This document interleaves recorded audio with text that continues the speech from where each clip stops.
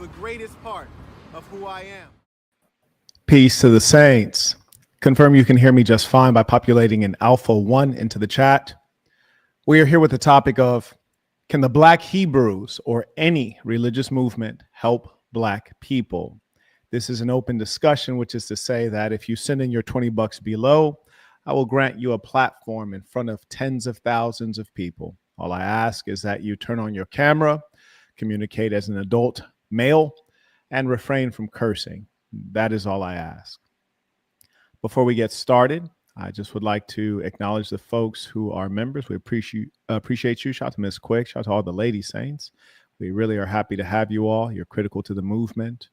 And I also acknowledge O, who writes, Shalom, everyone. My name is Solomon. I believe I can prove that God exists. Not only am I a real prophet, no, but I also present Christ in legal terms. As such, I'm a subject to international law. He sent in $15, but I think I may be willing to make an exception since this is a new thing. Now it has been announced out loud, although it has been displayed in the banner in the last couple live streams. I will permit him to come on. May I also acknowledge Dexter, who's a new member, and also shout out to the ballers. James writes, first time tuition. So I had to send a baller alert, but also because the message is a bit lengthy. I sent you an email. This is a response to Why Are Blacks Obsessed live. And he got through all 7 hours. That was indeed a lengthy one. If you'd be kind enough to resend that email, and also consider sending it from a different email address, because if you sent me a long email and I don't know you, my assistants probably blocked you. That's what they do when I get long emails from people I don't know. Anyways, shout out to Mr. Pedersen supporting the work. I also acknowledge Frankie writes, tithes. Let's get to this work, big homie. Texas and Louisiana live. All right. And may I also acknowledge Mr. Abdul supporting the work. He just gifted 5 memberships. Very kind of him. And I'll bring on our first guest here. Hello. Can you hear me still good? I can hear you just fine. Beautiful. Thank you, good sir, for having me on here. My name is Nakaraya, for those of you who may have trouble pronouncing it. And I'm very glad to be on here. I think this is a good opportunity to present the Israelite cause with tact and sophistication and galvanize our cause with integrity. Commonly, you will see us on the street corners and hear us speak, and you might think of us with a certain level of repugnance, which is reasonable. And I just want to be thankful for this opportunity to perhaps go against that consensus. Nakaraya, I must warn you, and everyone knows that I give the same disclaimer at the start of these discussions, which is that you may be interrupted at various points, sometimes to move the show along, sometimes to clarify and ask questions, other times to get you to elaborate. So it'll be done with respect, but do know that it is coming. So please do proceed, if you will. Absolutely. Thank you for that disclaimer. Okay, so with regard to your former question on the other stream, which is what was our cause, I'll answer this in 2 sections, as our cause is primarily... Before you do that, would you be kind enough to elaborate on who the we is? Like, who do you represent? Only in as much as there are various groups and splinters and sects that go under the same name? Yes, so I don't actually have a camp. I am a, how would you say? You're a freelancer out here, huh? I am a genuine Israelite in that I keep the law, statutes, and commandments and follow the biblical anthology to the best of my ability, which does not require any man governance. Now, I understand the practicality of camps, and I appreciate the good work that they do. And I actually have a lecture on that on my channel where I go into the depths of that. But yes, did that answer your question sufficiently? I'll repeat what I understand, which is to say that you're not a part of an organized grouping of men who would call themselves Hebrew Israelites or who wear the same outfits, but rather you're someone who identifies as a Hebrew based on your reading of the Bible and or the Torah and or the Bible. Indeed, yes. Okay. So proceeding along with your question on what is the Israelite cause, I'll break this up into 2 subdivisions. This one is spiritual, as that Well, tends that to wasn't be. my question. So you'll have to just say that that's what you're speaking on, because I've not asked that question. Your question was like, what do we do now, right? Like, assuming that our Last cause. in the previous live session, I was talking Mhm. to individuals, and after they laid out their beliefs, I said, "Okay, now what?" Which is to Right, say, right. you have your beliefs, we have a common understanding. Now what in 2025? So is that what you're saying? Okay. You're addressing that piece there? Yes. Would you rather me address something else? No, you can address that. I just want Okay. everyone to not feel like they missed part of this stream because you're referencing things that Mm. they're not familiar with. Okay. Understood. Yes. Understood.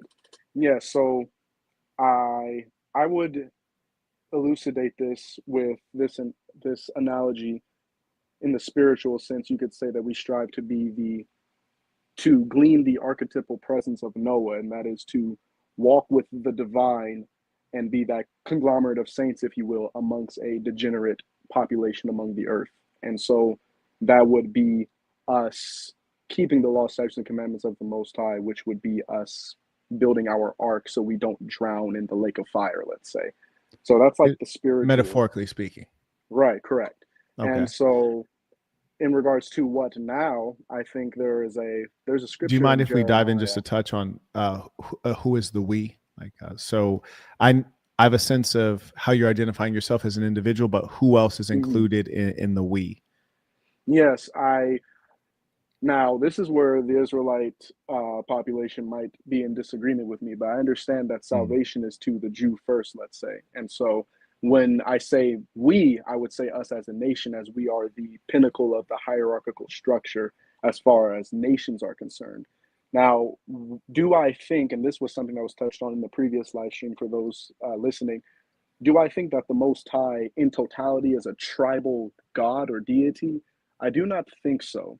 He does establish that we are a nation of priests, which would establish us at the hierarchy of, how would you say, in a spiritual sense, to guide other nations. That is not to exclude them in any way. That is to say When that you we say are we, at though, the like height of the order. the we that includes you, Mhm. who are those persons? How do you define those persons?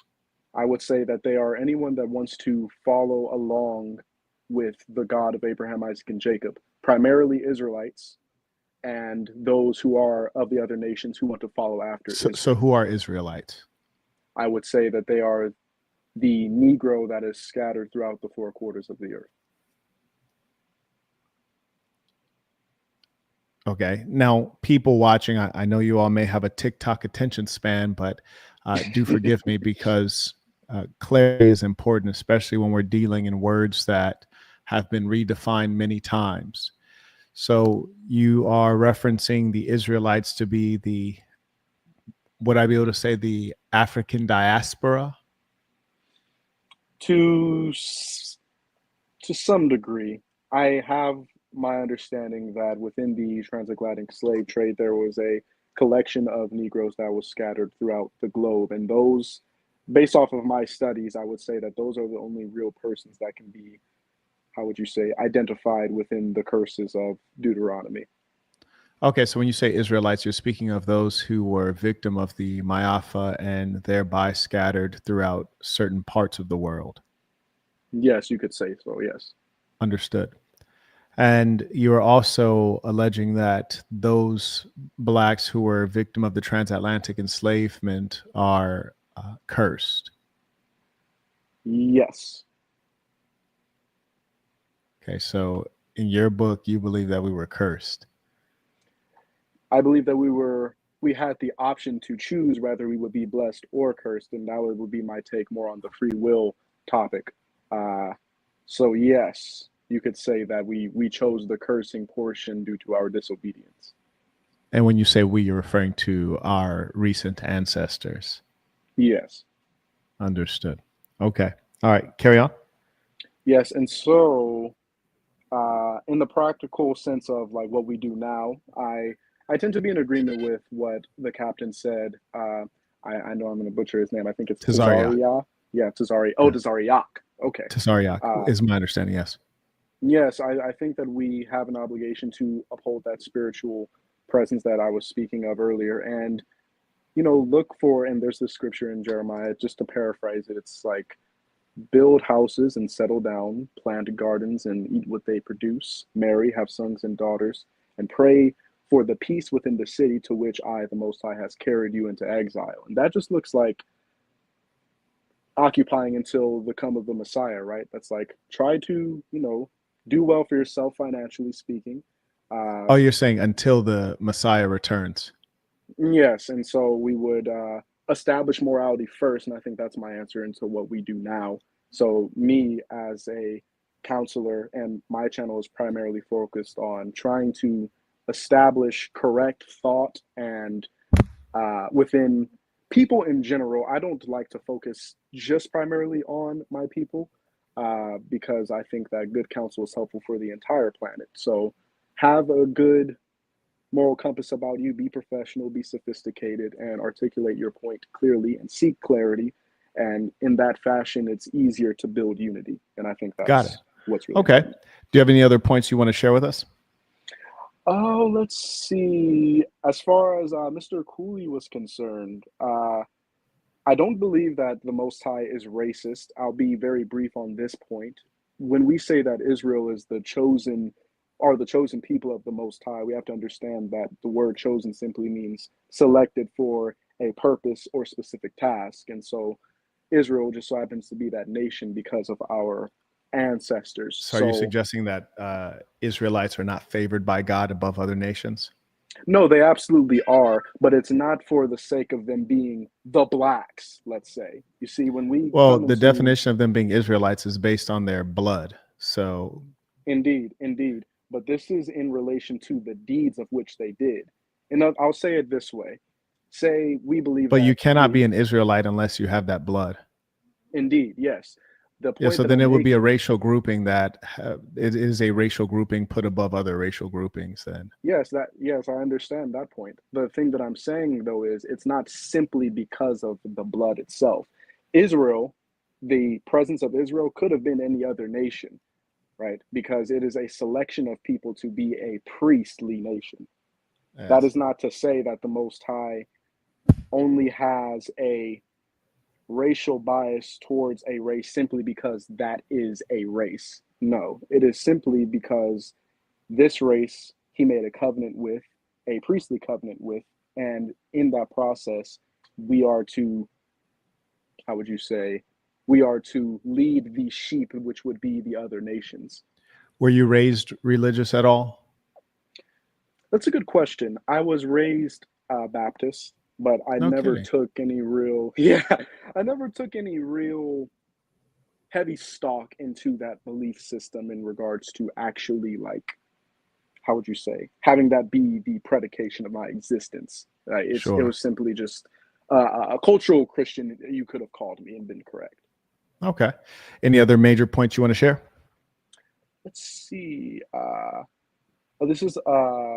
This is one question that I have for the free will argument. I personally believe that we do have free will, and maybe this is something that you can elucidate for me. But the problem that I have or see when it comes to saying that we don't have free will based off of the biblical anthology is that would mean that the Most High is making us sin, would it not? Because we are not doing everything on our own accord, but of God's. And so if the Most High is making us do everything, that would mean that the Most High is making us sin. But the Most High says that he does not tempt us to sin. And that's just an issue. And I don't have any real, wanting or desire, to debate on this matter. It's just I simply have questions in understanding what the root of the argument is. Okay. What else you got? And lastly, and I won't go into these scriptures because I do plan to be concise and courteous of all of your time, but there are certain scriptures that I do have in proving against Cooley's point that there is going to be a hierarchical structure in the kingdom to come. And that is going to be pretty much it. And of course, if you had any questions for me.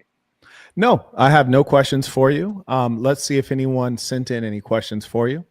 And I appreciate you representing your position.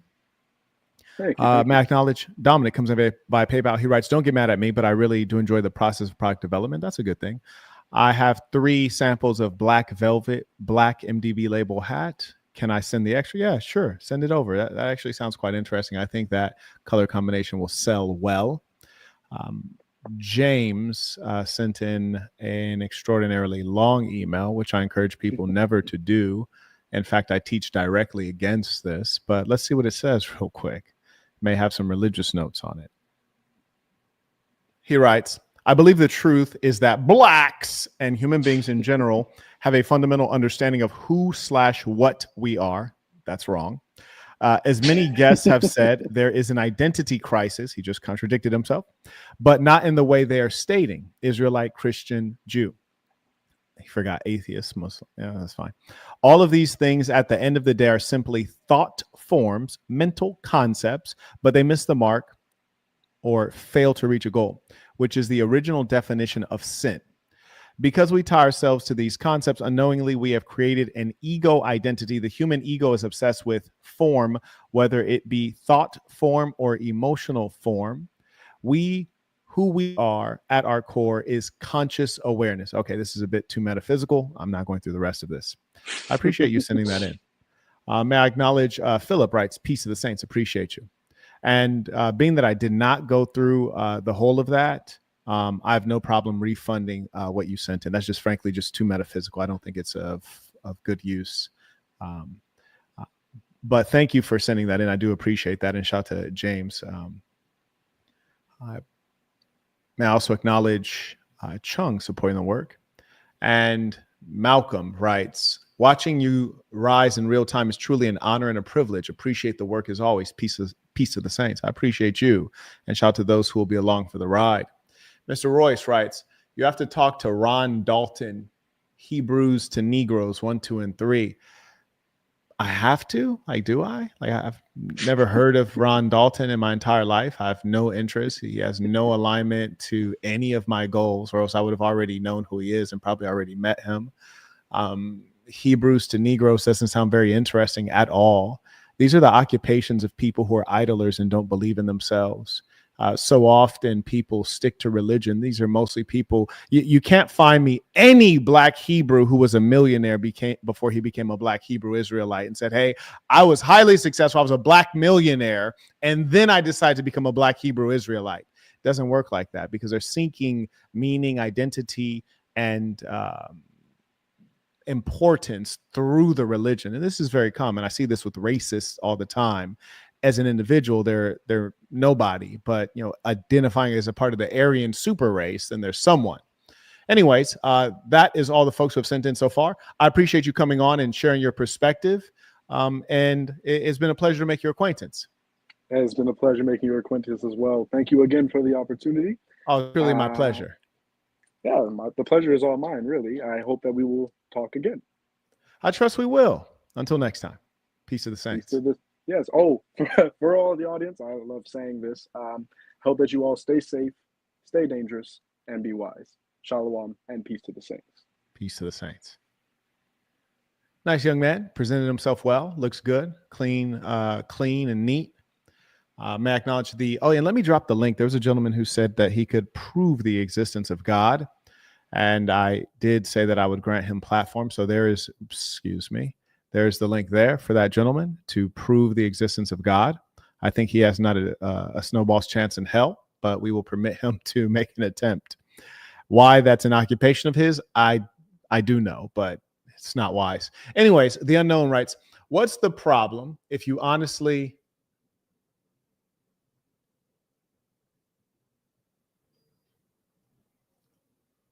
I'm not sure. Does anyone else understand that? I think the English there is not the best. If you could paraphrase that, that would be great. If it is what I believe you are saying, okay, he says, thank you. Absolutely. Looking forward to seeing you.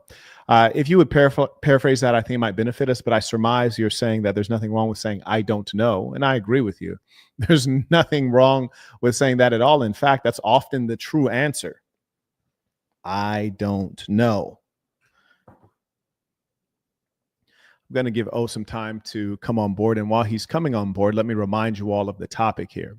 The topic is, can the Black Hebrews or any religious movement help Black people? That is the topic, and I'm permitting the multitude of Black Hebrew imbeciles to come on and make their arguments. I doubt they'll show up. You'll see often in the live chat and as well in the comment section, they'll say, oh, you bring on random people. You got to bring on so-and-so. You got to bring on so-and-so. Well, I listed this live session a week in advance. So all of your so-and-sos, you had plenty of time to notify them and give them time for Bible study so that they could come up and give their best, but they're not here. That's because they know that their education that they've received in prison and as well in their little makeshift houses of worship won't match up to true intellect. And so they're scared to show up. Often you guys will say, oh, you're not debating the person who really knows. Well, I can tell you, if you guys are studying a philosophy of moronology, it doesn't really matter if I debate the expert in moronology or the novice in moronology. You're still a believer of something that is foolish and false. And either way, it's going to be dismantled.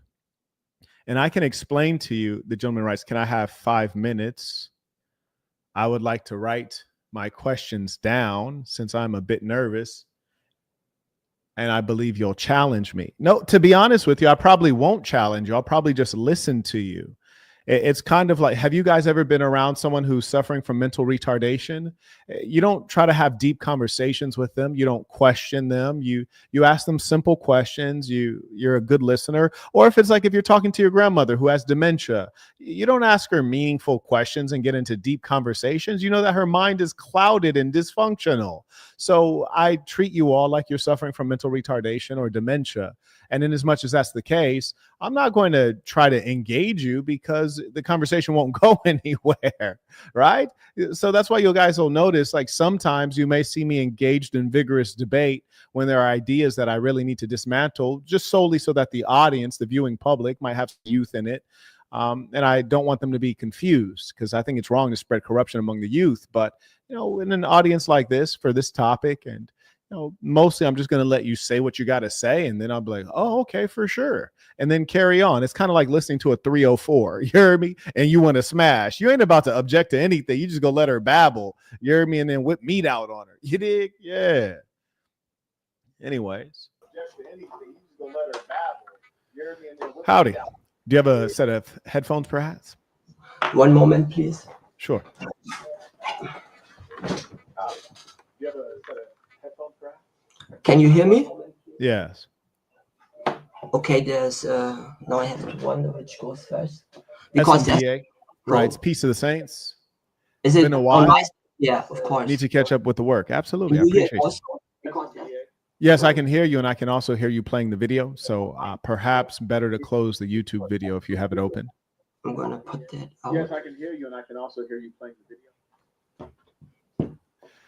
While you're doing that, shout out to Mr. Chambliss. He writes, someone said, quote, video. hold your head up high. Video. Pardon? Are you the guy that's going to prove the existence of God? So now I'm online, right? Yes, you're online. People are looking at you, waiting for you to prove the existence of God. Stop cam, mute. An unlikely candidate for sure. Microphone. I hear you and I see you. You can just start explaining. That's off, man.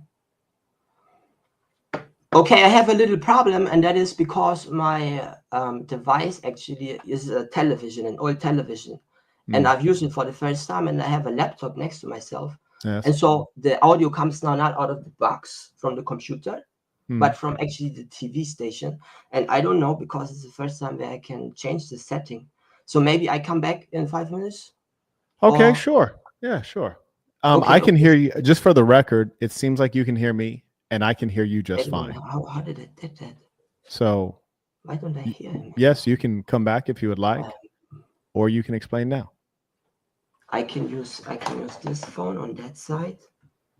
Okay, I'll let you get that stuff together. Seems like you have a lot on your mind. So I'm just gonna switch this over. One moment. Where is it? Here. Good.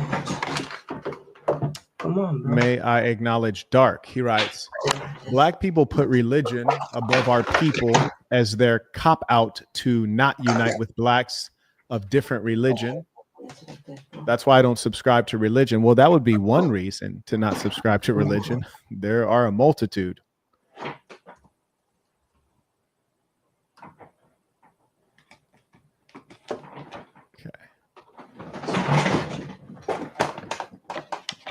Do advise me when you're ready to rock and roll.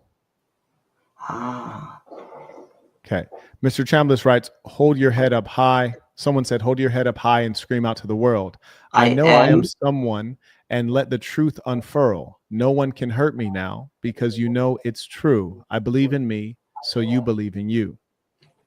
Okay, man, that sounds like a song lyric of some sort. I acknowledge Mr. Chateau Emmanuel writes, peace to the Saints by Venmo. Appreciate you. You ready? Oh, are you ready? I'm gonna say something. Yes, we can hear you. I hope so. That it's in sync. Yes. Is it on your side in sync? Yes, sounds perfect. Okay, I think he's having some trouble there. All right, so I gave him about 15 minutes. I think that's fair. And what I would ask you all to observe is that if I invited a group of 10 Black Hebrews or Black Israelites or Black Jews or 10 of any kind of Jews, and I also invited 10 successful businessmen, I think you all would be far more impressed with 10 successful businessmen because the quality of thinking and conduct is going to be higher. You see, because what it requires to be able to offer value in a marketplace is not only intelligence, but also understanding of markets, which is to say understanding of human beings and human nature. Those who are religious are very much so wrapped in themselves. They're often hypocritical, highly emotional, and they're very unrealistic, fairly undeveloped persons. There's nothing wrong with having some spirituality about yourself, but the truth is most of these persons, we need to get their head checked because they're mentally ill.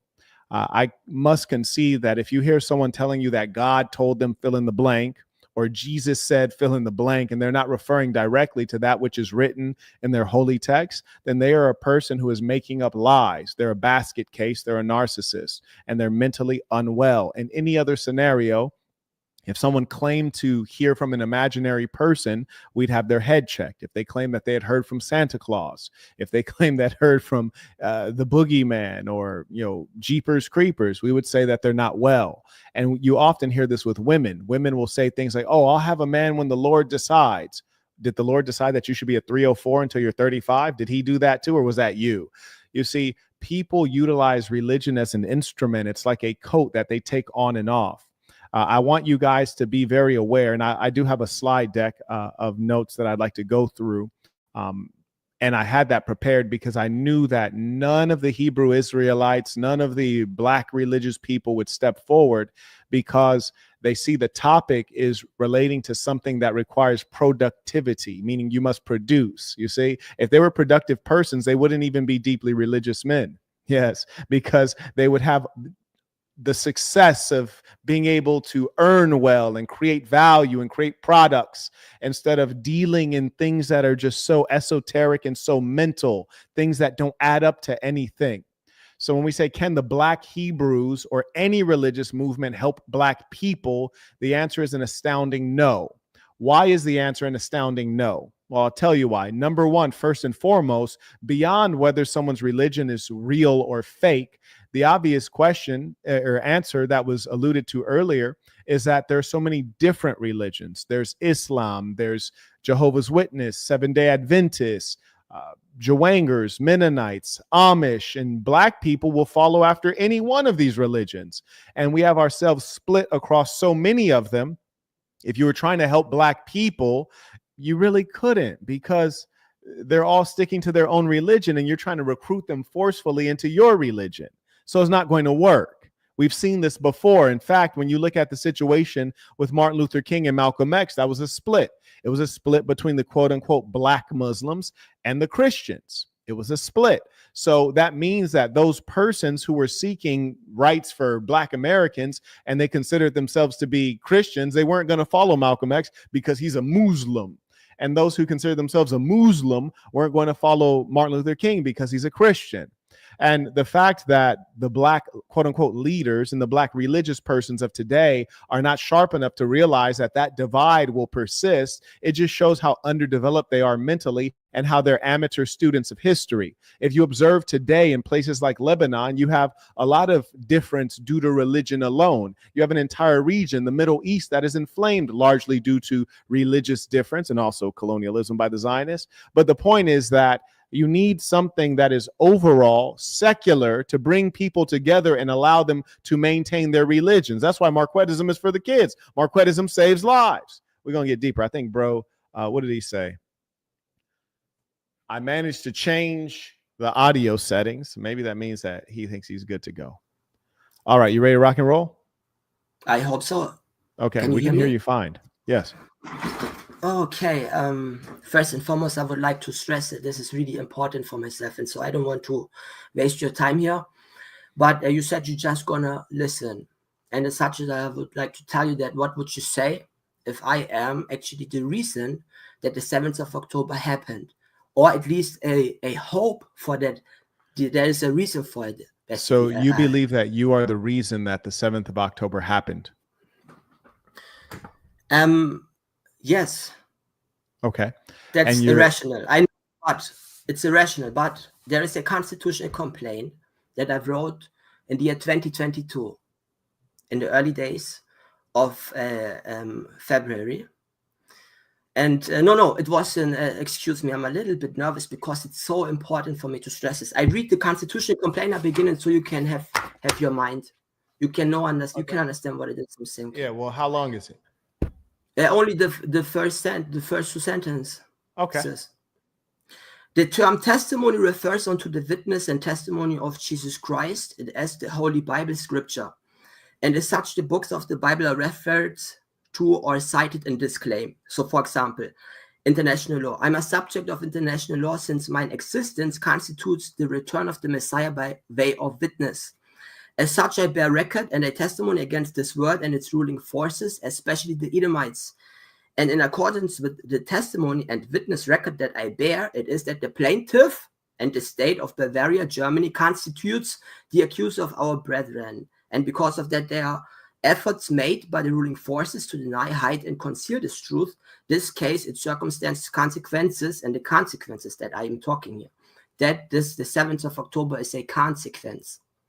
Because I predicted that they are going to say this. I told you I can likely prove. For me personally, it's absolutely clear that God exists.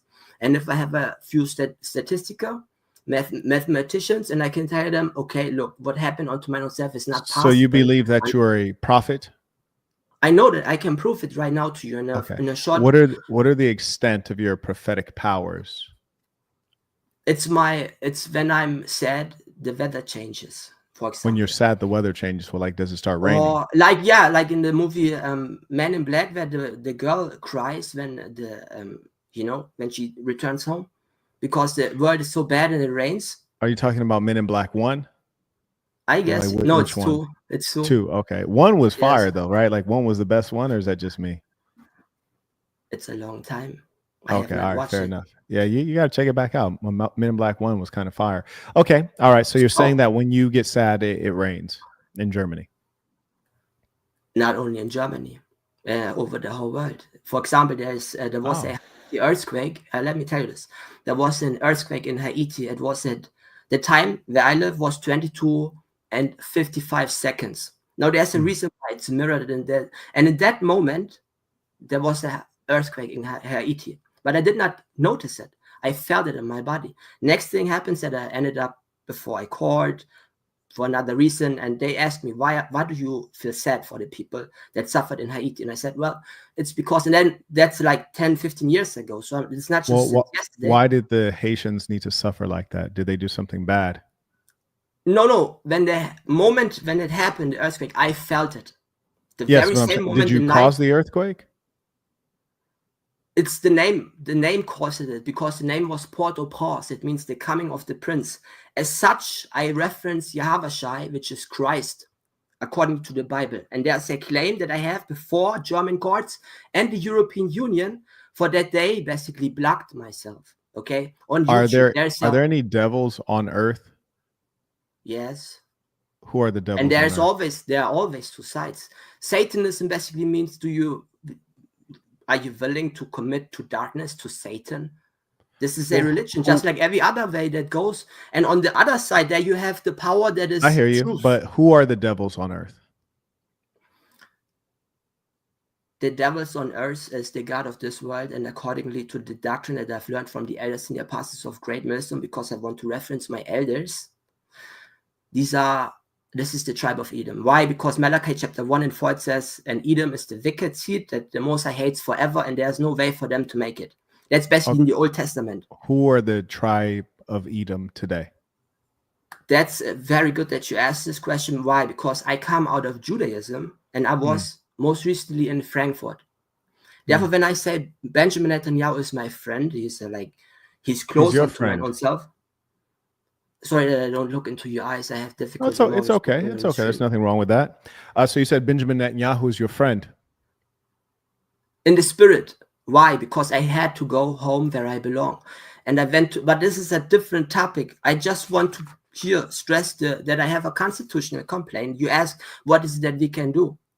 I have here before me currently a case that I need to bring before the European Union for human rights. And in this claim, it says so that before they arrested me, I said, okay, if you you've been arrested? You were arrested recently? Why is that? I sent you an email. But I told you that I was in prison for 6 years in Germany. Why? And I am now, well, at first I had a CD when I was a young man from Tupac. I was 6 or 7 years old, and I was in a child foster house until I was 10 or so. And in this time, I was very happy. And so I wanted to have an idol that was my mentor, Tupac, because everybody in class, hey, you're Tupac, and this and that. And I said, yeah, that's me. I was the only black kid everybody was white in Germany, in Bavaria, where I live. Okay. And so I adopted this identity, and I ended up, as soon as in Germany, when you get a lawsuit, you cannot be charged unless you are 14 years old. So as soon as I received my 14th degree, if that's the right way to say it, I received a lawsuit and another one. And so you ask me, why did you end up in prison? Because when I was a young man of my social economic status, I was disadvantaged, and I had not a father. I only had a mother, and she could not take care of myself. So I ended up in prison. And then what happened was I became a man, and I tricked What was your crime? What was your crime that put you in prison? My crime was that I was a lion. I was rising like a lion when I was 21 or 22 years old, accordingly to my identity. And as such, I committed seemingly a robbery, but I did not have any proof. And so what they did was did you commit the robbery, or did you not commit the robbery? Accordingly to, I could write it right now. I could write I have written a book. I can say, yes, it's probably like that because it's so obvious, but there's no evidence. So what they did is basically they said, okay, we cannot prove that you did that, but you know what we're going to do? We're going to arrest you because you smoked 2 grams with your friends in Bavaria. Oh, you smoked 2 grams? Oh, I basically shared them. Because that's what you do when you are in the streets, like Tupac, and you smoked, in Germany what did you smoke? I admit that I smoked, yes. What were you smoking? Like marijuana or crack? Yes. Or? No, I was crack. I don't want to talk about it because it's not the topic of discussion. It's about the Hebrew Israelites here. And like I said, I ended up in prison for 6 years, but not for that. Not for that. That's important. Have you had any psychological evaluations? Yes, sir. What have they told you? Why is that important? Because I'm questioning your stability. Oh, I can tell you that I'm very much unstable, but because why? I have now what's called a disassociated thought process. Okay. Besides, it basically means I have difficulties to believe in the goodness of the state.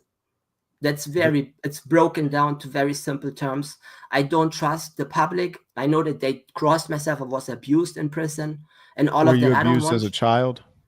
No, absolutely not. That was the most happiest day of my life. Like I said, when I was in a child fast house, I had the CD from Tupac, and that was my dream. And so I hustled again because I fought when I was 16 years old.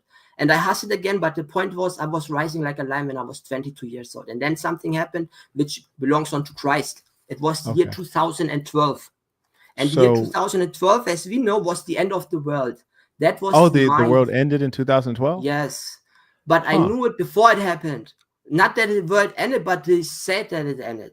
And the point is that every day you see in my life, my identity, when I was arrested, when was I in Frankfurt, then became Benjamin Netanyahu, my friend in the spirit, if you will. Yes. Then Mrs. Susan. Okay, so let me ask you a few questions real quick before we wind down. So number one, have you been identified by any German authorities as having any psychological issues or ailments? Have you been diagnosed with anything?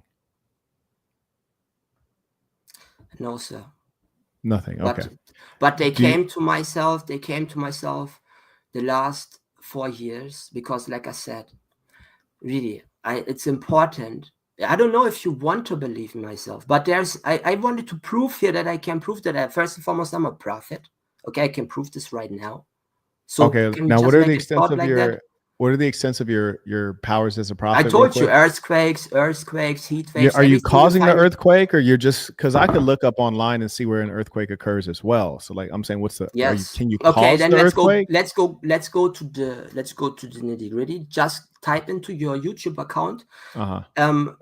I can give you a link for a playlist. There you see a video which I uploaded. In this video, I said, okay, I come in the name of Yahweh Shai, the Christ. Okay, I said it's going to be okay. So like, what could you do to, like, if you wanted to demonstrate that you have superpowers? Like, what would you be able to do? What would you believe Christ would do when he comes back? Would he just? Well, I'm just talking to you. I'm just talking to you right now. I'm saying, what would you be able to do, like right now, if you wanted to, like, show, for example, that you were. See, here it becomes very philosophical because you ask me a very personal question. I can answer that. But then we are going to miss the important part, which we are all here. Currently, there's a war in Israel. And I told you. Got you. Yes. So I'll tell you what I think. Shall I answer or not? Don't answer. No, don't answer. I'll tell you what I believe. I believe that religion attracts people who are either A, suffering mentally, or B, have insufficient IQ. And in their inability to understand the natural and material world, you retreat to things that are essentially superstition, things that are false, things that are mythological. And every human being's ego wants them to feel special. And in our want to be the main character, sometimes we develop narratives and explanations. Sometimes they're ready-made, and we adopt the narratives that have already been created, and we claim to be that character Jesus or anyone else, perhaps a prophet. And my sadness is that I believe that you're of the multitude who are patching your mental challenges with religion, and you're just a bit more on the extreme side, but you are still on the same spectrum as many of the persons that we hear from within any religious faith, and particularly some of the ones that have addressed me most recently, namely the Hebrew Israelites and these folks. Marquette, may I ask you something? Yes. Since you did this, I want to ask you, I would like to come to your group, okay? And I would like to establish a business. And it's for all Black people in the whole world, okay? And this business is so profitable that I could be immediately, like, serve a lot of people. And as such, I would like to ask, can I join the next live stream for economics? And then I show you what my business idea is, because I feel as if I'm being cut down now. Sure. Well, we did give you a lot of time to get your audio together, but yes, I permit. Sorry, that's true. It's my fault, man, and I hate it. But I told you it's the second time because I was always. Yes. Look, I will tell you this, that we do have a live stream every Sunday, 9 o'clock Eastern Standard Time, and we talk about business, and that'd be a great time for you to bring forward your business idea. I do believe every man should be able to earn for himself, and I'd be happy to engage you in that conversation at that time. And I thank you for having joined me today. Can I ask you one last thing? Okay, sure. Before we close this. Yes. Actually, these are 3 things. Just 3 facts that I would like to state. Okay. Facts before I go. Yes. Okay. we all know that Susan Wojcicki most recently died. Okay. And I did not know it until I came out of prison. But the odd thing is that, like I said, I made the prophecy in January after Russia invaded Ukraine of 22. Excuse me, I'm always talking about the year 22, but that's when they took me out. Then on the 11th of March, if you go into my handle and you check my playlist, there is a video which I uploaded, the prophecy. And it came true, obviously. And then afterwards, I was being, as you all know, we are all blocked on YouTube, this and that. But as you noticed, my last videos had been about Susan Wojcicki. And I would never expected that she actually passed away. And as such, it all ties it to the 7th of October. I'm going to break this down onto you in the future. Here is a constitutional complaint. This was one point. The other 2 points is this I was basically abused by the state of Germany. Okay, I can prove this. I have various constitutional complaints and so forth and so on that I would like to present, and I would like to ask you if there's anyone outside helping me, please email me on lanumco@gmail.com. That's like kommunal, geschrieben nur lanumco. Okay, that's the second one. And the third one is, and then I would like to shout out to the apostles and elders of GMS, because obviously I learned this truth from them. And like I said, I cannot contact them on YouTube because Okay, I'll give you about 10 seconds to wind down. I never get an answer. So please, I need to sign, Apostle Taha has to sign this. It's a constitutional complaint against the 10 horns according to Revelation. Okay, Thank Revelation you. chapter 17. Thank you. I appreciate you. Goodbye. Okay. All righty. May I acknowledge Ernest supporting the work? May I also acknowledge the unknown. He writes, do you known? I think he means, do you know? Matt Dillahunty. I do not. He writes, on my last super chat, can you please read it all the way? So your most recent super chat is this one. It reads, what's the problem if you honestly saying I don't know? No individual knows everything. Okay, I did read that all the way, but there you go. Abdul writes, Assalamu alaikum rahmatullahi wa barakatuh. He writes, I've been watching you from when you referred to the Quran and praying Fajr in 2020.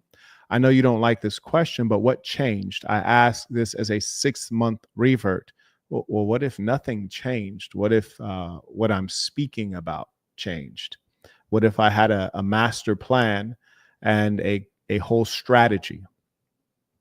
You see, for example, if you reference Islam, you say you're a recent revert. I trust that you know that the Quran is the recitation, and the message was given from Allah subhanahu wa ta'ala to the angel Jibreel, and it was given to the Prophet Muhammad, peace be upon him. And the verses were not revealed all at once. They were revealed in time and at appropriate times. So what if I had a master plan and I organized and decided when things would be released in terms of ideas, content, and evolution of the way I'm publicly perceived? What if?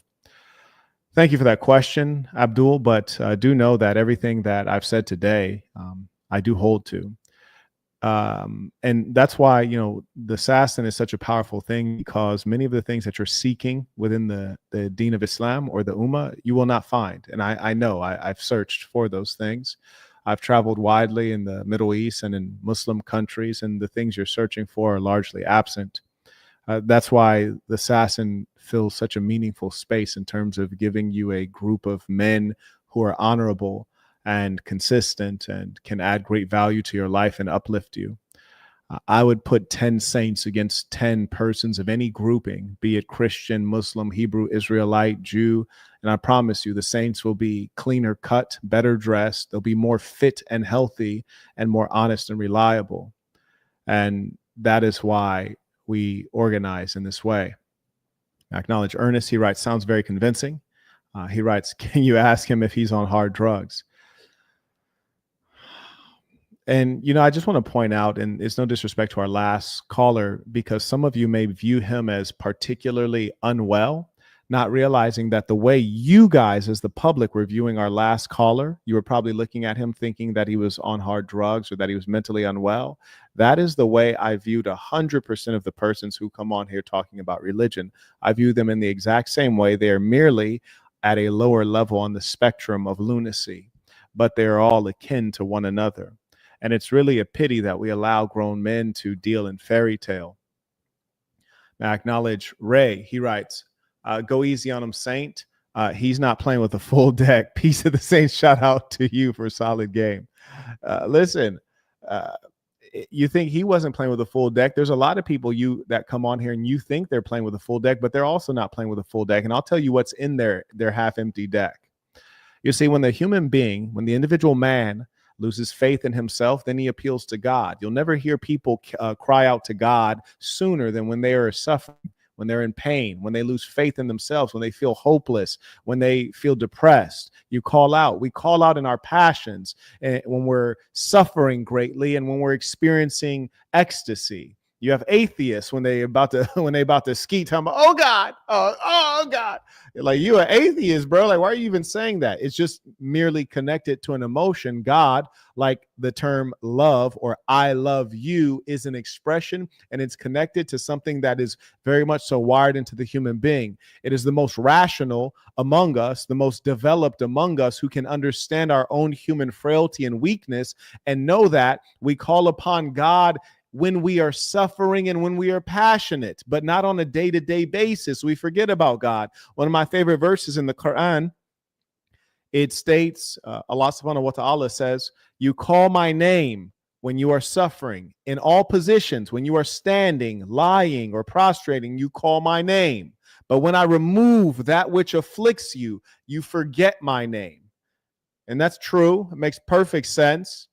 And the fact of the matter is that so few of you are actually believers. I really was hoping some Hebrew Israelites would come on because I had so much work for them. It's ridiculous, but I don't blame them for not coming on because they know that they're outmatched. And what they'll do is they'll wait until it's all over, and then they'll go in the comment section, and then they'll say how I never invite on anyone smart. And they'll say that I need to read Malachi and I need to read Deuteronomy. They'll say that all in the comments.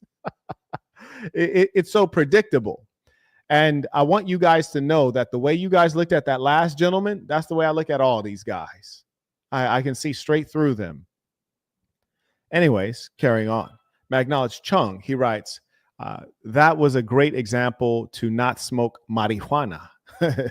Yeah, I'd agree with you there. And that's one of the challenges I give to the persons who are on the Christian side or the Hebrew Israelite side, and they permit drinking alcohol, even though this is something that is clearly very detrimental to humankind. Well, why do you permit drinking alcohol? Maybe because the person who wrote your book likes wine or likes alcohol. Maybe that's why. Perhaps that's a reason. Seems so human thing. Shout out to Sean, writes, peace of the saints. He's on some ish. OC writes, Frank Cherry, the creator of the Black Hebrew Israelites, claimed that the earth is a square and professed that Jesus would return in the year 2000 to start a race war. It's sad, isn't it? It's sad. It's so sad.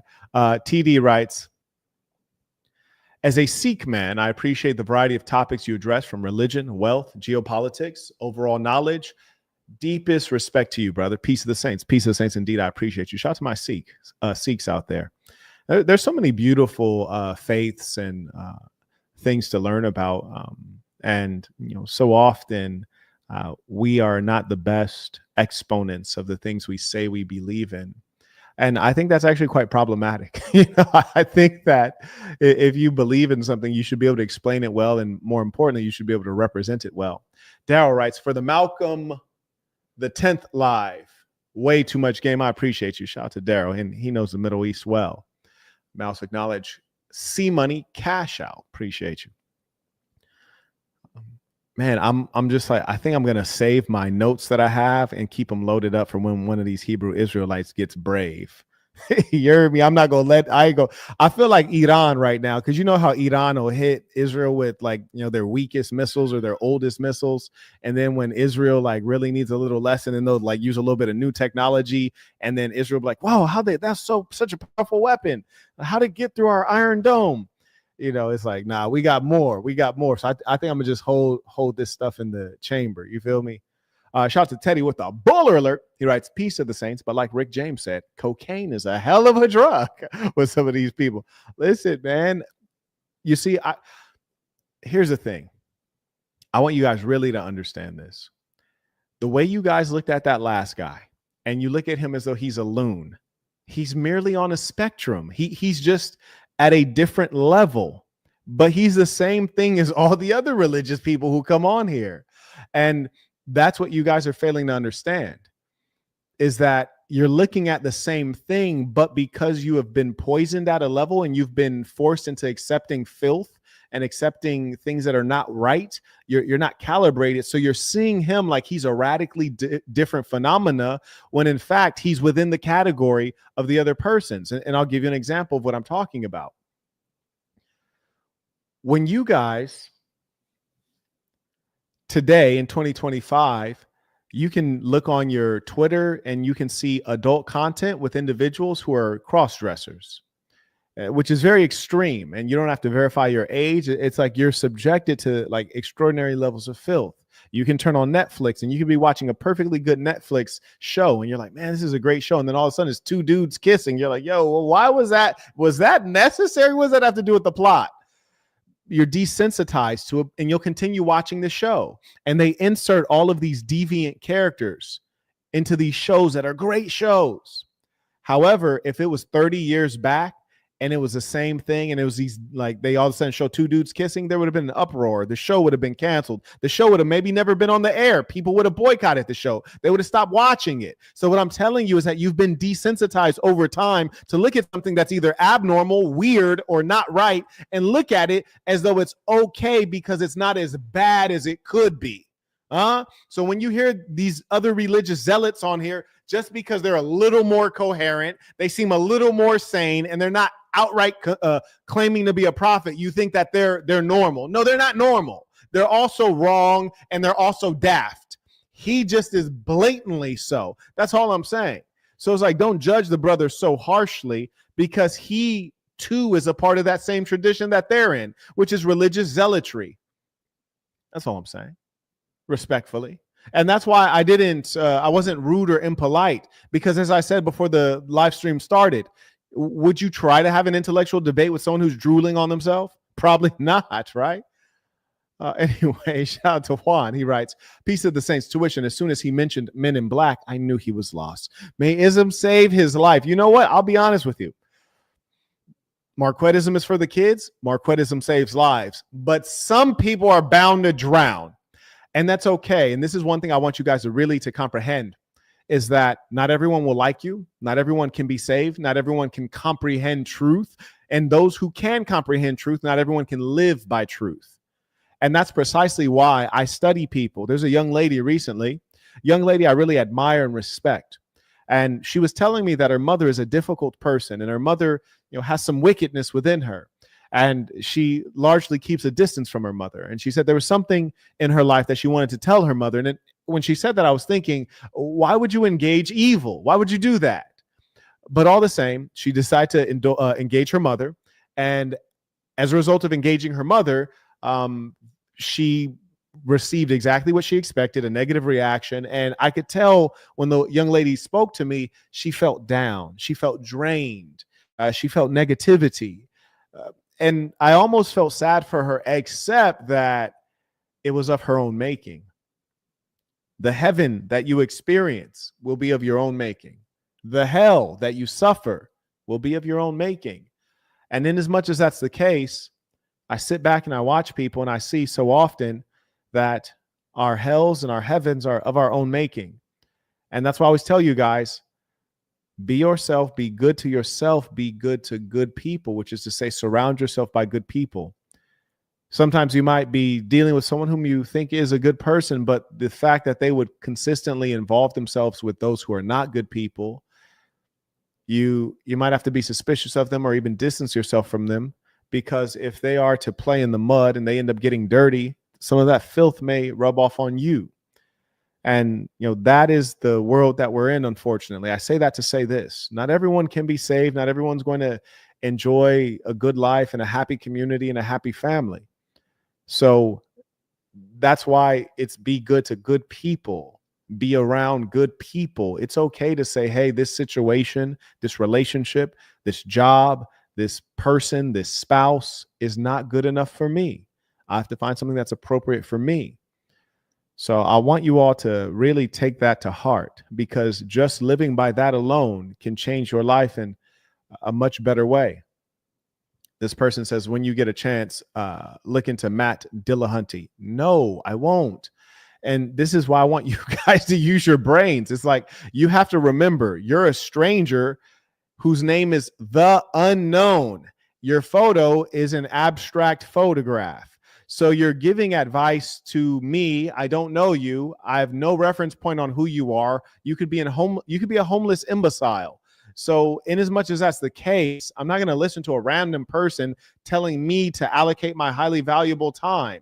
And just by the mere fact that you've not stated any credential or standing that you have to give that kind of advice, it would suggest to me that you're not the brightest star in the sky, respectfully.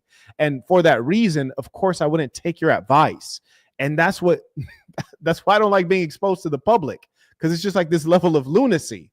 It's like, why am I going to take my highly valuable time to do something that's irrelevant? Like, I don't know who this person is. I don't know how they would align with my goals. You don't even know what my goals are. So why would I listen to you? I mean, it could just be a cheap aim at promotion. You're probably just promoting this person, really. He writes, forgot to add peace of the saints. Meant no disrespect. Oh, absolutely. Think nothing of it. I'm not one who's inclined to take offense. May I acknowledge Cashapp? He writes, just started the Black Box. Amazing book thus far. I appreciate that. And you will enjoy it. I promise you. May I acknowledge Lex? He writes, peace of the saints. Don't mind the username. I'm Alex. Just wrapping up the Black Box, and I recently joined Patreon. Really appreciate your intelligence and the way you articulate your thoughts. Thank you very much. And for those of you who haven't read the Black Box, I highly recommend it. I wrote it for you. You can get a low-cost copy at thesasson.com, THESASN.com. Click products if you want the ebook or the audiobook. If you want something in your hand, a paperback, such as this one right here, you can go to Amazon.com and click or type in the Black Box, Marquette Burton. It'll come right up. You can get it on Amazon Prime. Solomon writes, Marquette, you say you disdain religion. I don't think did I say that I disdain religion? I don't think I said that. He writes, but your brand is based on the religious concepts of being a saint and sinner. Let's not be hypocritical. Oh, my dear boy. My dear boy. Oh, so silly you are. You misspell my name with an E, and then you attempt to associate me with something that you're associated with, which is religion. So hard you guys try. It's just a shame. And one of my favorite surahs in the Quran is the 109th, which is one that says, for you is your way, for me is my way.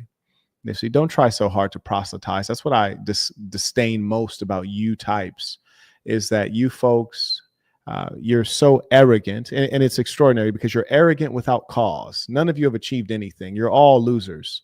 And I know that you're all losers. I've never once met someone who is deeply religious and also very successful. It just doesn't never happens. It's always someone who is a nobody, and then they turn up saying that they're a prophet. It's their opportunity to be somebody. It's always someone who is a dope fiend and an ex-convict, and they pop up saying, I'm a Hebrew Israelite. It's their opportunity to be somebody. So here you are trying to force your religious concepts. Just stop it. Knock it off. The concept of the saint and the sinner is a duality, speaking of the struggle of man seeking to be good, but being flawed. It doesn't relate to your religion. So just stop it. Just stop it, please. Get a life. And also be smart. Like, don't try to look smart. Don't claim that you're smart. Be smart. It's not smart to spell my name incorrectly when my name is on the very banner that's behind me. My name is on the very YouTube handle that you clicked on to view this video. And it's that kind of lack of carefulness that shows me that you're just not terribly smart. And that's okay, but don't be so cocky to try to box with God. Don't do that. Stay in your lane, okay? And that's the problem, is that we've raised too many people with extraordinary self-esteem. Some of you guys got to realize it's just like basketball. You might say, hey, I'm not good enough to be in the NBA because I'm only 5'5". That's correct. You'll never make it in the NBA. But realize, just as there's levels with basketball, you might be good to play high school, but not good enough to play D1 college. Might be good enough to play D1 college, but not good enough to go pro. The same thing is true with intellect and with spirituality and with goodness. And you, sir, are toward the bottom of those rankings. So just stay there and stop trying to jump up out of your lane. And I hate to have to be rude, but it always comes out when people want to challenge in this way.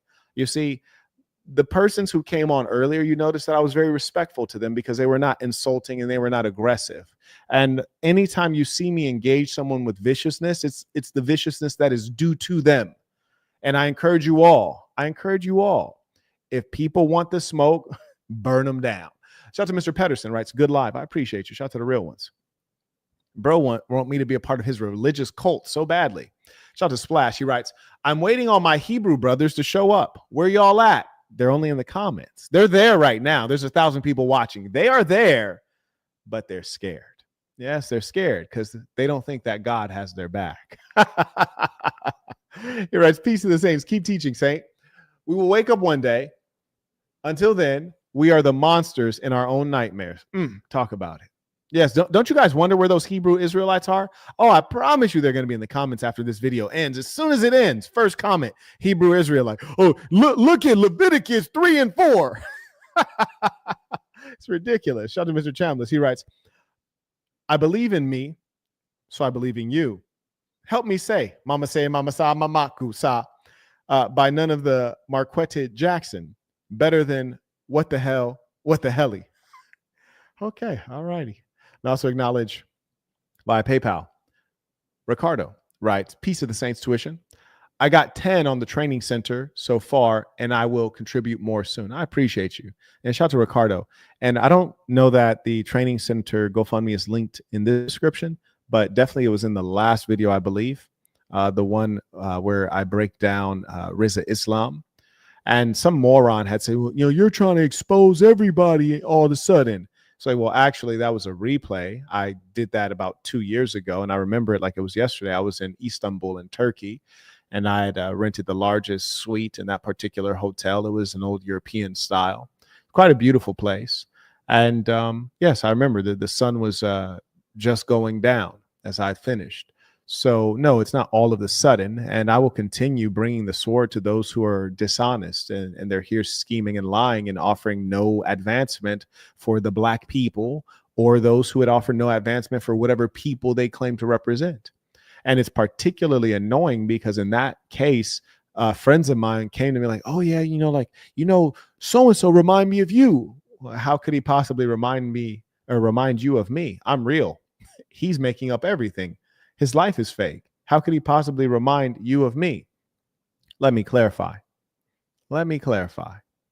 So, yes, I want you guys all to know that as far as culture goes and ideology goes and ideas, we are at war. We are at cultural war. Have you not noticed? You don't think that feminism will have to be defeated forcefully? We're at a war of ideas, a war of words. That's precisely why the Zionists keep lying and they keep rewriting history. Revisionist history is important because the stories of the past will impact how you see the present and how you build the future. So we are at a war. And I want you all to know when people say, oh, Marquette, I'd love for you and Candace Owens to get along. That person who says that is dead to me. And they're dead to me because Candace Owens is a feminist. And I am staunchly against feminism.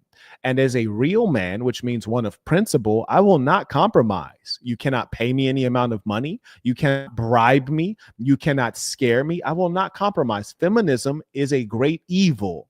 Feminism takes mothers away from children. It takes wives away from husbands. It puts bad attitude and foolish ideas inside of the female brain. It is a great cancer. And Candace Owens is the best example of feminism. She is no example of a conservative woman. If she was a conservative woman, you wouldn't know her name because she'd be busy at home mothering. She'd be busy at home taking care of her family. I would also like to correct the idiotic persons who call themselves red pill. These are all nerds. And these nerds often say things like, oh, yeah, make me a sandwich. Well, this is a very low standard. And of course, a nerd would speak to such a low standard because they themselves are not very impressive. But a real man requires a hot meal. If I needed to, I could make myself a sandwich. I wouldn't dare, honestly. I don't even like to open up the refrigerator. But I do expect a hot meal, and I expect that whenever I desire or approximately every 4 hours. So the idea that, hey, make me a sandwich is like a real command. This is foolishness. But again, this comes from a dead Western culture where you hear guys say things like, oh, hold my beer. And to them, that's an expression of them being about to do something impactful, when in actual fact, it's an insult to the self, which is to say you're consuming intoxicants. Are you not happy with your current state? You need something, a chemical, to manipulate your serotonin and dopamine levels. Your neurotransmitters are not firing enough. You don't feel happy. You have mental issues. We're in a society where everyone says that they have trauma. Well, you got trauma because your mother wasn't around to comfort you and give you self-esteem. You were alone too much. You were raised by the iPad. You thought your friends were the kids you played online video games with. You never got to experience human touch. You didn't get to scrape your knee. You didn't go outside and play sports with the other children. You're underdeveloped. You're a little psychopath. You're an anxious basket case. And that all comes from feminism. And feminism is allowed by super simps. And you guys who tell me to get along with or to like a Candace Owens, you guys are super simps. And I truly believe that in a righteous world, a sword would drink your blood. It really would. Yes, indeed. And just like the certain characters in the South in the United States, like they'd leave my ancestors dead hanging from trees and they'd have a picnic. That's what I would do to you guys, because that's how bad of a situation you guys have created, you super simps. I tell you what, let me give you guys a couple rules for 2025. If you see a woman out in the public and she's arguing with a guy, don't get involved. It's not your business. If you see somebody checking their girl, you heard me, hang back, maybe try to learn something. It's not your business. Don't intervene. It's not your business. If you see a woman putting her hands on a man, getting aggressive, and then he gives her the boom, boom, boom, boom, bing, boom, boom, bing. Yeah, let her lay down and think about her sins. Do not interfere and create an unnatural world. You wonder why women are so disrespectful and they'll put their hands on men. It's because the natural order has been interrupted. Well, I tell you what. I'm here to recreate the natural order. You wonder why women are so disrespectful. Number one, it's because you males are not men. That's number one. Number two, it's because these women think they're men and they behave as men. That's why they get physical with you and they're so damn aggressive. I even look at the way women dance nowadays. It's so masculine and unattractive. I watched two goofy black broads on Instagram reel. It popped up and I saw these two broads. One is like doing this and the other one's like, I was like, what the hell is this goofy shit? What is this? What is this? This is complete lunacy. And this is ailing the entire planet Earth. The whole planet Earth, this is ailing. So do know that the super simps who are compromising, they compromise at their own peril. I don't compromise. That's because I'm not weak. Understand, compromise is for weaklings. That's the truth. You're taught to share. You're taught to compromise. But what you would understand if you got the Book of Dark Truths, and somebody dropped the link, the Book of Dark Truths will let you know that people who have power, they don't compromise because they don't have to. Israel's not like, hey, we want a two-state solution. They're like, hell nah. We're going to body all of the people in Palestine. We're taking the whole thing because we prefer it that way. We don't need to compromise. It's the weakling. It's the idiot that compromises. You over here, shorty over here, like, yeah, I'll cook, but you have to do the dishes. You compromise because you're a weak male in a weak position.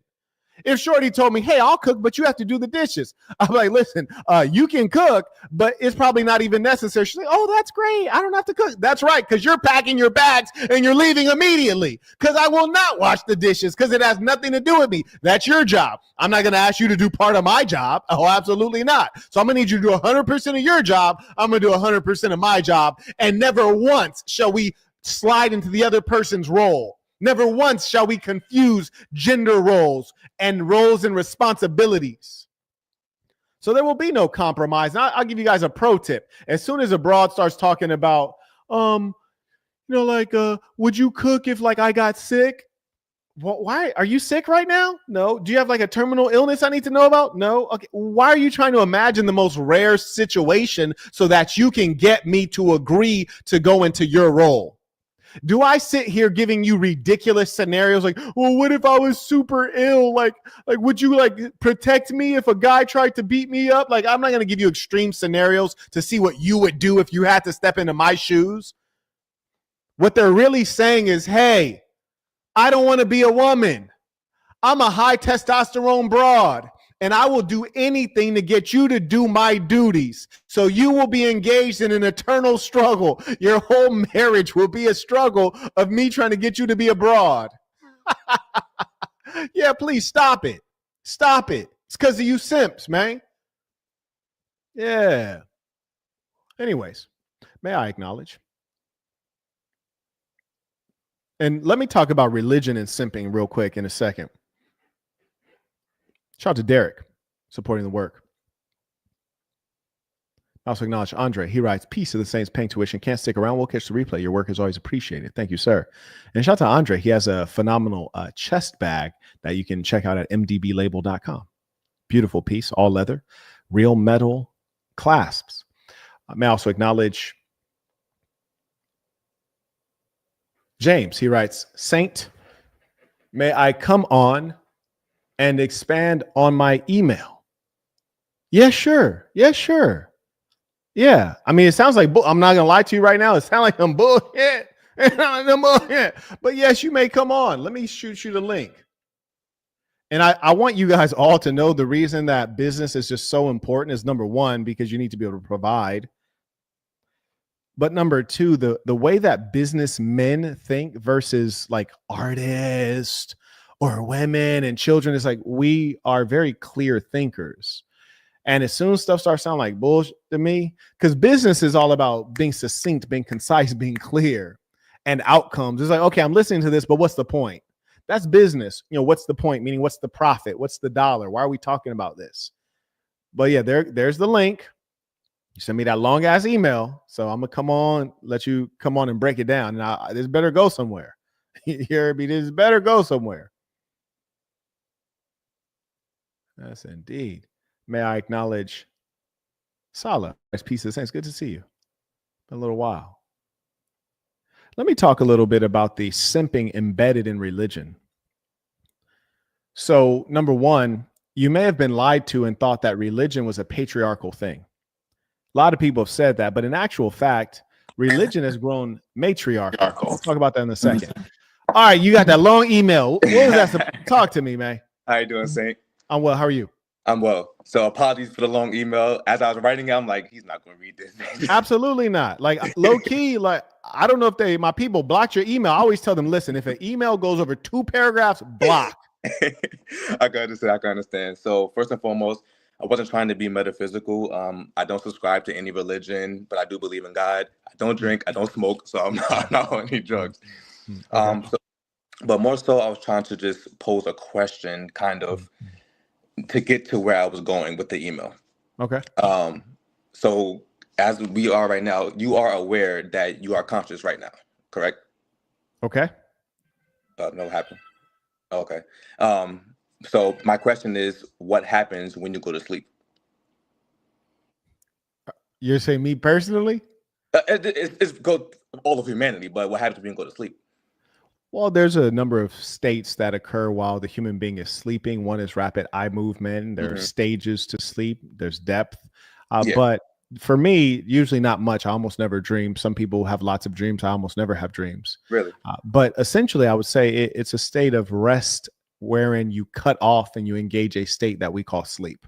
Yeah. So my posit there is what remains when you go to sleep. Like you're no longer aware of your body, you're no longer aware of your mind, no longer aware of any of these things, which we are aware of when we're awake. The only thing that remains is you're aware that you're sleeping because you have a dream. Correct? There's a level of disconnect from the physical. I'll grant you that. Okay, so if the only thing that remains is that you are aware when you actually wake up, does that same thing not remain, just you being aware? I just want to make sure that I'm understanding what you're saying. So you're saying when you're awake, you're aware, you're conscious and cognizant, and you go to sleep, there's a level of awareness that reduces. Because you're experiencing a dream, yeah. Well, I don't dream. I almost never dream. That's crazy. But most people dream. So the only way you can experience the dream is through awareness. Like you are aware that you're dreaming. You're aware that you're sleeping.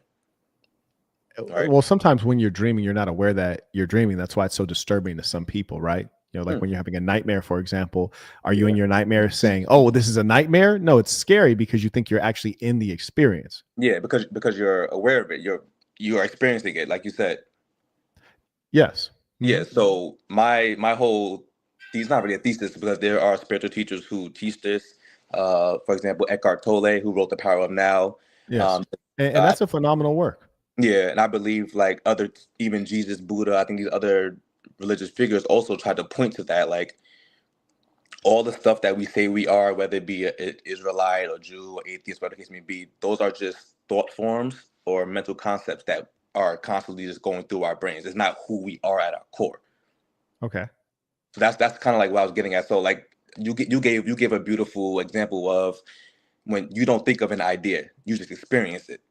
Right. So to me, when I hear something like that, I think you turned off your thoughts. Correct. You turned off all thoughts and you essentially just downloaded it. You downloaded the idea, whatever the case may be. So you wouldn't. That right there to me is awareness. Like you came in a full state of awareness, of conscious awareness. You're just aware. Okay. All So right. I don't know if that sounds metaphysical, but the summary of that is that we are awareness. We're not the thoughts that we have. We're not the emotions that we feel. We're aware of those things. Okay. I don't know if that makes sense. Sure. I mean, whether it does or doesn't, where's it go? Like, what was the purpose of saying that? So, because I think we spend so much time trying to figure these things out. Oh, I'm a Jew. I'm an Israelite. I'm a Christian. I'm this and that. And it's like you're missing the mark. You're missing that the first thing that came first was awareness. You were aware. You're aware. That's the first thing that comes first. Then everything else is just layers that adds on top of it. Layers. I'm not saying those aren't important. They are, because we needed to navigate life. You know what I mean? We need those things. But I think if we step back or when we meditate, things like that, when we shut off thought, we get to a better place of like who we actually are. Because if we ask ourselves, who am I? The first thing we do, most people do, is go through all this stuff. I'm a coach. I'm this. But what comes first? Awareness. Awareness has to come first. Or consciousness has to come first. Those things have to come Folks, first. I want you guys to send in your comments, questions for this gentleman, James. I want you to send in your comments, questions for James. He does have a unique perspective with regards to the last 15 or so people that have come on live. So I do want to give him a little bit of time in case you do have comments or questions about the perspective that he's sharing. James, do you know that? Let me say this. Mm-hmm. The higher the testosterone is in the male, I believe that a lot of the questions you're referring to don't cross that male's mind. For example, these really deep questions of, who am I? Mm-hmm. These questions are ones that trouble the philosopher. They trouble the woman. They trouble the teenager. Mm-hmm. But the fully formed high testosterone male, less concerned with these questions. The male is usually more tactile, more physical, and you observe this in our maturation. For sure. Right? Like the girl can sit in the classroom and listen to words which abstractions and things that are not necessarily real. They're all made up, similar to ideas and thoughts or thought forms, as it were.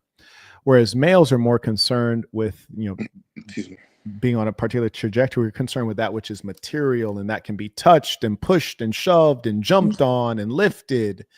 And so the higher the testosterone and the more developed the male is, increasingly when we're at our peak, we're very unconcerned about what am I? Who am I? Where am I? In fact, I would even challenge, this is also a challenge to Eckhart Tolle, that this level of questioning is a recent phenomena among the average people who have more spare time in a world that is more confusing, wherein they feel like they have less control.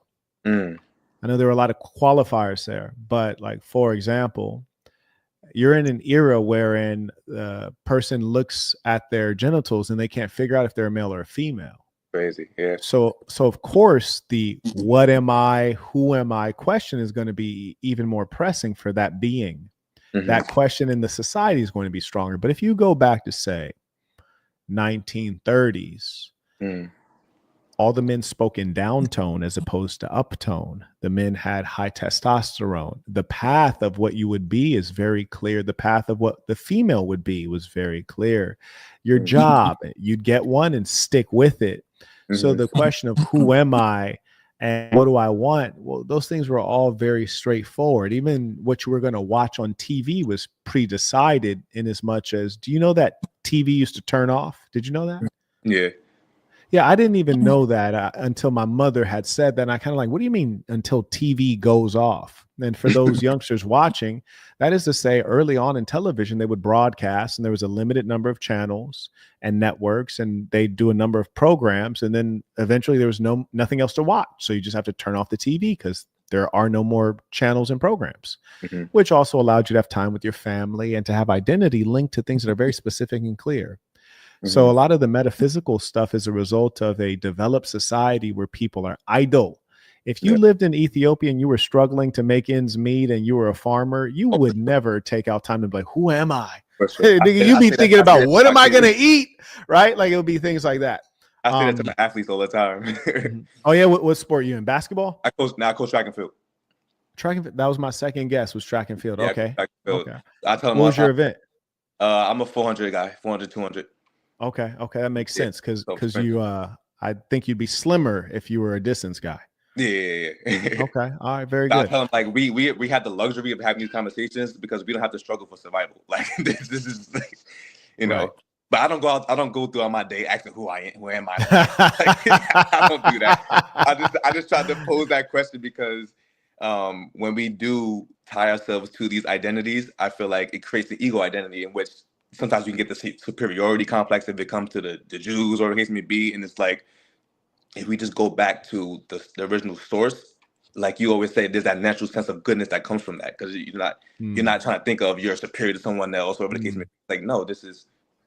Do you think that all of humankind has that natural source? No. Okay, tell me more. I think it can be sensed, but I don't think every human being. I think when we were born, yes, but I think as we go through life and things happen to us, whatever the case may be, it gets everything gets thrown on top of it, and then it kind of like goes away in a sense, and then possibly through your suffering, you can come back to, all right, this is the true essence of goodness or whatever the case may be. Interesting. Shout out to Sergio. He writes, how can we make money off of religious people? Pieces. No, that's a good question. I think the number one key would be to be a pastor or a preacher, and then fill your congregation with false promises, or say that you'll pray for them and sympathize with their weaknesses and their challenges, and just don't do anything for them. But as the Jews say, enhance them spiritually, but not financially. Make sure you pass around that collection plate on a regular basis, whether you add value or not. Shout out to Caleb, writes tuition, peace of the saints. Let me share a few more questions with you. Okay. Magnolage Jonathan, he writes, apologies for being off topic, but something that bothers me is the fact that Trump's cabinet is full of female leaders. Bro, exactly. And Trump is a scam in terms of being a conservative. He's not even really a conservative white American man, because all of his wives are foreigners. That's something to note. He's been divorced several times.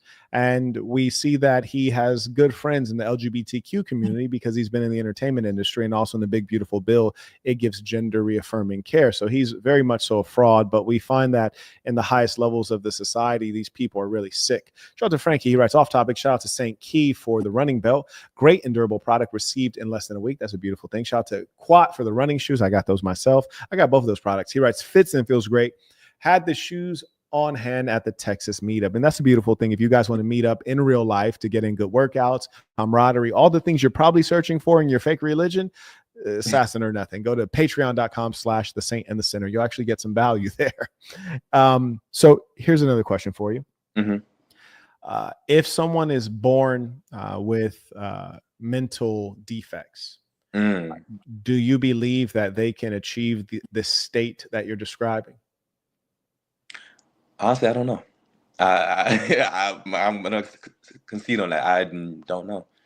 I don't know. Okay, fair enough. I think one of the easiest ways to, sorry, I cut you off. I think one of the easiest ways to get what I'm speaking about is, like, when we get into an emotional frenzy, someone gets angry or someone is fearful or things like that.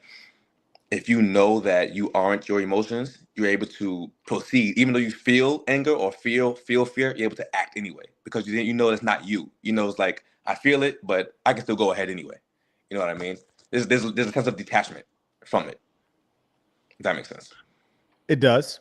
Shout out to Yeah. Jay. He writes, I think an average man never takes a moment of self-reflection. Most are dopamine fiends and move from hit to hit. And I agree with you there. And that moves me to my next point for you is human beings have been described, and I should say human beings in human society have been described by two major driving forces. I think the best speakers for those two schools of thought, one would be Freud, describing mankind as a group that is largely driven by sexual forces. And then you have Karl Marx speaking kind of, I guess we'll give him two perspectives. One, essentially saying that cash rules everything around me, like Wu-Tang said, right? Which is all about the money, which I think sex is still underlying that. And Yes. the other piece is that, he was into historical materialism, or the idea that we are reacting to our material environment, which is, I'll give you an example. If you're a very short person, you're in nature. Yes. If you're a short person, you're inclined to be more nice and pleasant. If you're a very large, tall, strong man in nature, you're maybe inclined to be more careless and less polite. Why? Because you don't have to be, because you're big. People are going to get out of the way when you walk by. If you're a small person, you're more so like, oh, excuse me, you're getting out of the way. So you're reacting to the material reality, the physical reality. So with those three things, reacting to the physical reality, being driven by sex, being driven by money, which underlies that, sex and power. So I would suggest that some of the things you're speaking of would be more likely to be the experience of people who are highly evolved in a developed society, which is to say, when they can release from all of the things that are trying to hook into them and release from all the labels that others and themselves would put on themselves.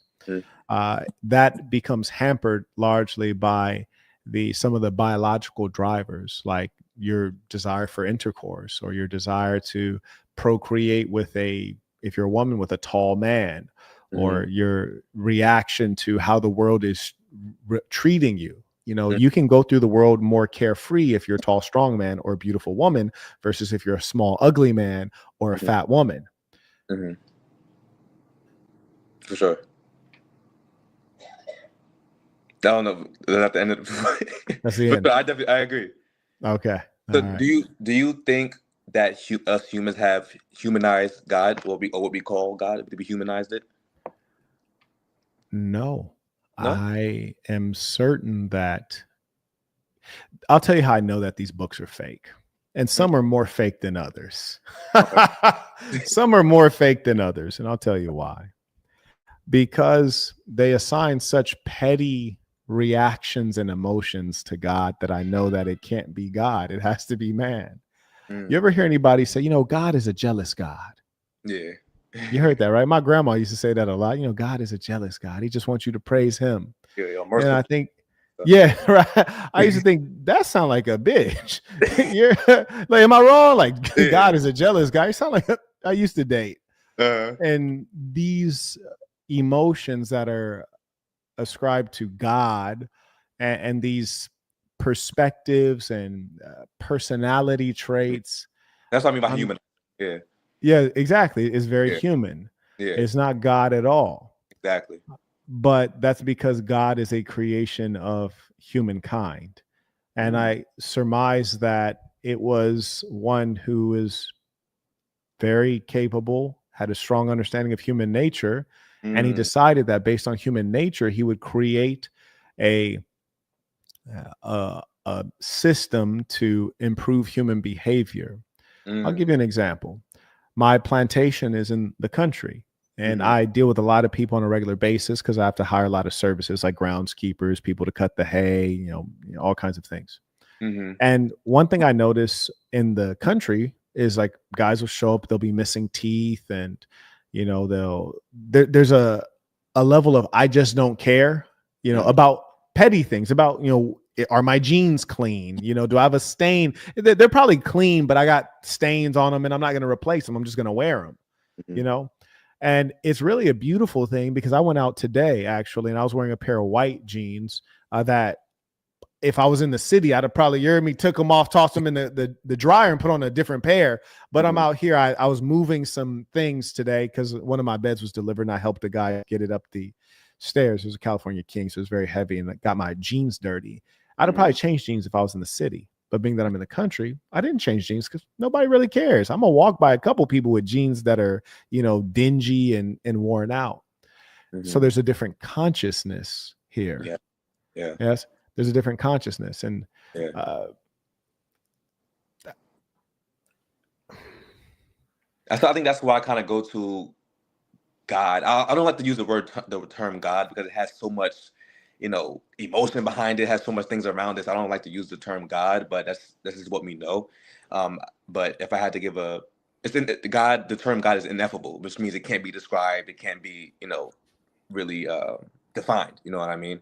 So how I like to think of it is, quote unquote, God is when you actually turn off thought, when you're not thinking about, like you said, wash my jeans. I'm not thinking about that. It's when you shut off your brain and just be. When you just be, you just are. Like, you're not thinking about anything else. You're just in complete presence. You know what I mean? If that makes sense. And I think that there's maybe a handful of people that can do that. And the handful of people that could do that are probably the people who created God. And what I mean by that is, like, I understand human nature. So one of the things I had loaded up in my toolkit to obliterate the Hebrew Israelites who are all watching this terrified and angry is I said, human nature is of fear and negativity. That's actually human. Like, when you're born, that's pre-wired in you to be scared and to be negative, which is a survival instinct because we were born into a dangerous world. We don't run faster than cheetahs. We don't have bigger teeth than lions. We need to be fearful and negative. Like, oh, maybe I shouldn't go over there. Might be a lion over there. So it's pre-wired into the lizard brain. However, in evolving, and that in terms of developing the human being, we can grow ourselves out of such pettiness. Absolutely. Those who understand human nature and human emotions at the highest level, they created God and they created religion to get the lowest of us to not misbehave, steal, lie, cheat, deceive, violence. So they created hell and they created heaven to control your behavior. And it works really well because an average person is a fearful person. So does it say love thy God, or does it say fear thy God? Because because fear is very much so inherent to the human personality. And then if you go to a lot of churches, do they tell you how many different ways you can get into heaven, or do they recount the ways you can burn in hell? They're more so telling you like how you're going to end up burning in hell. Religion gets destroyed when you remove it completely from rules and consequences. Religion is actually very useful and very helpful, generally speaking, as long as it has rails and guidelines. But I say that to suggest that even when people speak of God, like you're speaking of God right now, you're really speaking of God in a way that is still rooted from the conceptions of God that have been created, which is to say that if God just really doesn't exist, and you're just talking about a higher level of self-realization, which is a concept that is more like, 1960 or 1960s, 70s, being self-realized, accepting that you are in the world, you exist, but you don't have to hold on to anything. You don't have to be so tight and stiff. You can be a free being. And, I think that's more so, it's just that level of lightness and being able to move with the wind. I think that's what we have a lack of understanding of, but that's very high level stuff. The simple stuff is God said you're going to burn in hell. I have 10 commandments. Right. Obey your parents. Don't steal. Don't kill. Don't covet thy neighbor's wife. Like boom, boom, boom, boom, boom is very simple. And if you do that, we're going to stone you. We're going to throw rocks at you till you die. And you have to explain that because 50% of humankind is brain dead. Right. And then you got the another 10% of humankind that thinks they're geniuses when really they're below average IQ. Then you got the people who are average who don't know right from left. Then you got the people who are above average, which are actually quite dangerous because these are the people trying to control everything. And then you got the people that are more intelligent than that. And depending on which way their personality slides, negative or positive, is going to decide on if they're a saint or one of the most vicious, diabolical sinners you'd ever see in your life. Adolf Hitler being a great example of that. So there are many ways that humankind could go. Religion could be pushed toward good or to negative ends. And because so many of these things are unguided, we experience great trouble and suffering. And the funniest thing is when you look at the Hebrew Israelites, so many of these imbeciles will say, you know, Marquette, you're really a Hebrew. Like the way you talk and the way you think, you're really a Hebrew. And I'm just like, for sure, I'm probably more of a Hebrew than you as far as it goes, because you're overweight, and which means gluttonous, which is forbidden in your book. And you're a drinker of alcohol, and you're a person who does a lot of things that are pretty bad. Right. But no, I'm not fitting into your silly little idea. I'm greater than that. And I find it to be annoying that you even confront me with that. But the reason you confront me with that is because you're so ego driven that you're convinced and certain that you're right. And everyone else has to go your way. Right. That's, I respect that. Shout out to Stedman, comes in by PayPal. And he writes, I truly appreciate your ideas on simplicity and oneness. Question: how can we judge Christianity righteously if none of its tenets are truly following the book? Especially considering 54% of Americans are reading at a 6th grade level. It used to be 8th grade. Did it go down to 6th grade? I heard someone say that recently, and I was like, no, it's 8th grade. But maybe it was the 8th grade when I was in university. Maybe it's declined. That's an unfortunate thing. But at the end of the day, that's one of the very clear reasons that, you know, either the book is not meant for everyone or the book was not meant to be understood. Who knows? Because with people reading at a 6th to 8th grade level and the Bible being one of the more complex works, you know, certainly people are not going to get it. But at the end of the day, I don't concern myself with those matters because those are not the things that color the good life. Now, acknowledge Bucky. He writes, if you were to obey most of those on earth, they would lead you away from Allah's way. They follow nothing but assumptions and do nothing but lie. Quran 6:116. Yeah, I'd say that's true. I would say that's absolutely true. Agree with you there. Shout out to Mr. Chambliss. He writes, I meant to type, I believe in me, so I believe in you. Also, thoughts on ByteDance's new USA TikTok app due on Labor Day. I'm guessing that it probably won't be as good as the current one, but all of the influencers will migrate over anyways because that's how they make their money. And so even though it may be an inferior product, people will migrate over because the ones creating the content will go and the ones consuming the content have nothing else to do. So there you go. May I acknowledge? Shout out to Sire supporting the work. Roy writes, Roy Plugs is the name. Cooperative women is the game. I don't see beauty without cooperation. Peace to the saints and the black. Bro, I'm trying to tell you, man. Shout out to Roy. Listen, for me, I don't know about you guys. A lot of you guys are concerned with, is she thick? Is she pretty? I'm more so concerned with like the service. Like if the service is good and she's competent and she can get things done, oh, that turns me on. You hear me? If she's paying for a player, she getting me gifts, and they got to be meaningful gifts, not random gifts, meaningful gifts. And most important, if the service is there, the competence is there, I'm in. I'll even accept some subpar vaginal elasticity. I will. I hate to admit it, but I will. Because some of these chicks out here be having like, I'm like, where is this is one of them used rubber bands. It won't snap back. Why is there so much space in here? You ever put on somebody's socks that's not your socks? Are these Shaquille O'Neal socks? Why are they so roomy? Listen, it happens every now and then, and I swear, oh God, I've been trying to figure this out, man. I've really been doing some research to figure out, like, is it loose due to promiscuity or what is it? But there's some chicks I'm like, I feel like I know this girl is a slower, but she still got that fire. I'm on fire. She still got that fire. Like, I know she is slower, but she still got that fire. Huh. I'm pretty convinced that the slowers are a little looser in general. I'm pretty convinced. But I also feel like maybe some chicks are just like they did dirty genetically speaking. I don't know. It's mysterious, but there have been at least 2 or 3 where I was like, what is this? Like, this is a waste. You're going to have to pay me. This is a total waste. Like, this was not fun. You know how girls be faking orgasms? Listen, Some of these chicks out here had you faking orgasms. You heard me? You in there like, She's like, did you come? You're like, yeah. Your ass in the bathroom. Like, man, get this done, man. Man, it's a terrible thing. And that's why I tell you, these chicks really need to maintain their chastity. They really do. They really do. It's a problem out here, man. It's a real problem. Oh, Lord. I remember when I first discovered that bad vagina exists. Because when you're a young boy, when you're 16, you just want a piece of vagina. You hear me? You just need you a piece. Like you fiending out there. It seemed like there's a shortage. You would take anything when you was a young boy. And then you start getting in play a little bit. And then you start finding out like there's a such thing as bad vagina. That's crazy.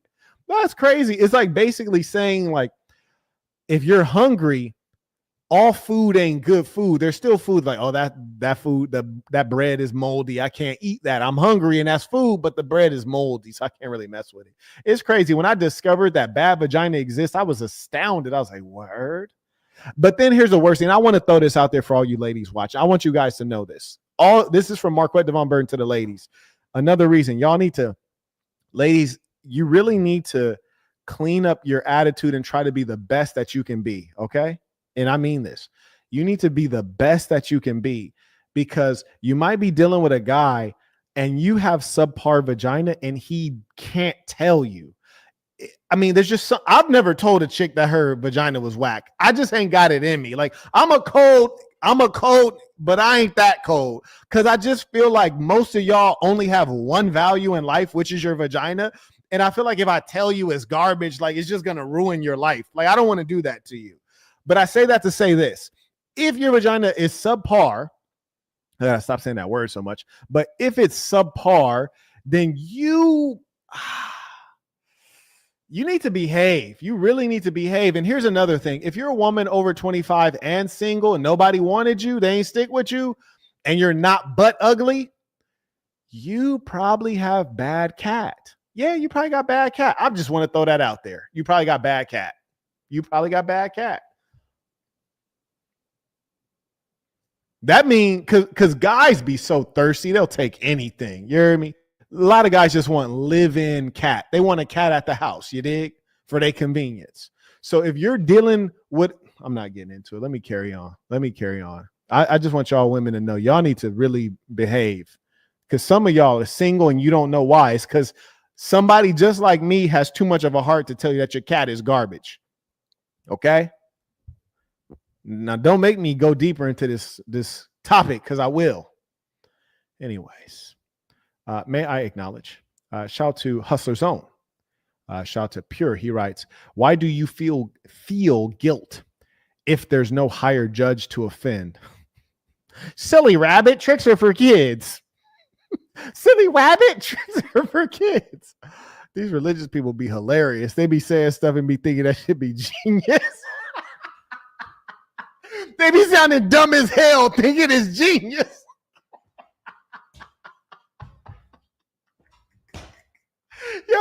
Imagine sounding dumb as hell, but you think that you just said something that's genius. My nil over here like, why do you feel guilt if there's no higher judge to offend? Bro, shut up.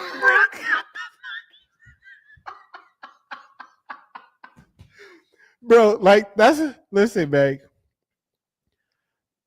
Just imagine you're a damn you're in a tribe somewhere on an island. You're in the Polynesian Islands. You've never heard of any religion. Do you think they were just there butchering each other left and right because they never heard of your white Christian God? Like, come on, bro. Use some damn common sense. There's a natural sense of right and wrong. Like, for example, why were human beings not having intercourse with their family members? Because it was something we can sense that's wrong, unless you're Pakistani. Because I hear in the UK, Pakistanis are having very high rates of birth defects. It's terrible. But the fact of the matter is that human beings, we can generally sense some things are right and wrong. Okay, that's why. You don't need to know about some random MFer who got nailed up on a cross to figure out that some things are not good. Like, come on, Brody. You got to come more correct than that. Mine's Like Parachutes writes, did you see that truck that Tucker interview with the president of Iran. Bro, I tried to watch it, but I hate when they have those interpreters and the interpreter be interpreting slowly and he sounds all uncertain. Like, listen, if I ever have an interpreter, my interpreter got to be good. You hear me? Like the interpreter was like, yes, we think that we think that Israel is starting all of problem. And I was like, bro, I can't listen to this BS right here. They probably should have just used AI. AI is not that good. Anyway, shout out to Daryl. He writes, indeed, we created man from sounding clay molded from black mud. There you go. Frankie writes, I left a chick behind this in college on the floor naked. I couldn't. Damn. Bro said I left her on the floor naked. Bro, that's grimy, my boy. Just halfway through. Listen, I feel you because here's the thing. You be in there putting in work. You trying to hurry up and finish. And it's like, you're like, man, this is not finishing. Like, good Lord. Like, you've been in there for like some time. I ain't gonna say how much time, because I ain't trying to offend nobody, but you be in there for some time and you be like, God damn, this is garbage. You be in there like just really like, I'm not gonna get into it. But yeah, you foul, bro. Shout out to you though, because you're doing God's work, low key. Mr. Universe writes, when you die, you become a spirit. Google Jamaican Duppy news. I don't know if God is real, but spirits are real. Okay, bro says spirits are real. He said Google Jamaican Duppy news. No, thank you. But I appreciate the opportunity to Google something random. I really do appreciate it. Shout out to Mark. He writes, peace to the saints. Appreciate you came in via PayPal. Perry writes, tuition. Shout out to Perry. And 7 comes right back. He writes, I agree with your sentiments on how men curate narratives to wield power. Talk about it. However, much of what motivates the power holders in our society are many of these esoteric works. The Jewish Kabbalah is one such work. Isn't there room for metaphysics when designing a civilization? Yeah, when you're trying to influence the population, like if you look at the monarchs, they ruled through what's called divine right. Divine right is the idea that a higher power, God, puts you above everyone else as the king or queen. So thereby, it's a requirement that you convince everyone else of Christianity or of Islam or whatever your polytheist religion is. And you're like the descendant of Ra, the sun god. And that's why they let you rule over them. If you check out the Book of Dark Truths, I kind of explain, things like this.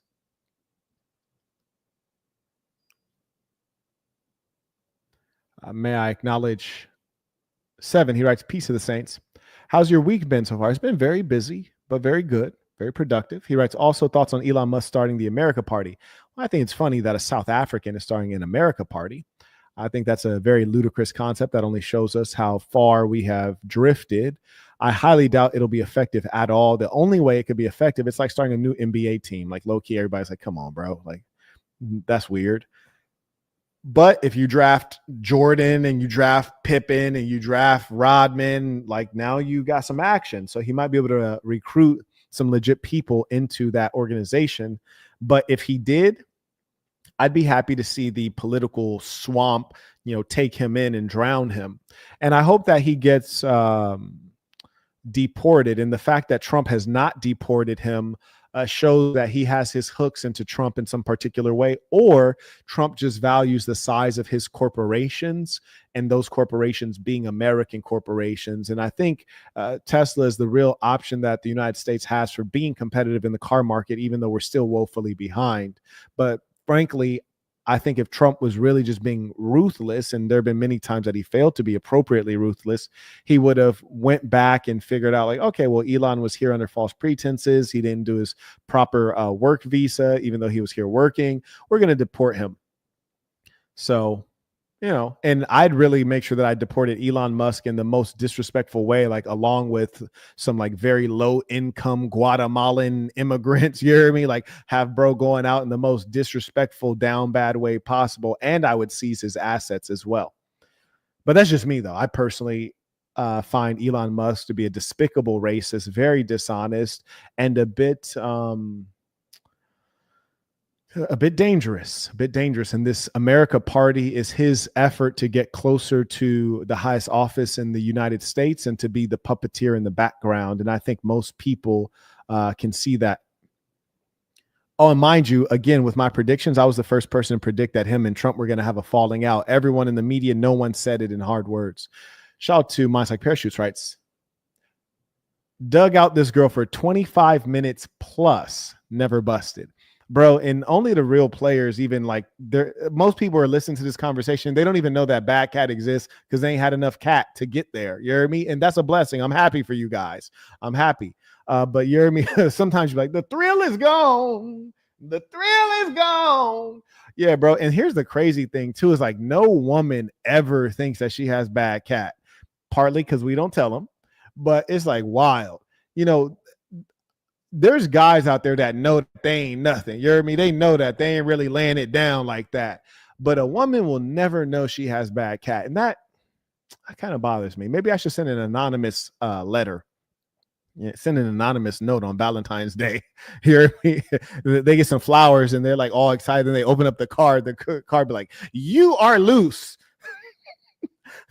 And then, you know, where it has like the love or dash and then your name, like I put like dash. A guy that knows for sure from experience. Yeah, bro, said 25 minutes plus, never busted. That's terrible. Shout out to Dark Writes, BB recommended Trump for a Nobel Peace Prize. This has to be some sick, twisted humor at this point. Well, what it is it's business, right? In business, if you do me a solid, I'm going to do you a solid. And that's why I always remind people that, you know, being a part of something is really important. And that's why we have this thing of ours, you know, to be a part of it, you be a wise person. To not be a part of it, you're just a random person out there alone and unprotected. And we're going to do each other favors. That's why I always say show love to those who show love to you, you know, and that's all that is BB saying, hey, Trump, you know, you had our back with the Iran thing. You guys are always promoting us. I want to promote you. I want to help you feel good, help you with some of your blue chip goals. And for Trump, it's all ego based, right? He made $1 billion already. He had intercourse with the most beautiful Eastern European chicks on earth. We're not talking about his wives. We're talking about the side pieces. So it's like, what's next? You know, recognition going down in history. Shout out to Chung. He writes, can you check with Isaiah? His PayPal's not working. Yeah, actually I can. Let me do that right now.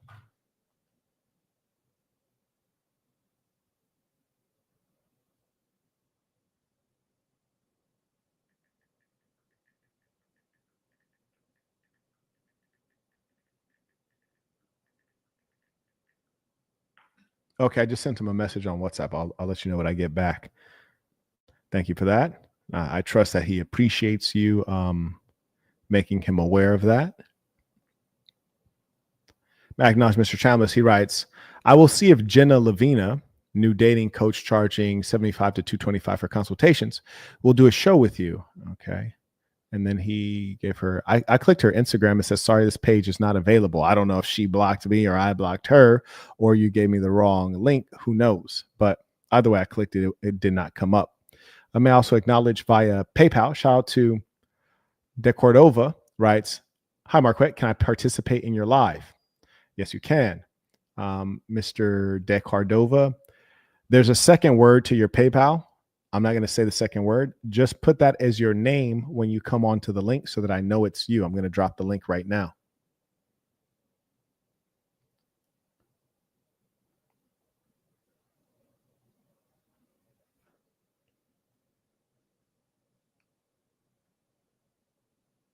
There's the link for Mr. De Cordova. Oh, and shout out to Diamond, who manages the Lady Saints. You can connect with them through a DM on Instagram. Highly recommend it. Great group of women. They will guide you to the behaviors that will ensure that you can get the life that you want. Good man, good family, a man who earns well. And it'll teach you how to be happy within that context of family and to get all the things that are going to fulfill you. Also, it's a great group of women. They do trips together. They hang out. And it's really wholesome. Like, you know, if my lady's a part of the Lady Saints, that's a group of women that I'd be happy for her to go on a trip with because some of them are married, some of them have children. They're honorable, good women. Have we talked before? You look familiar. Hey, how's it going, Marquette? It's David. Did you just send in the PayPal? Yes, that's okay. That's all me. right, cool. Yeah. Hey, David, welcome back. How are you? Oh, we're doing wonderful. Good. Thank you for asking. And thank you for the show topic tonight. Sure. What's on your mind? I was looking forward to this. I saw it in the notification so I clicked it. I've been waiting for this episode actually Okay. because I love this topic, man. I really do. Okay. Yeah, if I just wanted to discuss, yeah. So the religious movements, will it help Black people?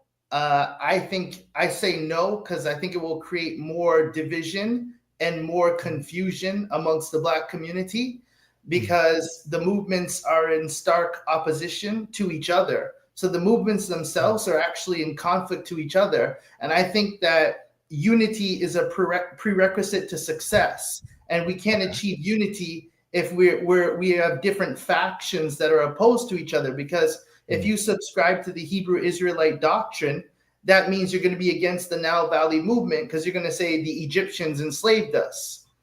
And if you,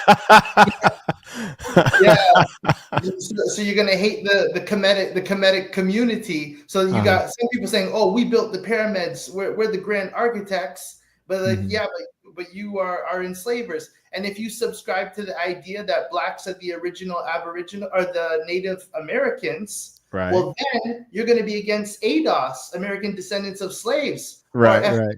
Foundation, because you're going to be like, I'm no slave. So you're going to totally dismiss that whole legacy of suffrage, Black suffrage, because you're like, no, I was building teepees doing the rain dance. I'm a native now. Right, I wasn't getting whipped and beaten and all that other stuff. I was harvesting corn. So, or if you say you're a Moor, it's arguable. I haven't done a lot of research because they say the Moors were complicit in a lot of the evils that have been done to other Black people. So then if you're a Moor, then you could potentially lack empathy and compassion for other Black people. Because did they say that, oh, we're something white men? They went under a white man status or classification? No, I'm not Black. I'm a white man. As a Moor, I had that That's wild. So it's like, if we subscribe to all these factions, we're going to hate each other more. We're going to even be more divided. So I don't think it's productive.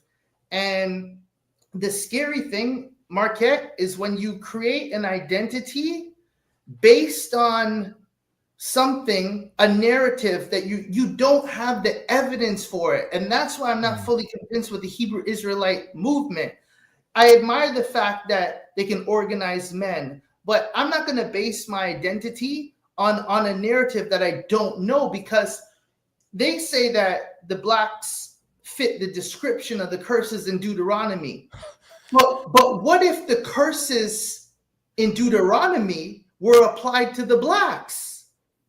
So it's like a reverse. So they say the African American experience is documented in the book of Deuteronomy. We fit the description of these people, of those curses. But what if those curses were applied to those people?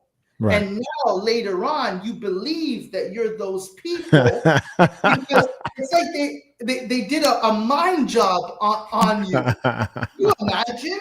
That would be crazy if you base your whole identity on a false. You've been suffering from false consciousness. You'd have an identity crisis, because you're like, oh my God, they played me. Because the Bible was written before slavery. So now that slavery happened, how do you know they didn't take the playbook from the Bible? The Bible was the blueprint. Right. You say, wait a minute. Oh, 400 years of slavery in Egypt, eh? That's what they went through? Oh, we'll sell them as bondmen and bond servants, and those all the day long mothers will travail because they won't see their kids, and we'll put an iron yoke over their neck. Somebody read that and said, let's do it to these people.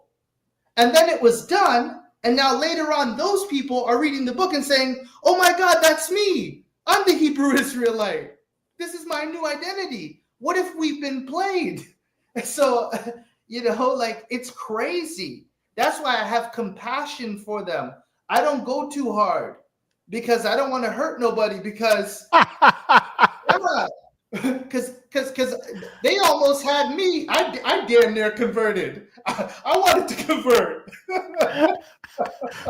Well, the good news is that for the religious people, it really doesn't matter what the truth is, because they're living by faith anyways. There's a minority of people who care about the truth. And in fact, I would challenge that the truth is one of the least important things in any society. It's not about what's true. It's about what we agree on. So we agree on the idea that $20 is valuable. The truth is that $20 has no meaning whatsoever, but we agree that it's valuable. We agree that the stock market is going to return you about 10 to 15% in 5 years, but and that's supposedly a good thing. But what about inflation? What about huge runaway costs and all these other things? So it's just the agreement, but the truth is it's largely irrelevant. And for religious people, they're living by faith, not by sight, which is extraordinary because often we'd want to believe what you see with your eyes. So it says live by faith, not by sight. And that's what they do. So with that being the case for all of the major monotheistic religions, and then all of the sects within them, whatever lie you can get people to agree to and validate within a community, that'll be who they are, and that'll be what it is. Wow. And I think about the American white man. He doesn't need a story. And look at how powerful and successful the American white man. He was the original underdog. He came from the dregs of Europe, the underclass society, and he built the most powerful nation in the world. And he doesn't need to cling to some ancient civilization or ancient ethno-religious group to say, oh, I came from that. He built his story based on, I'm an underdog and I fought to put myself in this position. And we're the most powerful nation. When I think about the red-blooded American white man, I'm thinking, why do Black people have to identify with some group so bad? Just subscribe to capitalism. I think everyone has a story. And for example, the early settlers in the United States, many of them that were taught about, right, in formal American schooling, the Mayflower, the Nina, the Pinta, and the Santa Maria, all this nonsense. They were supposedly were religious zealots who were seeking freedom from persecution, but they also forget to mention, the Dutch West India Company and all of these companies that were coming for profit. And so I would charge that the early folks in the Americas, and of course they were of various European extractions. It was the explorers, it was the business class, it was the brave men and the innovative men. And there did emerge an identity in the United States, the WASP, White Anglo-Saxon Protestant, and there's something called the Protestant work ethic. And these things give identity, and they teach you how to operate. And there were many mythologies and lies that they shared with their children. The idea of expanding from sea to shining sea, right? From one coast of the U.S., and it was called Manifest Destiny and the white man's burden. So there was a lot of mythologies that they utilized. And a part of what we forget to mention is the invisible part. Excuse me. When they say, and that's why the Hebrew Israelites are funny, because they say that Black people are cursed. It's very curious. But that's the same thing that the whites said, is that we were cursed. Even the homegrown religion in America, Mormonism, said that Blacks were cursed and their skin was a mark of such. But just as they say that the Blacks were cursed and they were supposed to be in bondage, well, the Bible also talks about the people who put them in bondage. So thereby, the white man was a part of the narrative as well. And that's the untold part of the story that's not said out loud. But they always had this story that they were in fact superior. The white man's burden was the burden of civilizing the savage Black man and the savage red man. So they did have a mythology of us being the whites being superior. And you look in every white society, they have mythology that is usually homegrown and some of it borrowed. But for example, you have the Viking mythology, you have Romulus and Remus in Rome, you have the Greeks and everything that they stole from the Egyptians. This is, I do believe narrative and story is important. It being true is not important, but having a story, I think, is actually very critical, the origin story. Very deep. Now, let me throw this one at you. Sure. My thinking is that the best way to, and you're learning from the colonial white man, is the most effective thing they've done. I think the Nigerians are a great example of this. Is when you colonize, you open up schools, and of course, you open up churches as well. If you can't get them with the church, then you get them with the public schooling system. So even if they say that they're like doing their native religion, or they say they're an animist or they're voodoo or whatever the heck they claim, if you hit them with the public schooling system and the schooling is in English, you already got them because you robbed them of their native language. You made your language the language of the land. And then in addition to that, you get to control what they learn and what they believe is right. You teach them history, you teach them about you. Sometimes you teach them about themselves, but you only teach them that they are inferior. And so it's through the educational system that you actually meld them together. So when you have a creation such as what you might call Sudan or what you might call Ethiopia or what you might call South Africa, this identity, which is a falsehood, was largely born in the classrooms, teaching you that you're South African, when in actual fact, this person's Zulu, that person's Xhosa, and that person's, everyone's actually quite different, but you fooled everyone through the educational system. Assimilation and enculturation process. They work on the minds of the youth to indoctrinate them into a new identity, to displace and supplant their old identity. And oftentimes people grow resentment towards their original families and their race and culture, and that's what creates that resentment and self-hatred. That's right. So I totally, they do it through the institutionalized system to work on the minds of the youth. It starts with the youth. We had that with the Aboriginal, I think we call them charter schools up here, taking away their native names. And so they despise their native culture. They grow hatred towards it. They want to assimilate and be accepted. So it's so true. All you have to do is institutionalize your initiative, and you'll bring it to pass. And make people hate themselves. It's crazy how deep it is, like how we fall for it, but it's a heck of a trick. Honestly, it's quite a miraculous trick. Real quick, shout out to Joshua with the baller alert, comes in via Venmo. Writes peace to the saints. Appreciate you. Good to see him. I also acknowledge Jude supporting the work. Appreciate you. I also acknowledge Melvin supporting as well. Came in twice, Melvin. Appreciate you. And may I acknowledge some of the super chats real quick. Shout out to Pure FX writes, I'm not going to cap. That was a Chat GPT question. The Physical Poet writes, religion causes more division and war, ironically. And Daryl writes, it was clearly the Yakubian tricknology. Bro, I'm trying to tell you, they don't know nothing about that. But one of the interesting things is there's different ways to achieve, right? Like the education piece, the church piece, that's the slower piece. Then there's, of course, outright violence, right? Which also works at a level. Mm-hmm. And I was asking myself, like, to get Black women to stop with the European hair, because they're so sick in their minds that they even lie about the reality. They'll lie and say, this is my hair. Like, no, your hair is not straight and falling down like it's dead. That's not your hair. Your hair reaches up toward the sky, up toward the sun. So this is not your hair. You're lying and saying it is. Or they'll have a fake hair on top of their hair and they'll say, I pay for it. It's mine.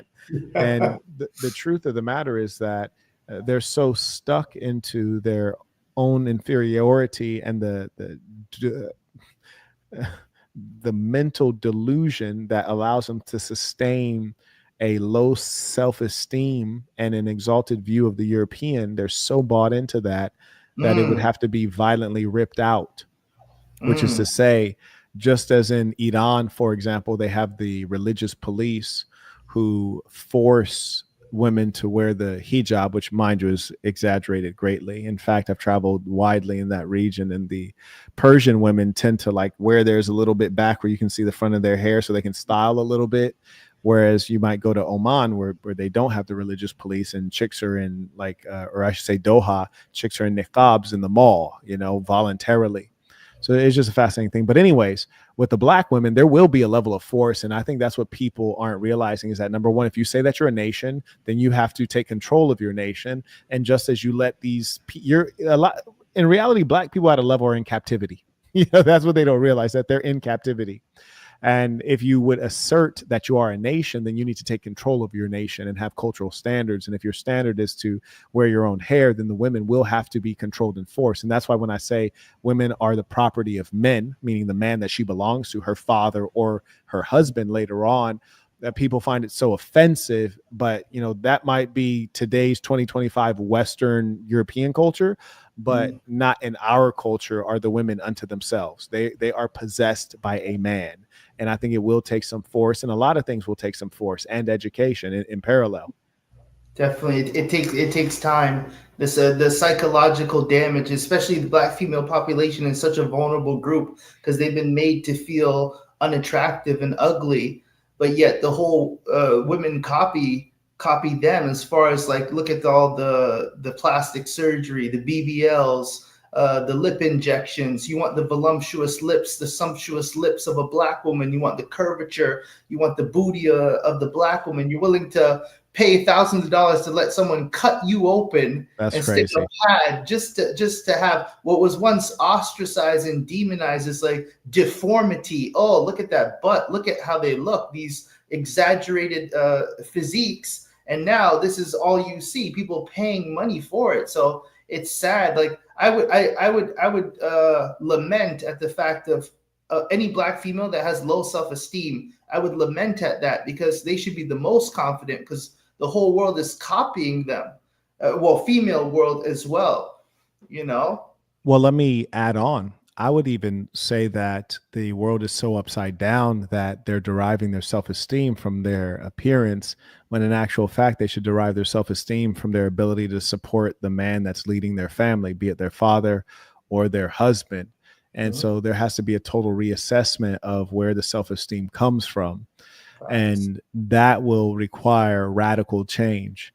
And the idea that, the female is so concerned with her sexual appeal, that just reiterates the promiscuity that dominates. And that promiscuity is a mark of wickedness. And undoubtedly that is largely driven by the simps and and women. And that's precisely why I say that we have to beat up simps, and these women have to be dominated and forced into good behavior. Yeah. The Sims messed up the game for regular guys like me.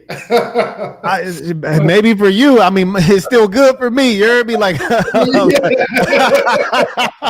bro, I feel like busting out to a supervillain laugh, man. The game's still good as hell for me, man. I'm doing it for the people out here. I love it. Yes, sir. I appreciate you coming on. You got any closing words for the people?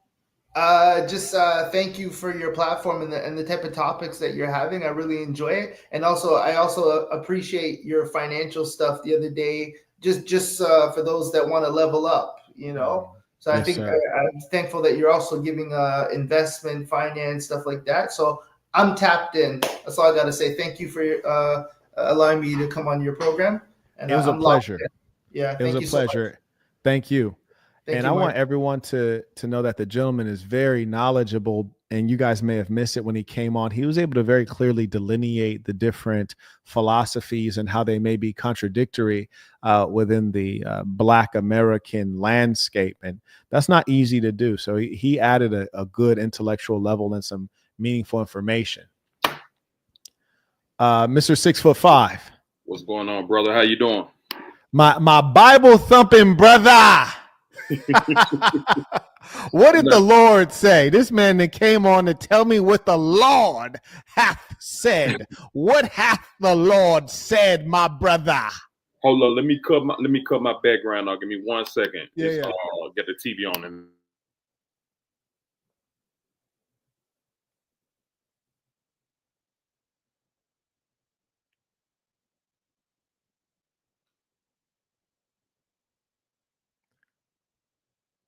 we're about to get into this religion.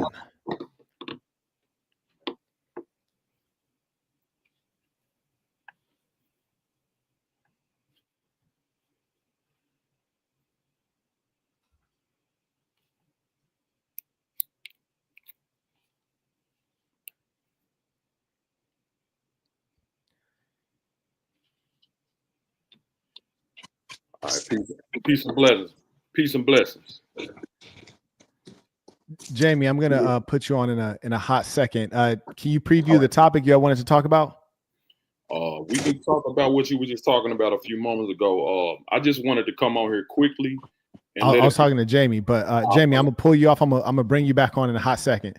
He can go. Okay. He can go first. I'm cool with it. A word? Okay. All right. Let me take Jamie real quick. Talk to me, boss man.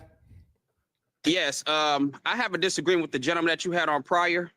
Which one? The one just immediately prior? Yeah, the brown skin bald head brother. Okay. All right. Yeah. Talk to me. I'm not trying to disrespect him. I'm just, I'm his physical appearance. Okay. He says that he says that every other race of women wants to be like black women. I have to disagree with you. Go ahead. Go off. No other race of women are trying to be like black women. I just don't see that. If anything, if you talk about a group of women who wear weave and wear hair on their head that's not theirs, they will be trying to emulate and imitate the appearance of the European white woman. Okay. Yeah. So now I have some disagreements with you though, my brother. Oh, say it ain't so. Yeah, I have some disagreements with you, man. I'm trying to talk to you for a minute, man. Oh, okay. You have the floor. All right. Yes, sir.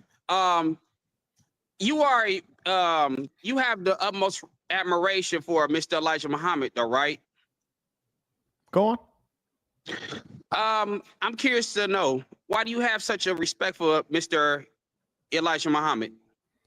I did do a video just recently, within the last 48 hours, and I went into detail as to what he's been able to do.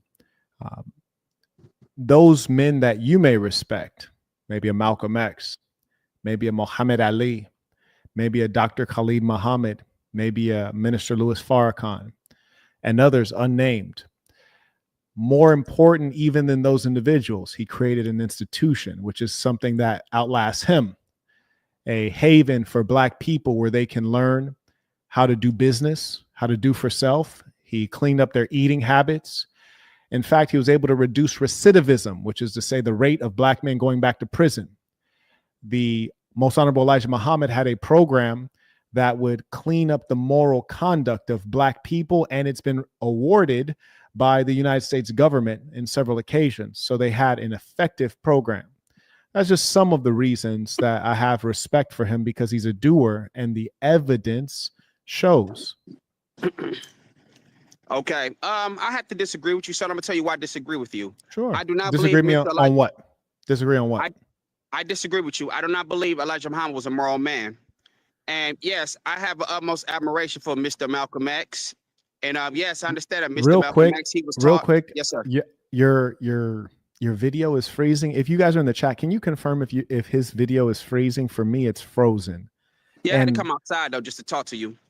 I understand. I would really love for people to be able to see and hear you clearly, because I want you to have a chance to articulate yourself. So in the chat, can you guys please let me know about his audio and video? Yes, sir. I apologize. My internet is having scheduled maintenance, and so it cut. I apologize. It seemed like you was about to cook, man. Go off. Yes, sir. To continue what I was talking about, I do not believe Mr. Elijah Muhammad was a moral man. And if you understand the reason why him and his student, the real honorable Mr. Malcolm X, who I have admiration for, had a falling out, it's because, and I'm going to say it though, man, he was having sex with underage girls in his congregation. Is that true? I believe that is true. You believe, or you know that's true? I believe that's true. And I don't believe the great Malcolm X was a liar. And right, he wasn't a liar, and he never said that the Most Honorable Elijah Muhammad was having intercourse with underage girls. That's part of the reason why they had a falling out, though. No, that's not the reason. And that's part of the reason. I said that's part of the reason, sir. And that is part of the reason why he left the Nation of Islam. Real quick, let's get to some of the assertions that you made that are not true. You see, because the problem is that if we have the conversation, we start from a faulty foundation, wherein you're claiming that he had intercourse with underage girls. Can you present any evidence I can't present it to you right now, but if I do some research, there are research that says that he was having sex with underage girls. I can't give you those documents right now. But if we can have another conversation another time, though, I can present them to you. Let me ask you this. Yes, sir. Do you know that the Most Honorable Elijah Muhammad was known as a hate teacher during his time? A hate teacher? Yes. Yes, he actually was. Yes. Do you know that he was accused of hating the white man, right? He called them blue-eyed, blonde-haired devils. Yes. Yes. And Malcolm X brought this information, which you're misconstruing, to light in 1960. So if you're a hate teacher claiming that the whites are devils, the literal devil walking among us, and you're in a country wherein there's de jure and de facto segregation and discrimination against Black people, and you're in an organization at the top of it that's being investigated by the Federal Bureau of Investigation, you don't think that if he was breaking the law dealing with underage females, he would have been prosecuted for that? I think he was good at hiding it, and he had some protection. Well, he wasn't hiding it because you yourself said Mr. Saint, public. And Mr. Saint, I want to say this though too. Black people committing crimes against other Black people back then, that was no concern to the white man. The white man could care less. Yes. So right now you're missing. The white man, let me say it. Let me finish, sir. The white man could care less about Black men or Black women sexually abusing each other. Okay? I'm gonna say that. Yes, and that may be very valid, except you're not talking about Black people. You're not talking about a random individual. You're in fact Elijah Muhammad is Black, is he not? You're talking about the most prominent Black leader at that time. You're but talking he is about Black, though, right? You'll have to let me finish. May I complete a sentence? Yes, sir. You're talking about a Black man who was the first to step out and say that whites are the devil, and in fact, that you should defend yourself if they would accost you. So he was very much so unique and a threat, as evidenced by the fact that he was the most investigated man by the Federal Bureau of Investigation. So if that's the case, you cannot compare him to an average random Black person who is not a threat to the American government. So you're being a bit disingenuous to suggest that whites would look upon his affairs in the same way that they would look upon the affairs of an average Black person. Would you agree there? I'll give you that argument though, but I'm going to ask you this, though, sir. What does that have to do with me claiming what I said, that Elijah Muhammad was allegedly a sex offender? But he's not. That's what I'm saying. It's a lie. That's just like me saying that you, Jamie, you are a sex offender. But that could be proven I'm not, though. There's no history of it. And the same thing is true with the Honorable Elijah Muhammad. Okay, so let me ask you this, dear Mr. Burt. Why do you think him and Malcolm X had a falling out? I know that him and Malcolm X had a falling out because the timeline was documented. Malcolm X was aware of the Most Honorable Elijah Muhammad having physical dealings with his secretaries long before Malcolm X left the Nation of Islam. As I described in the last 48 hours in great detail, Malcolm X was the national spokesman of the Nation of Islam, which is to say he was supposed to express the opinions and perspective of the organization, not his own. He went beyond his mandate and stated that the chickens were coming home to roost, thereby suggesting that JFK deserved his assassination, and he was being insensitive at a time where the country had lost someone who was very important. In fact, someone that was a bit sympathetic to Black people. And thereby he was threatening the support and stability of the Nation of Islam. He was asked to calm down the rhetoric, at which point he defied his leader and said that the chickens were coming home to roost. As a result, a gag order was put on him and he was not permitted to speak. But he wanted to speak because he was invested in his own stardom and narcissism.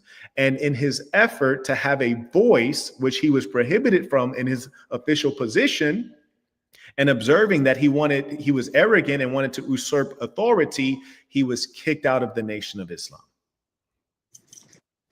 Okay. To respond to that though, that was part of the reason why him and Malcolm X fell out.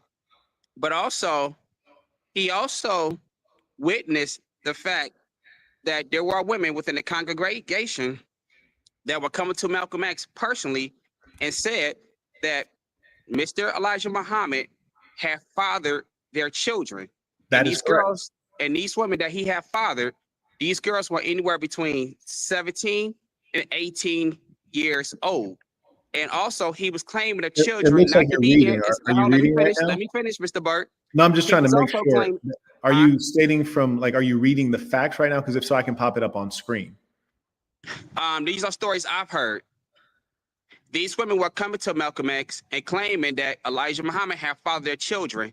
And these women were the ages of 17 to 18 years old. And he was not claiming these children to be his, probably because he might have felt ashamed. Number two, he might have felt embarrassed. And I don't know if Elijah Muhammad was married at the time, so he might have been engaged in some type of infidelity. Sure. And this is part of the reason. So when Malcolm X had heard about these stories about what Elijah Muhammad was doing, well, he had to say in his head, how is this man claiming to be a leader, a moral leader, and teaching us how to be righteous? And this man is having sex with underage girls.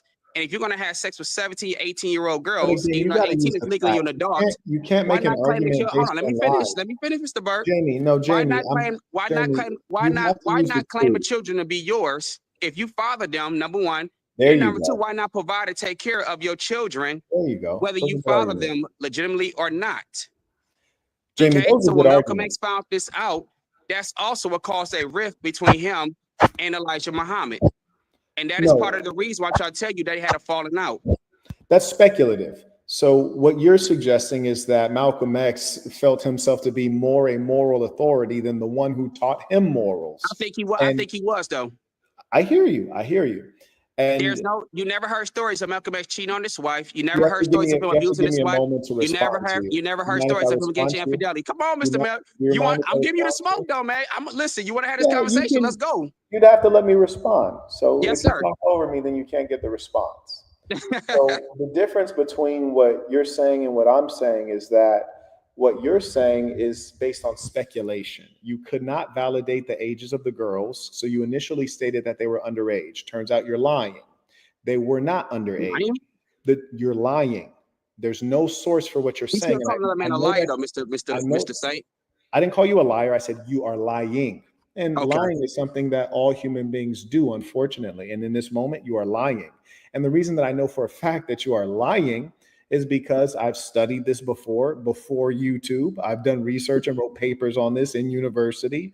And I did another study of it because I just recently put out the video with regards to Malcolm X and Elijah Muhammad. You are repeating things that you've heard a lot. That's why if I asked you for a source on the age of the girls, you couldn't give me one because there isn't one. If I asked you for a court case, you couldn't give me one because there isn't one. I can't give you because no. Let me respond to that.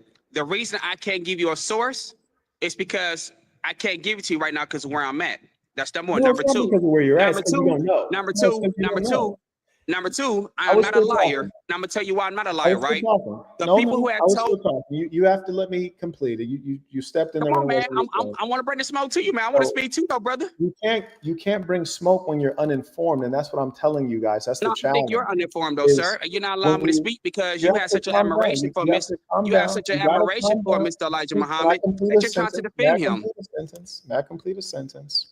You are a person that's very average, and what happens with average people is you Oh, guys I'm get average. taken. You guys get overtaken with celebrity. So Malcolm X was a celebrity, and being that he was a I celebrity, believe he and was a great famous, black and leader. one second. Being that he was a celebrity and he was famous and he gave great speeches, you became very taken with that. But I'll give you a challenge here. Malcolm X Yes, was a sir. great leader. He was a great Yes. leader. Tell me 3 impressive black men that he created. You said who? 3. Give me 3 impressive black men that Malcolm X created. I can't name off top.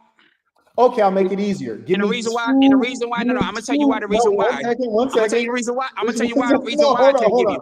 Give me 2 Come on, man. You impressive gotta let me black speak men though, man. that he created. Give me 2. I'm gonna Give me say, I'm gonna 2. answer your question. I can't name none. You know why? Because he was Okay, a unique person Give and me he was one of a one. Just kind. give me one. Give me one impressive black man that Malcolm X created. Give me one. Just one. I can't name off top. That's called checkmate. And let me teach you something, Checkmate. young man. Let me teach you something. You call Malcolm X a leader. He was Yes, not he a was. leader. He was not a leader. He was a good follower. And he was following one who was He much was a greater. follower. He was a great Now, follower one and a great second. leader. In You order don't for have you to to be a overtalk- great leader, you have you to be a have great overtalk follower, him. I right? gave you a chance and you couldn't proffer any evidence. And look, Now I'm let gonna me tell you give this you though. arguments. His Hold teaching on one surpassed that second. of Elijah Muhammad. Did you Cool not know out for a that? second. Cool out for a second. So I gave you a chance. I said, name me three, and three is such a small number. Three leaders that Malcolm X created, three great men. You couldn't name any. I said, give me two. No, I You couldn't. couldn't name any. I said, just give No. me one. You couldn't name any.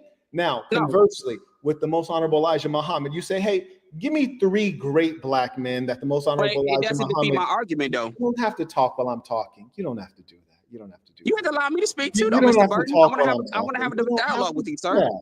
You don't have to talk while I'm talking. You can just wait. When do I get to speak? You can just wait. When it was time to speak, you didn't have any answers because I said name three. You couldn't name three, couldn't name two, couldn't name one. So now I'm telling you oppositely to show you the Mr. example of Saint, a you're not real defeating leader. my argument You also. got to cool out You're for not a defeating second. my argument. You got to cool out for a second. On the opposite side, if you say, hey, Marquette, was Elijah Muhammad a good leader? Like, name three impressive black men that he created. Number one is Malcolm X. Number two would be Dr. Khalid Muhammad. Number three would be Muhammad Ali. You ever heard of Muhammad Ali? You ever heard of him? Repeat that. I won't even repeat it. I'll tell you. He created Muhammad Ali. You would have never heard the name Muhammad Ali Muhammad was not a Ali. leader. He was an athlete. He was a boxer. He was not a black leader. Oh, my dear boy. He don't even count. You should be ashamed of yourself. Muhammad He was not Ali a is black- not known for Muhammad being a Ali was great not a black boxer. leader. No, he was not. He was an athlete and a boxer. Muhammad Ali is known the don't count. world over for being an I can activist. see if you said Real Malcolm quick, let me X. give you a test I to can see see if you said Louis Farrakhan. One second. Let me give you If a you test. said Malcolm X, Louis Farrakhan, that would make more sense though. One But second, young man. Muhammad I have a simple Ali, question for Cassius you, Clay, Jamie. Cassius I have Clay. a simple question. I have a simple question for you. Yes, sir. What were some of the accomplishments of Muhammad Ali in terms of him representing black people or the struggle against American imperialism? Do you know anything? I think he was a great speaker. No, he He had spoke about action. the Who were the problems of action? black people, but his greatest accomplishments was in the ring, not outside the ring. Wow. And I'm gonna tell you this, Malcolm X. Wow. And You I'm don't know gonna your tell you history. this about, and I'm You gonna tell don't you this know your about history. Muhammad Ali. Muhammad Ali was illiterate. Did you not know that? You don't know your history. Sir, did you hear what I just said? He You was don't know illiterate. your history, young man. Muhammad Ali was illiterate. He was not a very bright person. He was not an intellectual. He was not intelligent. He was an athlete and a boxer who had a good representation of Islam. Your challenge is that you're very woefully arrogant. You just said that Muhammad Ali's greatest accomplishments were within the ring. Yes. Let me bless you with and I stand by that. Yes, I know you'll stand by foolishness. Let me bless you. Foolishness. Muhammad Ali's greatest accomplishment was when he was at the top of his game, similar to other boxers. He was asked to go into the American military because we were at war, in some cases with Vietnam. And it would be an easy, cushy assignment just to show a little bit of spirit and get the other blacks to go along. And then they'd release him and let him go back to the top of heavyweight boxing, which at the time in America was the most important title in sport.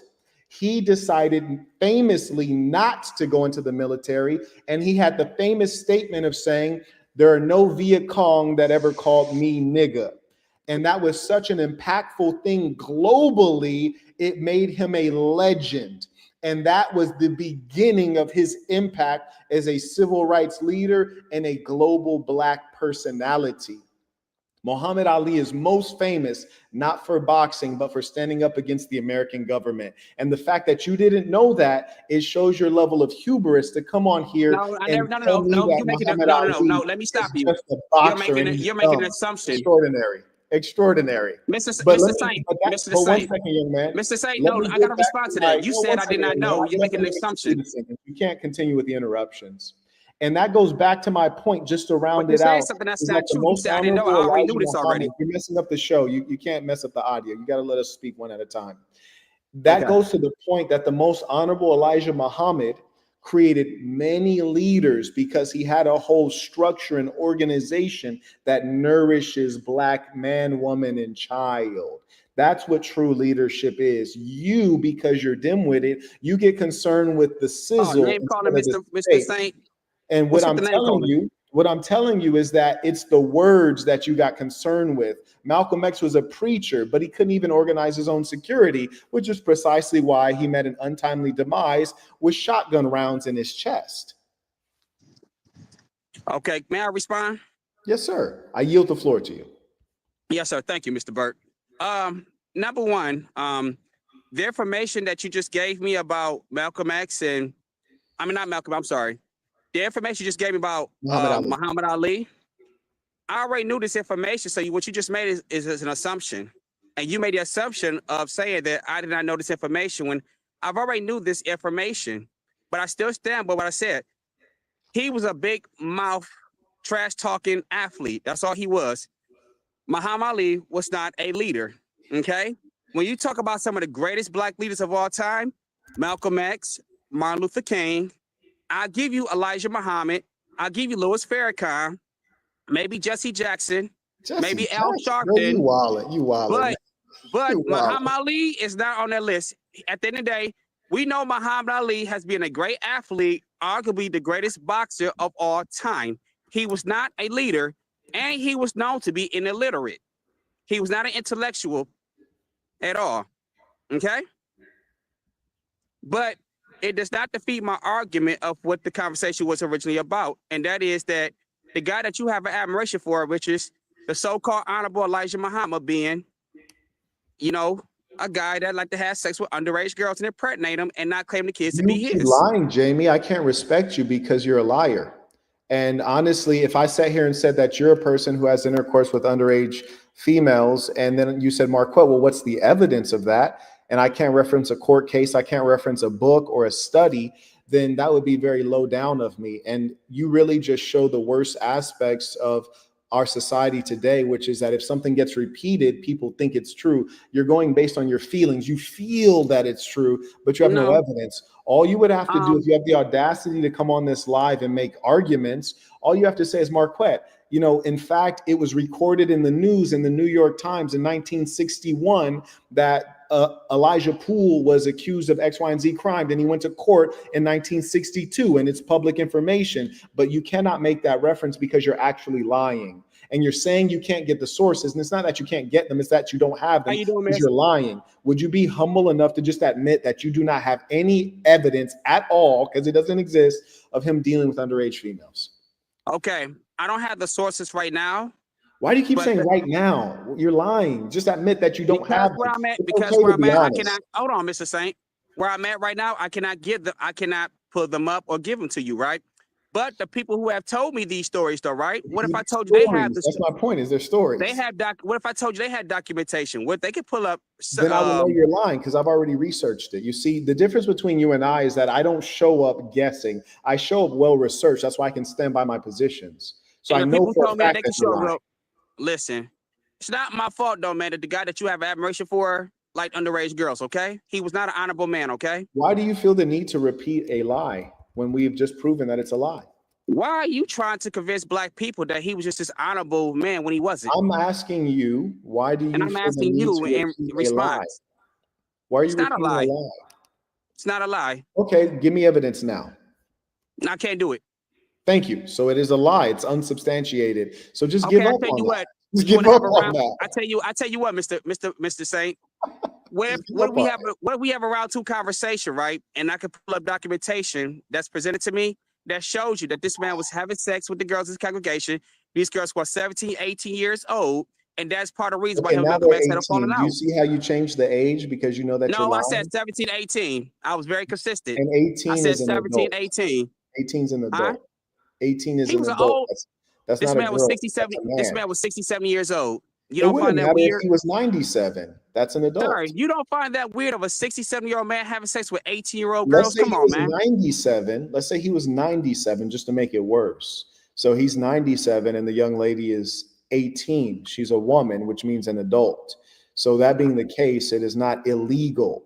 And what you've been attempting to do it's not illegal. You ask me a question. I'm answering your question. Okay. What you're attempting to do is to assassinate his character because you feel insulted about the fact that I put out the facts on Malcolm X. And so now you're trying to deride the Most Honorable Elijah Muhammad. And that's why I'm here to teach, because I have to teach you young boys hierarchy and respect. You need to respect your elders. You need to respect those who have come before you. You need to respect those who create foundations for you. And I can tell you that probably Malcolm X himself respects the Most Honorable Elijah Muhammad even more than you do at this moment, even though you probably accuse the Most Honorable Elijah Muhammad of setting up his demise. Let me tell you what I want, Mr. Bird. Let me tell you what I won't do. I would never have respect for a man that claims to be a moral leader, though, right? But he's doing the opposite, right? And at the end of the day, the reason why Malcolm X is dead is because Elijah Muhammad allegedly assassinated this man. You understand me? So I'm not gonna never have respect. Is that true? So I believe Elijah Muhammad killed Malcolm X. You believe. Can you stop with your beliefs? Let me give you an example of the difference. Malcolm X? No, let me answer that. You asked me a question. You asked me a question. I will answer now. Thank you. Don't say the white government. I will answer. I will do one better than that. The family of Malcolm X, they have just recently put a lawsuit in against the United States government, namely some of their alphabet agencies, such as the Federal Bureau of Investigation. And they are suing them due to their involvement with the death of Malcolm X. So don't take it from me, take it from the very family of Malcolm X, which are suing the United States government for their involvement. And furthermore, I'll tell you this, and we can actually show the evidence of this because I'm an evidence-based man, which is to say a rational man, a real man. Malcolm X himself, you can see interviews where he states explicitly that the Nation of Islam was, quote, widely infiltrated by the FBI, end quote, which would indicate to you that if they're widely infiltrated, then it could make sense that perhaps if you would say that the NOI took him out, maybe it was the NOI members that were actually FBI agents. And this is not unusual. If you're familiar with COINTELPRO and their infiltration efforts with the Black Panther Party, you'd know that this is not at all far-fetched. But rely on the fact that Malcolm X's own family has identified the government of the United States as his killer in their lawsuit. You're welcome. Those are called facts and evidence. You, on the other hand, are dealing in belief, which means that you got cooked. All right. Well, Mr. Saint, I guess we can agree to disagree on this. And next time I would love to have this conversation with you again. And I will come with some facts and evidence to substantiate my claim about how I feel about Elijah Muhammad. And we can have this debate again, though, but I just had to, call up here and tell you how I feel. And we can just leave it at that, though. Right. Now, I have Can one I more ask you a disagreement. question, Jamie? Yes, sir. Keep it real with me. If you do your research and you find out that all of those females were of legal age, are you then going to take back your statements claiming that he dealt with women or females who are underage? Yes, I will. Okay. And let me check on one more thing while I have you here. Yes, I have another disagreement with you, too. What's that? I have another disagreement with you, too. Okay, real quick. Yes, sir. The fact that he was, as you say, much older, dealing with an 18-year-old woman, this is a cultural positioning that you have based on you being enculturated in the hells of North America. Conversely, if you go back in the culture that your bloodline goes through, probably if you go to your ancestors, they'd have a lot less of a problem with this. So you're operating based on a cultural perspective and based on your feelings. But based on the American law, if the woman is 18, it is irrelevant how old the male is. That is legal. So you're trying to assign to him a very low morality, which you can't rightfully do. All right. Can I say something? I don't see myself. I'm still a young man, but I'm not 18 years old, obviously. And me, I cannot see myself dating an 18-year-old female, even though she's legally an adult, because I look at the fact that her brain has not fully developed. She's immature. She does not have life experience. And if I got involved with an 18-year-old young lady, it would be me trying to raise her to be an adult, and I don't want to do that. So me, I do not see myself ever want to get involved with an 18-year-old female. I like younger women, but she would have to be at least 25 and up. That way she's a little bit more mature. She got a little bit more life experience. Her brain is fully developed. You like to have some experience. She might have a little bit more self-awareness of who she is as a woman. And that's just how I feel, man. I bet she will have some experience. She might have experience in 40 bodies as well. And if that's what you like, if you like high mileage women, that's your right to like that. But what I'm telling you is that because That's you just too have young, though, man. You gotta admit that's a little too young. 18 years old, though. You see, that's not what I was doing. That's what he was doing. And if that's what he wants to do within his life and it's legal, carry on. So let me ask you. Now I'm asking you a question. Would you date an 18-year-old female? Date? No. Right. And is it because you feel the way I feel? No, I don't feel the way you feel. I don't like high mileage women. So why wouldn't you date an 18-year-old female? Because I don't date. You don't date? I do not date. Okay. Mm-hmm. All right. Can I get to my next disagreement? Well, I thought you were done, but no, man. I want to bring this. I got some disagreements with you, brother. Okay. All right. Now, I watched your show one time, and you are doing an assessment on Miss Candace Owens. Oh, I knew you were a feminist. I knew you were a feminist when you were talking about you didn't want young women. I knew you were a feminist, which means almost gay. But go on. Well, number one, I'm not gay, sir. And I didn't say gay. I said almost gay. No, I'm not a feminist, though. Okay, I'm not a feminist. You are a feminist. If you like Candace Owens, you're a feminist. No. I never said I liked Candace Owens. Okay. I never said that. I'll wait for it. Go ahead. I'll wait for it. All right. The only disagreement I have is you have a problem with her dating a Jewish white man? No, I don't. Okay. You don't? No, I do not. I do not. All right. Okay. And you made a comment saying that she does not wear her real natural hair. Is that correct? That is a fact. I disagree with you. There is no way to disagree. That's not her natural hair. You cannot disagree. Like, for example, if I say that this hat is pink, if I say this hat is pink, there is no disagreement. It's a fact. You can't disagree. Now, can I ask you a question? Why do you say that's not her real natural hair? Because that's not her real natural hair.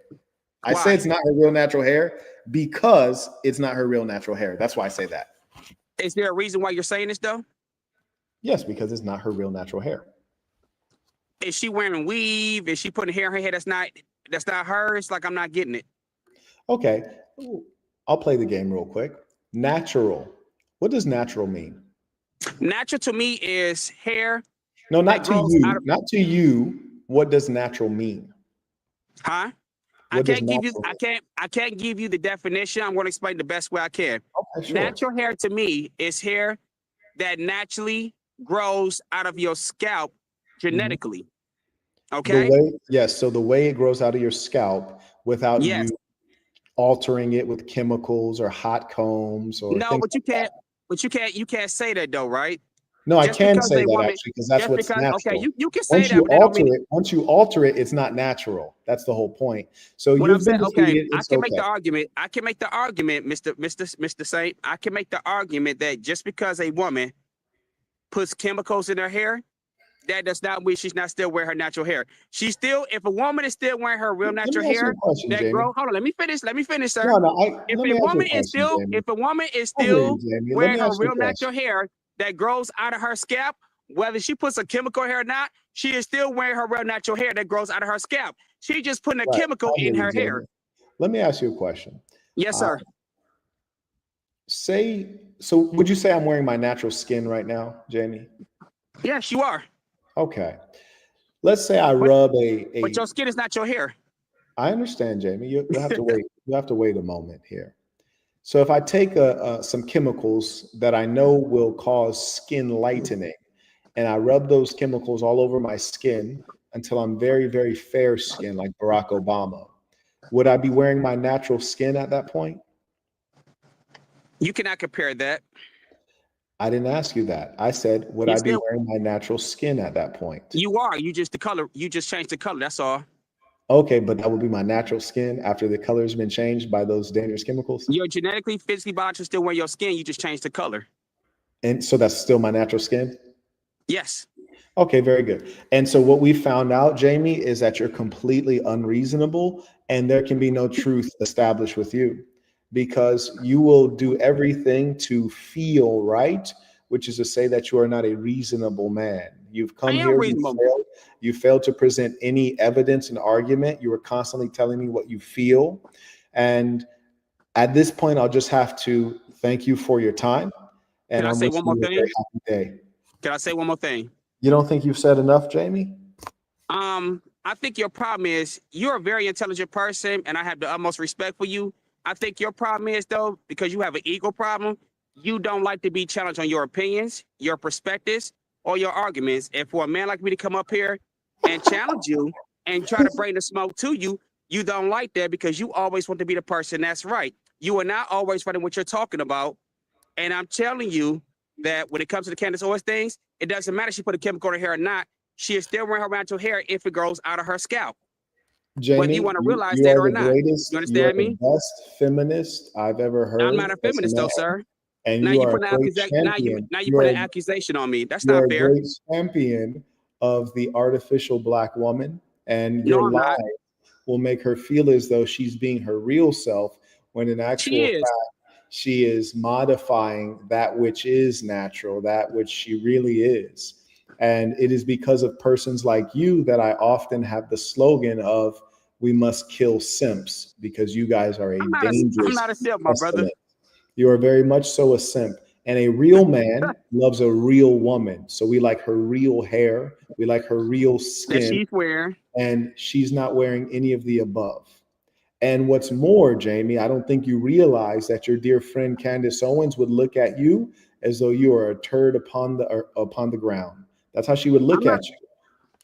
Because You don't know how. she despises Blackness and Black people, which is why she's tried to eradicate her DNA by dealing with that white fellow.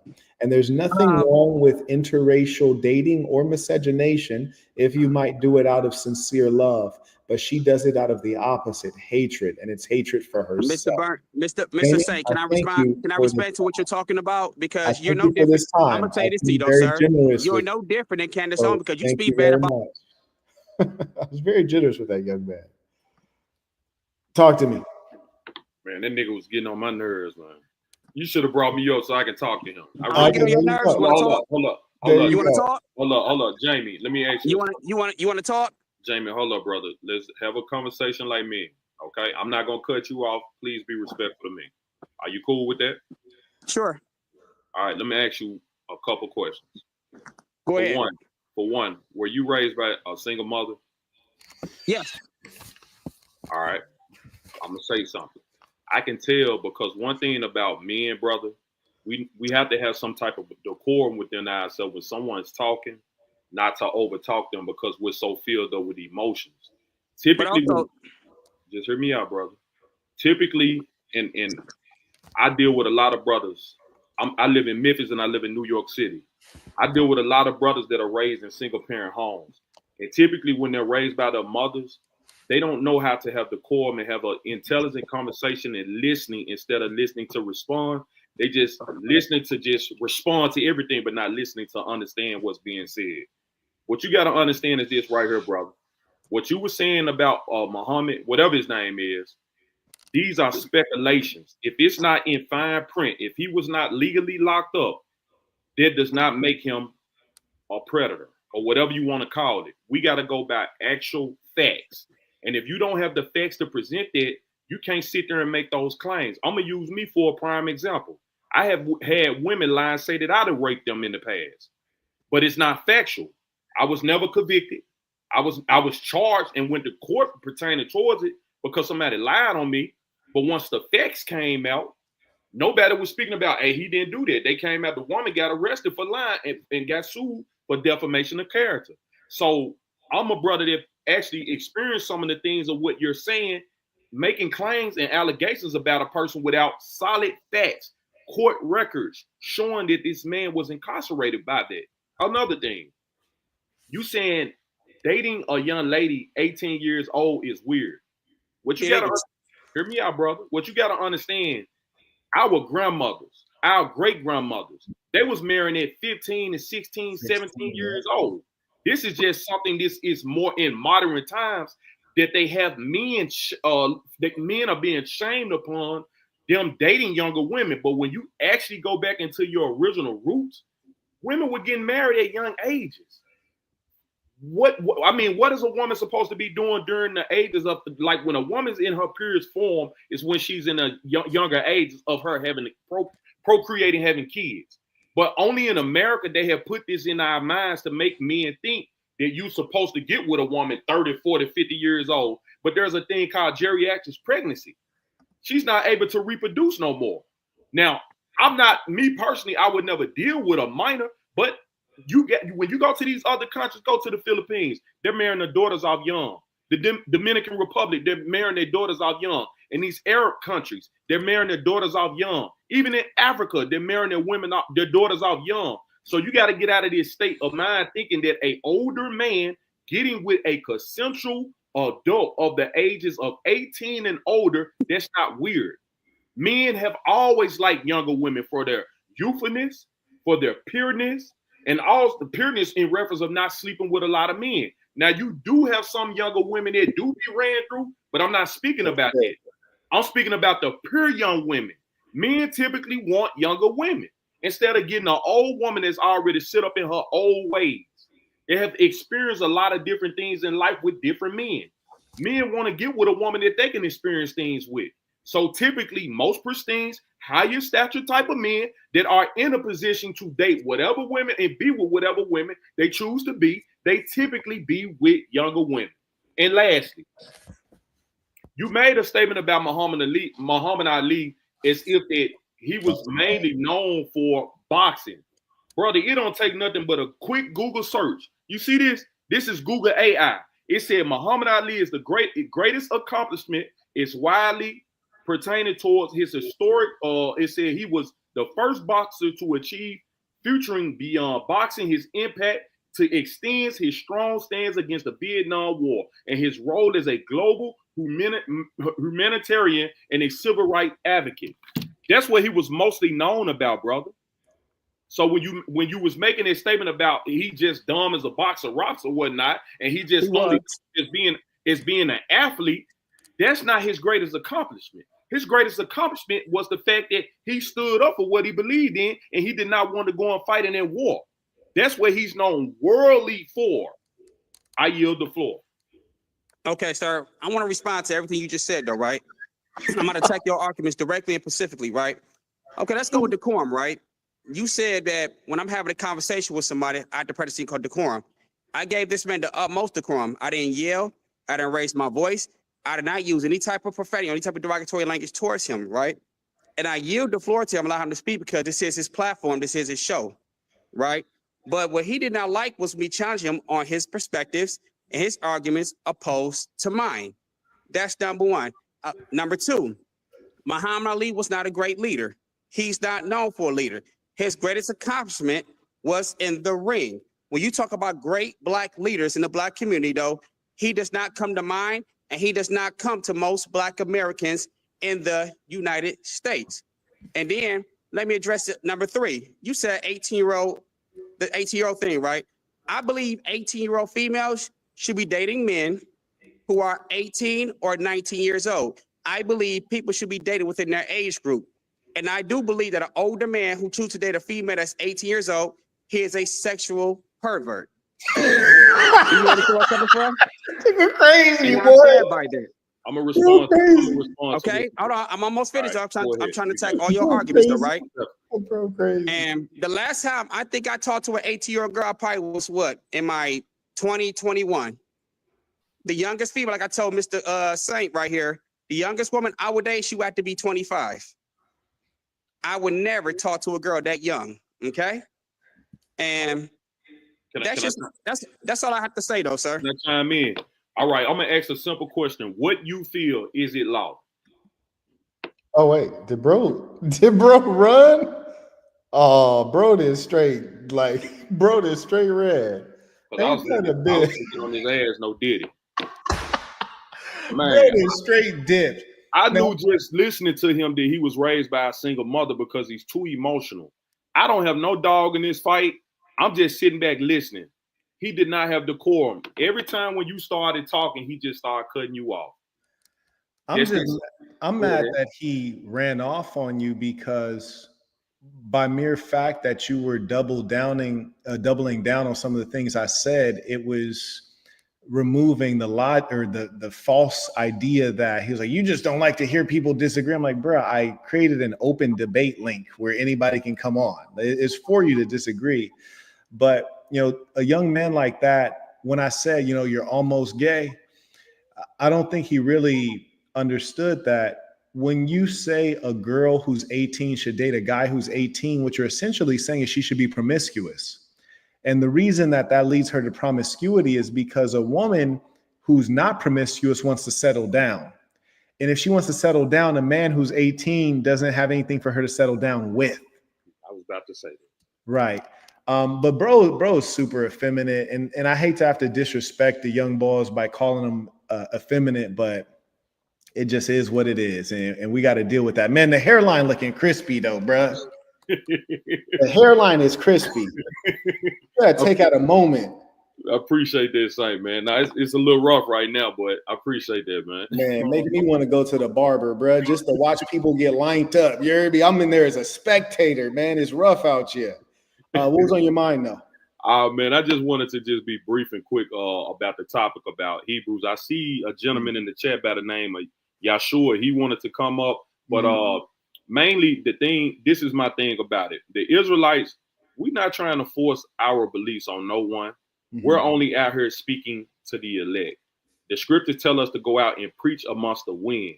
And whoever spirit aligns what we teaching, they're a part of the elect if the Most High choose for them to be a part of the elect. And that's all I'm saying. Like, we're not trying to beat it over our head, over anyone's heads. We just prophesizing as the scriptures tell us to do so.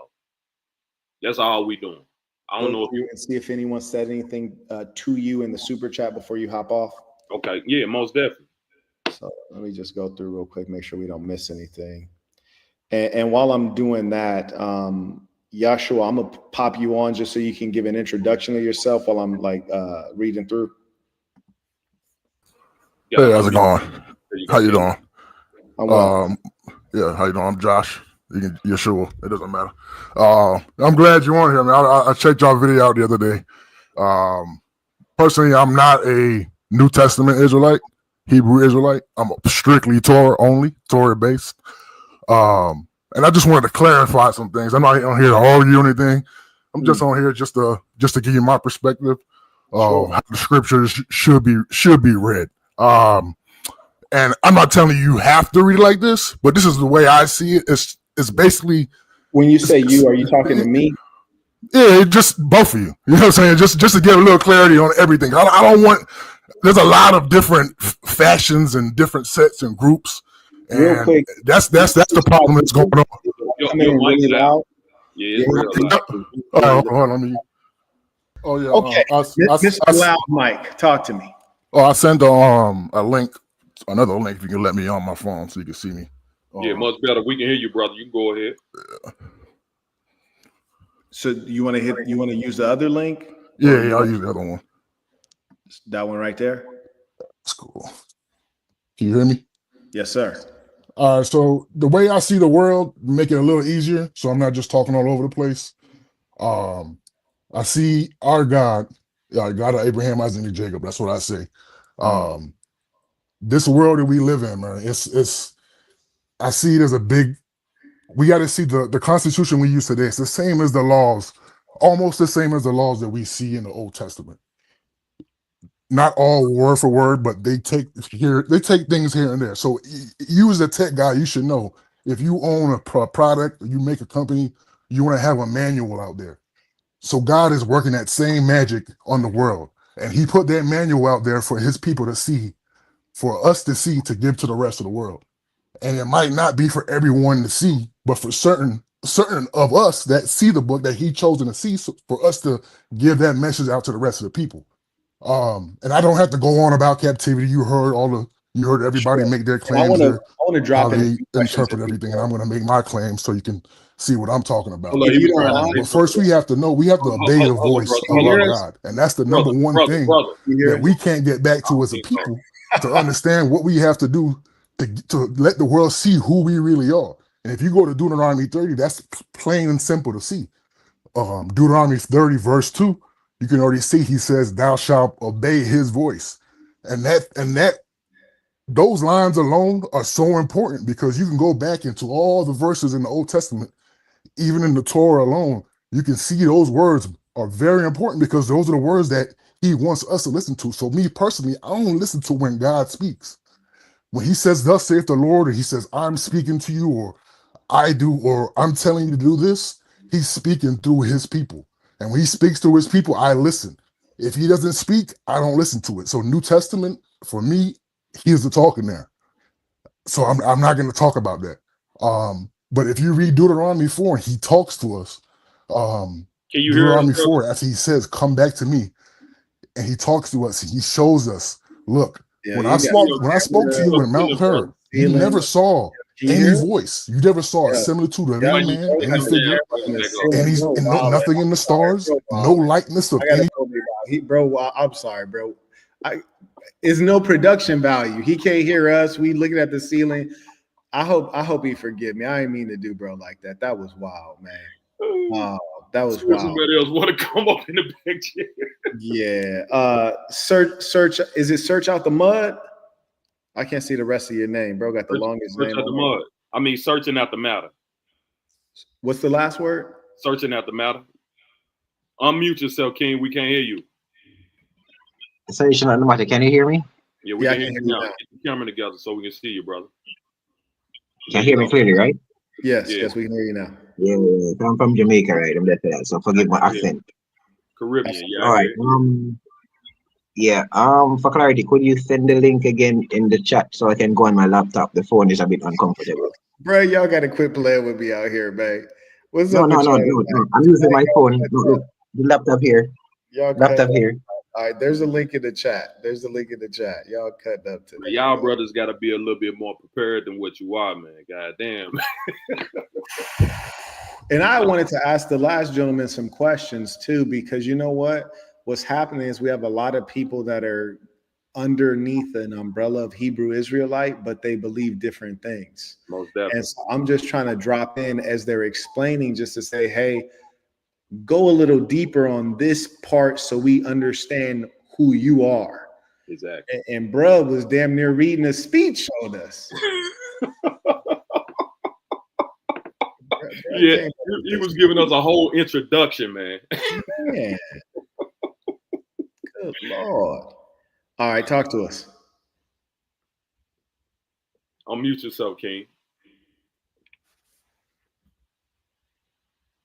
Can't hear you. I think bro is Here we go. All right. Well, I thought not as you talking. Yeah, we're gonna have to pull him out. Still learning, GG. Peace. What's going down with you? Peace. I'm chilling. How you feel? Man, you ain't got no shirt on. What's going on with you, bro?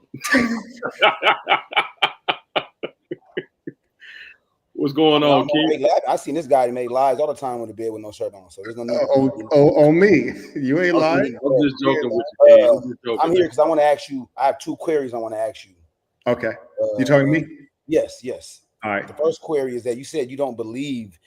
Well, you said you do believe when the FBI purported that MLK cheated on his wife with white women. I mean, we only know the FBI to be the sole source of that. So why would we as black people, as FBA, be be easily induced by that? Yeah. So I tell you this. So number one, would I be affected in terms of how much I would follow Dr. King based on what the FBI said? Absolutely not, because they're literally the enemy. The black people in the hells of America, especially during this time, were essentially captives. And so it wouldn't make sense to take the intelligence of the enemy and make moral decisions on the authority of your leaders. And it would have been very strategic for them to claim that to destroy his moral authority, which was the base of his power as a preacher. But what I'm telling you is that what I know of men of ambition, high achieving men are often as well high sex drive men. And we're often transmuting the drive of sex into other things. And often we're ambitious so we could catch a chick or two. So do I think that he ain't catching a little something on the side? Bro, come on, man. Listen to me, bro. And he had it beautiful. It wasn't no social media. You heard me? So them groupies was sliding on the low. Yeah. So yeah, bro, I think he had a little side of yams with the steak. And frankly, I don't think that that's a moral hazard. I think that that is in the genes of the black man. I think we're meant to live like pharaohs. And so I don't consider that to be a moral degradation. And neither did Coretta Scott King, because she ain't leave. But it's them effeminate boys like the last cat that was on who have, he was stepping out on his wife. It's like, look, bro, when you get you a woman, you hold on tight because that's going to be the only one you got. But when you're dealing with real bosses, you might have two of them things. So me personally, I don't have a problem with it. And yes. And I see that. And I totally will concur with that. My next query is that you really think Malcolm, and I actually pondered on what you said. I agree. Now, was Malcolm per se able to galvanize and like, okay, so you wouldn't say his message, like his overall body of message did not get, like, it's still not, like his message is still indelible, like it's still pervasive within society today. Where did his message come from? I would agree. It comes from the fruit. I mean, the tree that bear. So I'm not disagreeing with that as far as, but I'm talking as far as saying he's not a leader, like in any sense of. He wasn't relevant. So this is what I'm telling you. You know about Jay-Z and Dame Dash. You know, they had their little falling out, and then Hove had a song. He said, "I'm hearing people saying they made Hove. Okay, so make another Hove." Which is to say, if you're really the one that's talented, make another one of me. Go make another guy who's going to turn into a black billionaire. Kanye. If we can go there, then Dame give Kanye. Well, then how is Dame broke then? If Dame made Kanye, how's Dame broke? That's true. Kanye made Kanye. But here's the bigger point. If you tell Elijah Muhammad, Malcolm X ain't nothing, like I say, go make another one. Muhammad, the most honorable Elijah Muhammad's like, okay, for sure. Farrakhan, Dr. Khalid Muhammad, he did. He made other ones. And that's the whole point. And the only reason that Minister Louis Farrakhan is not as big as Malcolm is because he came after in time. So there's two things that have to line up: your talents and the need for your talents. You could only deliver a speech called the ballot or the bullet, which is such a powerful concept, when you have that tumultuous unrest as a backdrop.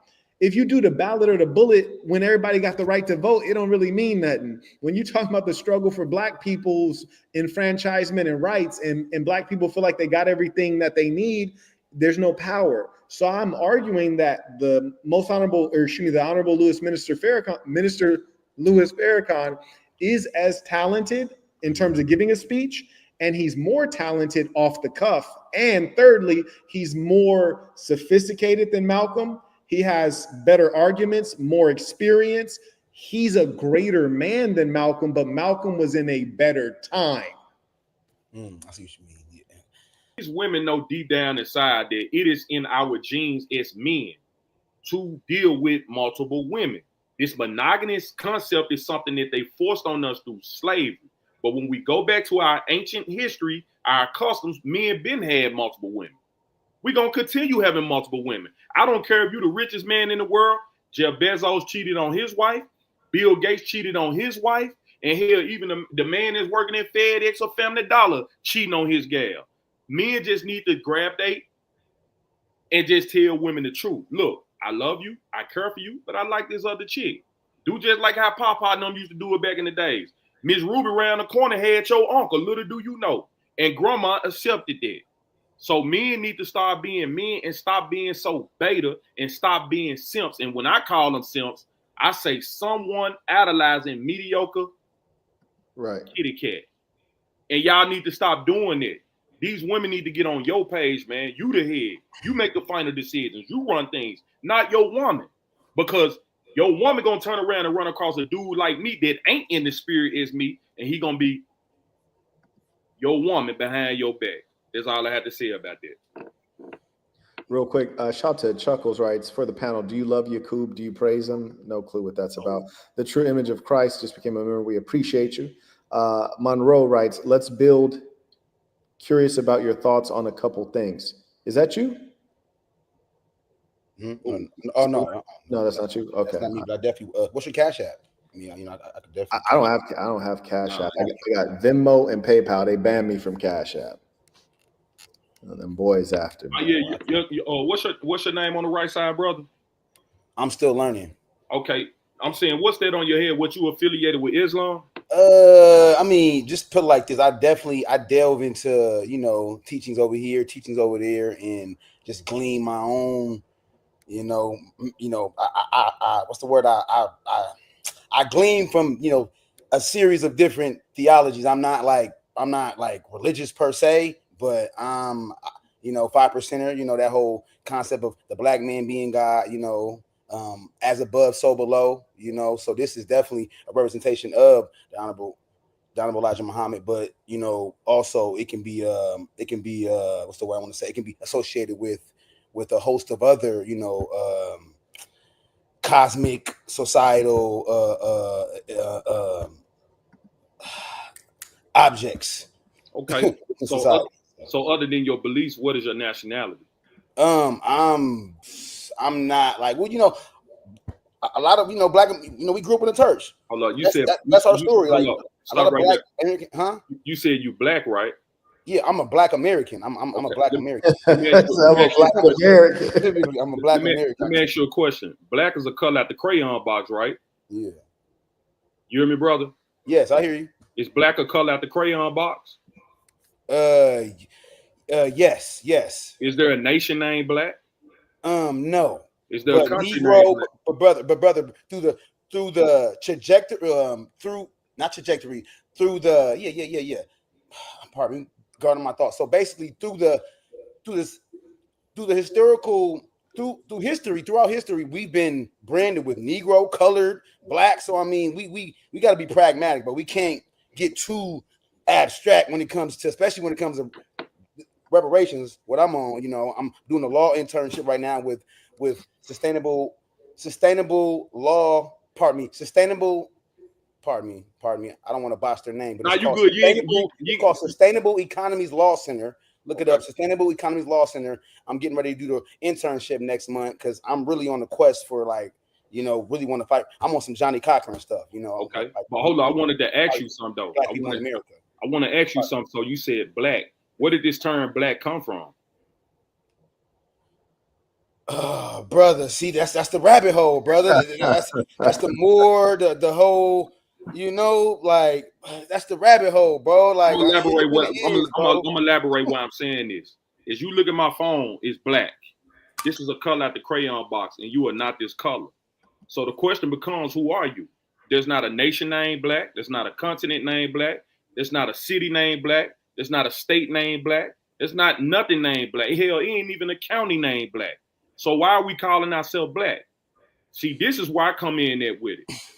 When you go into the Bible, it tell you that I understand that. Then the question becomes, okay, you say you're an American. How did you get to America? Through the transatlantic slave trade. Or you had ancestors that was already here that was name was changed over to Black American. So the thing about it is this right here, brother, you ain't an American because you was brought here through slavery and you not black. That's a color at the crayon box. So who are you? Like I said, brother, throughout history, unfortunately, with the term Negro colored, like the brother was saying, and those terms, Negro colored and African American were not self-authored, so it's the reason why FBA people are so taken aback by the term FBA. What's FBA?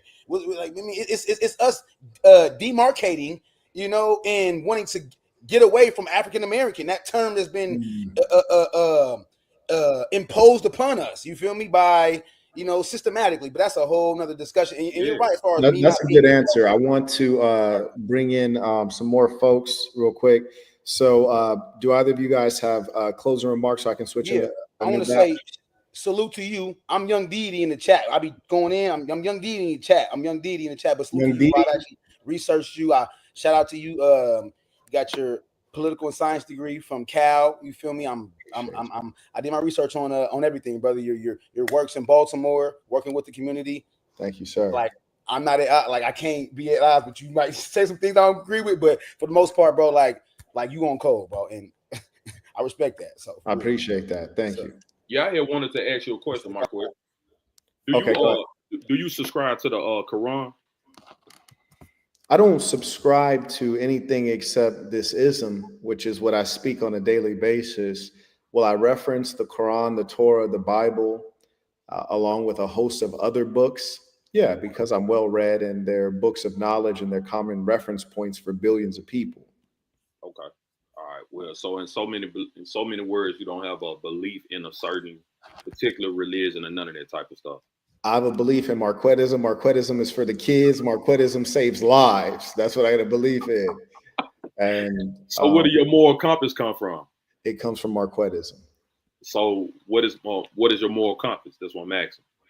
It comes from Marquettism, and you'd have to go through the tenets of that. But I can state it very simply. But what would happen is that it would devolve into endless Socratic questioning, when in actual fact, my system of thinking deserves less questioning.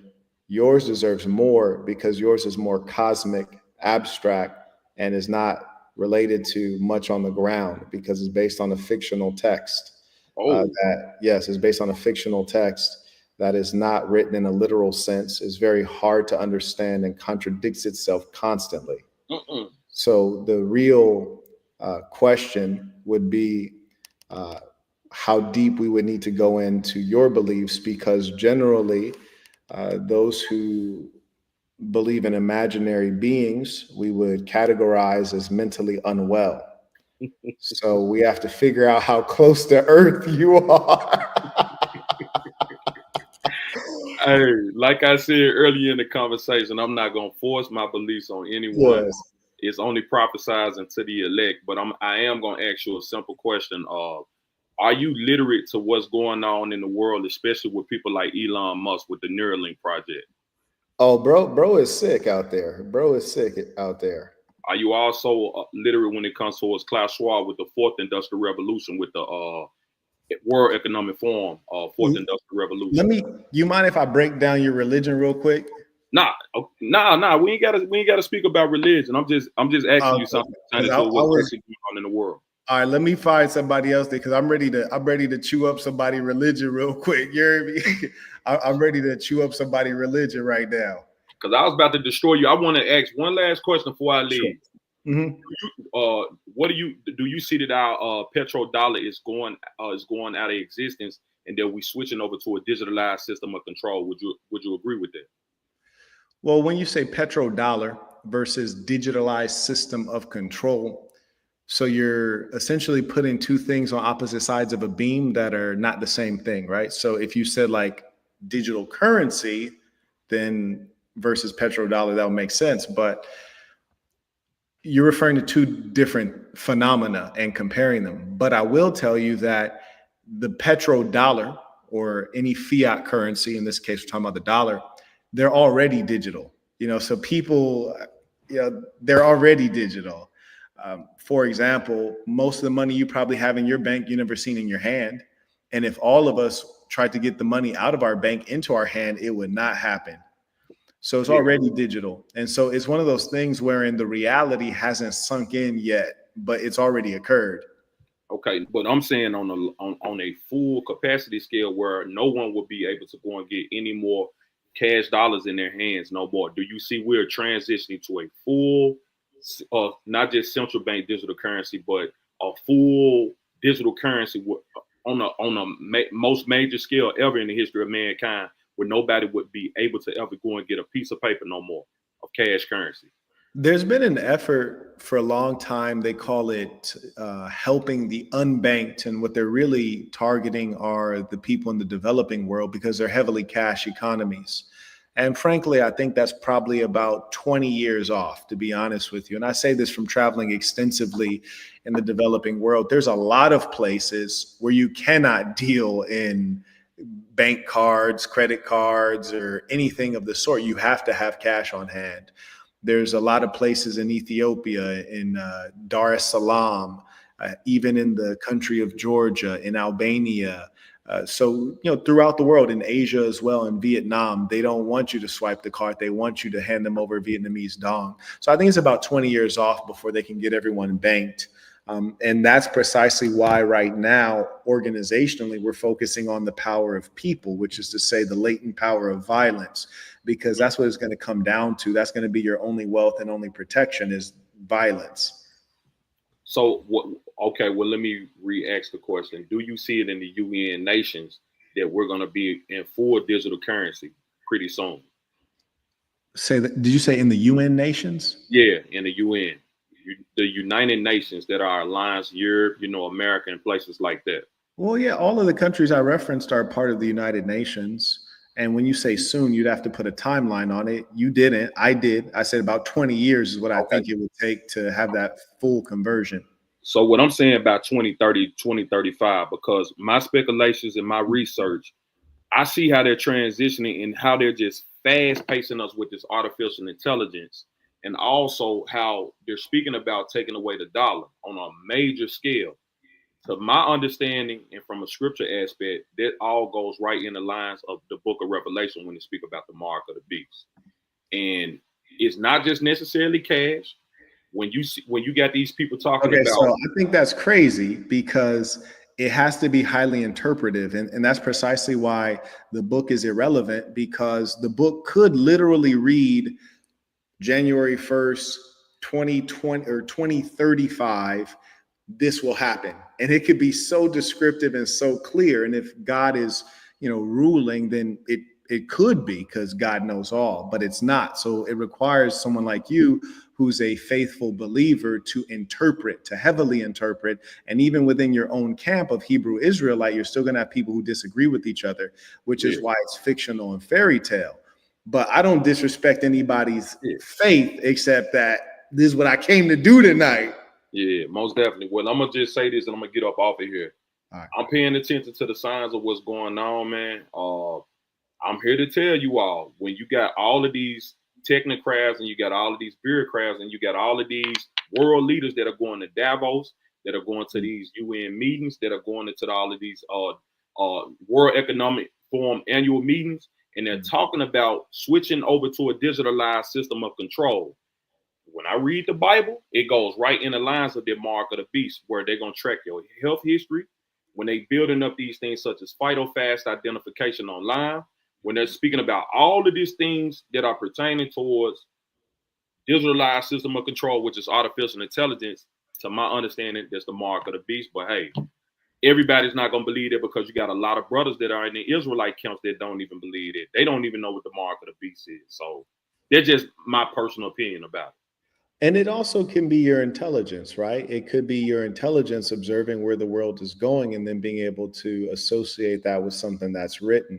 And this is also not to say that the Bible is not a book of wisdom. I mean, I did maybe 17 different sessions reading through the Bible, and as well sessions reading through Quran. So we would be a fool to suggest that it's not a book of wisdom.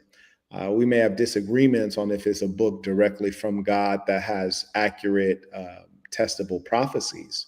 But I think that we're agreed that the world is moving in an unfortunate direction, largely due to characters like Elon Musk. And I'm arranging to fight him, because that's the only thing that can be done. Facts, man. Well, I want to end on that note. And I sent you an email also. I saw the email, actually, with your YouTube link. Did he fall off? Oh, he froze. Can you guys in the chat let me know if you guys can still see me? I don't know if his internet went out or mine went out. So in the chat, if you could let me know. Good. Okay, very good. J Speed OG, what's on your mind? Peace to the saints. Peace to the saints. This is like my third time having a conversation with you. I'm one of them old FOI brothers. Yes, indeed. Just turned 66. Congratulations. And the first thing I like to say to you brothers, young brothers, I like the way y'all taking the spirit and shaping it the way you want to, even though y'all might disagree, that there's minds coming together, think tank comes together to see a problem through a journey. a lot of things. I was Dr. Khalid Muhammad's personal security team for 7 years in West Point. I'm in California with you. That's why I told that brother he don't really want to mess with you, because I put you in some of that FOI training. Them gloves look totally different. But anyway, I just turned 66 on Sunday, and it's all praise is due to Allah. I just want to fill in some blanks. Okay. In the 1970s, Minister Farrakhan rebuilt the nation because there was a split. Yes, with sir. Wallace D.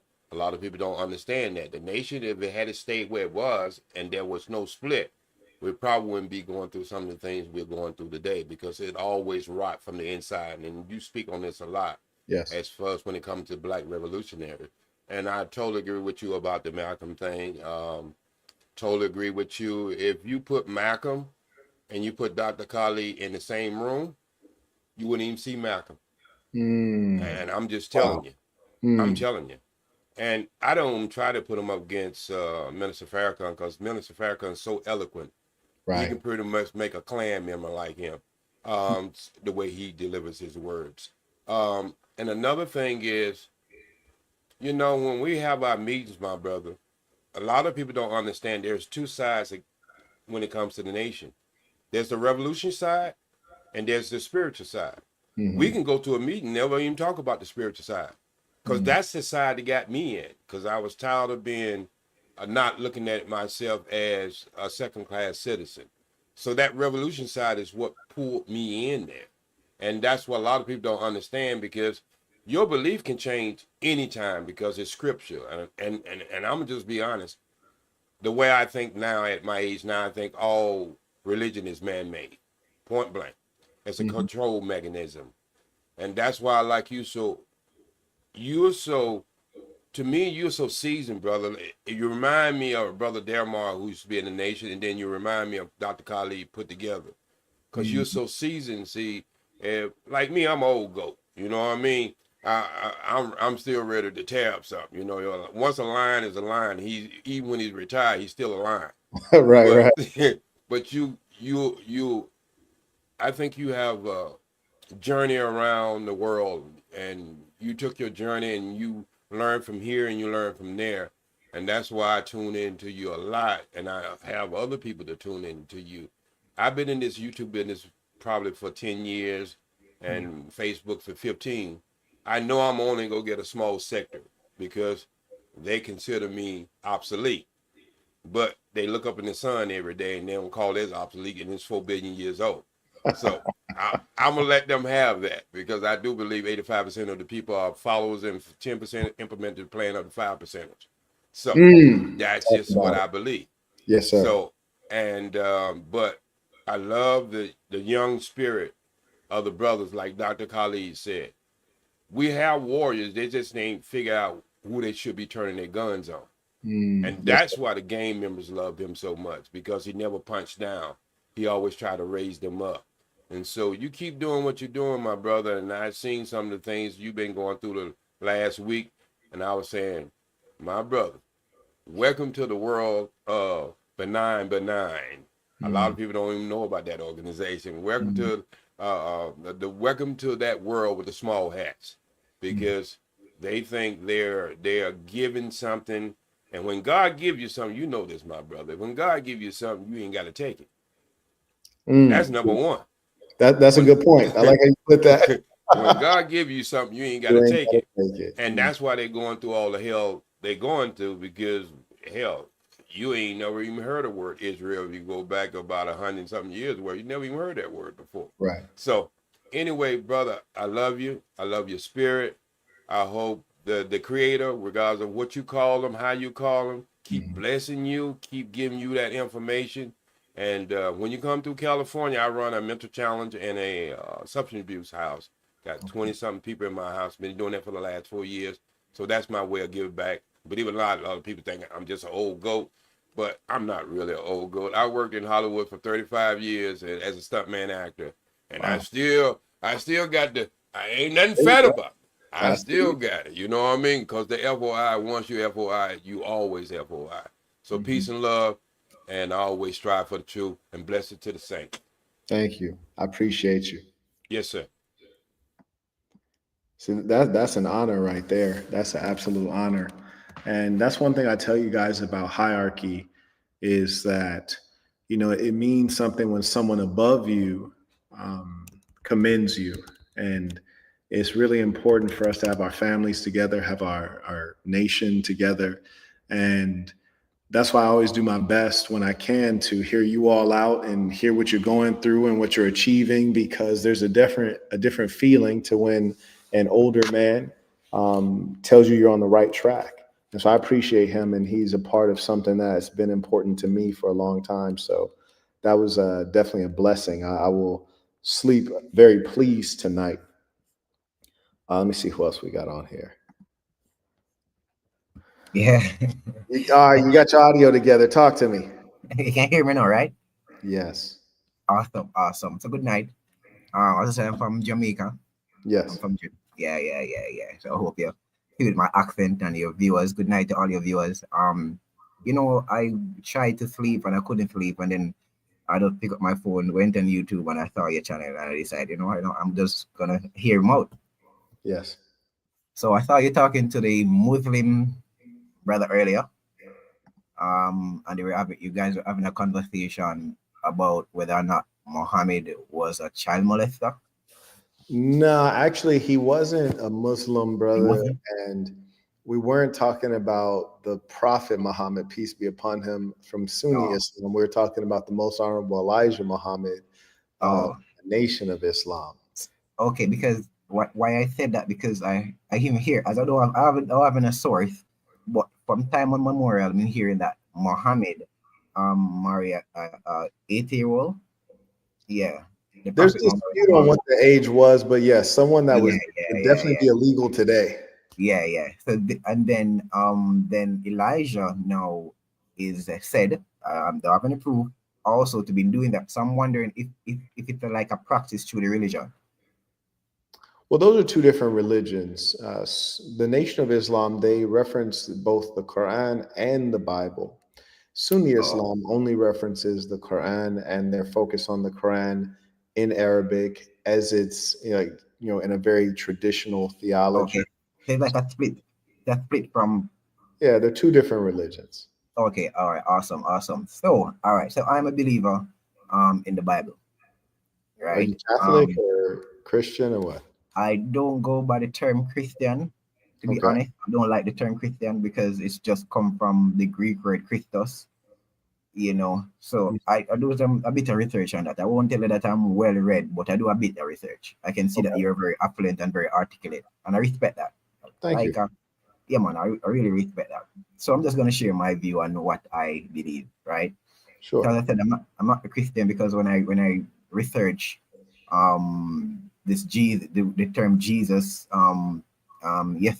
Jesus in Greek and Christos in Greek, I'm just saying, like, that's not the Hebrew term. So if I'm going to believe the Bible, I must believe the Hebrew version, if that makes sense, because it was written by Israelites who spoke Hebrew. Okay. So therefore, if I'm going to believe anything that the Bible says, I must go from the source, which is Hebrew. So that's what I did. I just passed the Greek and go right back to the Hebrew. I know it's not ancient Hebrew in Yahusha and Yahuwah. I know it's not ancient, but it's Hebrew enough for me, if that makes sense. Okay. Right? Yeah. So that's where my belief is at. I do believe in both the Old and New Testament, the gospel, people may call it, and the prophets. Right?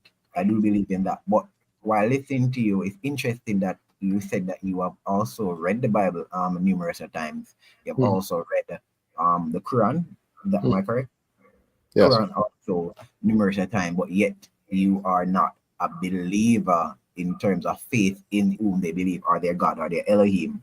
Right? So my question to you is, do you believe in an Elohim? Do you believe in a God? Do you believe in a creator? That's my question firstly. Go ahead. So I did answer this earlier, and I know it's been about a 4-hour stream, so you might not have been on the whole time. But in short, it's important for certain sections of the population to believe in religion and God, and then for a much smaller section of the population You understand the importance of religion to ensure good conduct on earth.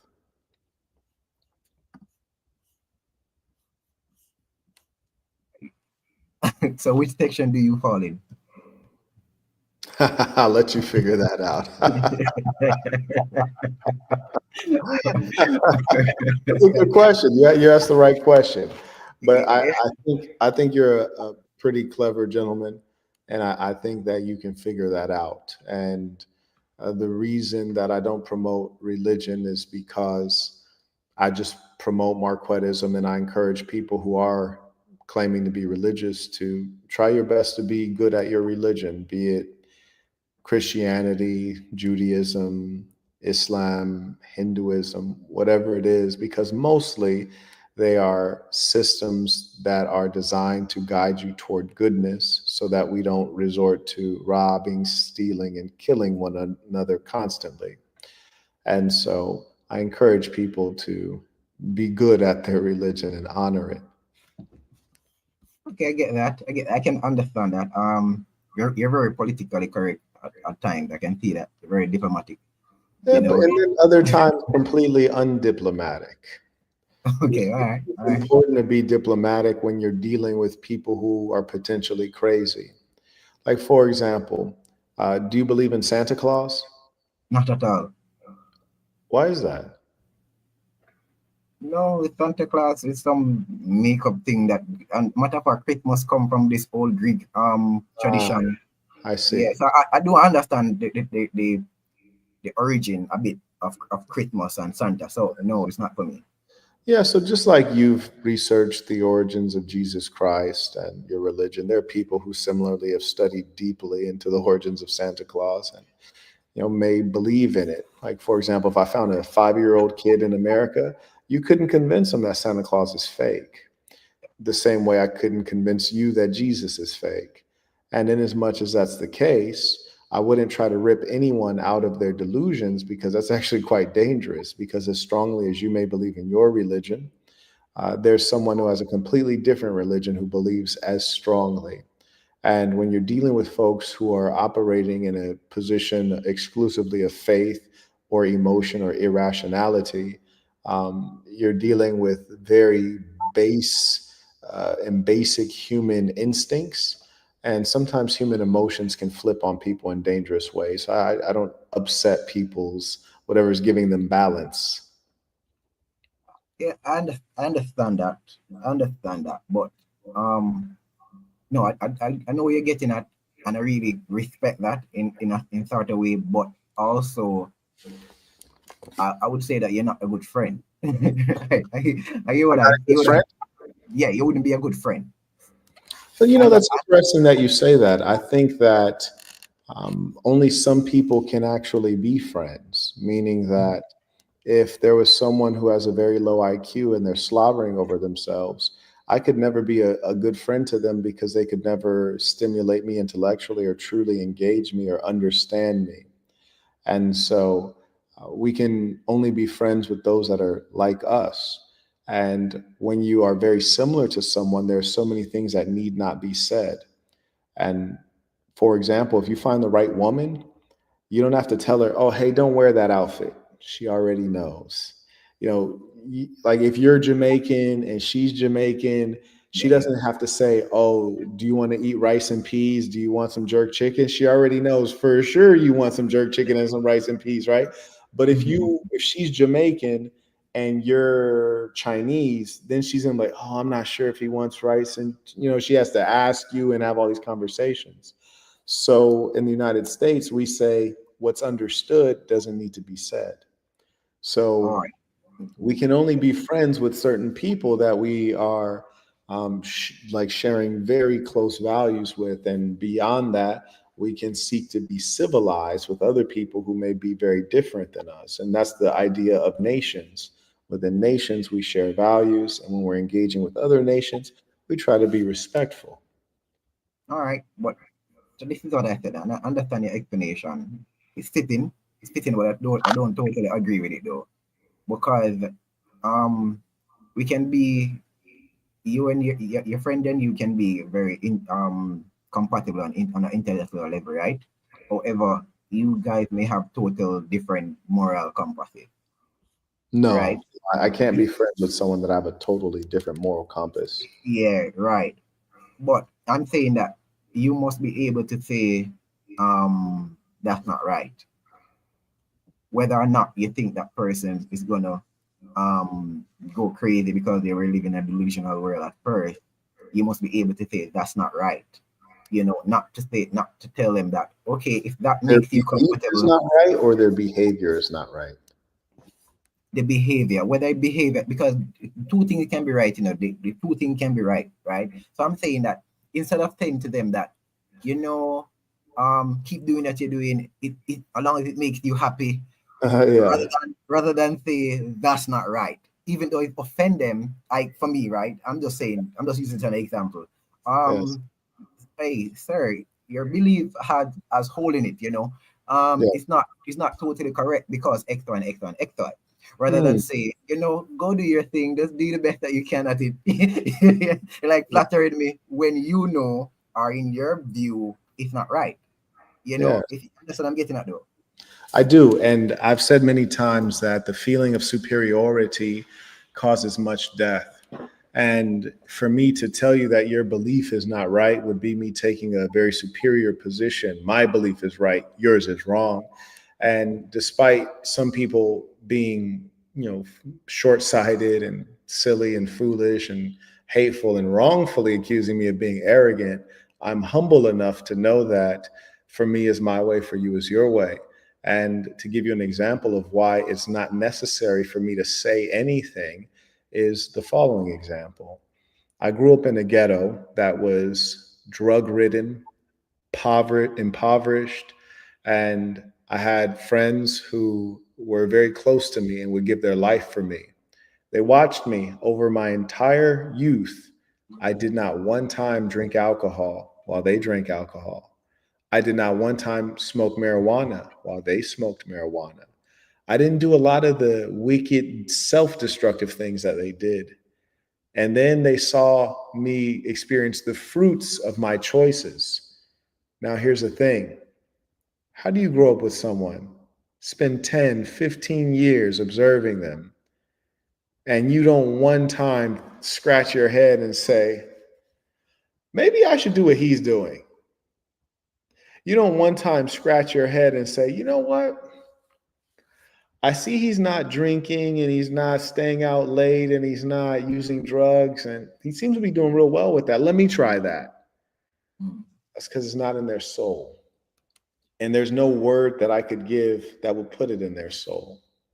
If I believe that I could give a word that would put it in their soul, I would. But I know that they sit there and watch me live an upright life and they still choose to live as a degenerate. That's because that's who they are. And there's no brilliant word, no articulate word that could take them out of who they are. All I could do is bring guilt and shame upon them and make them feel as though I'm judging and looking down upon them and destabilize the little bit of relationship that we have. But I tell you what, have I been in situations where I live in an upright way and then I notice the people around me start to live in the same upright way? You better believe it. I've been in situations where, like, for example, I did this program called Teach for America.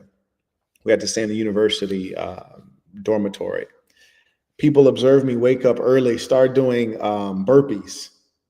Next thing you know, people are like, oh, are you going to do your burpees? Oh, believe it. They're like, oh, can I join you? Absolutely. There's different grades of people at the boxing gym. For example, people don't really do like serious stretching because I've had a lot of sports injuries. I do serious stretching before I start boxing. The people who work the front desk at the boxing gym, when they would see me come in, they'd come from behind the front desk just to stretch with me. So there's a lot of times where people who are attuned to the same value set, they see someone taking lead and doing the right thing, and they join in because that's their tribe.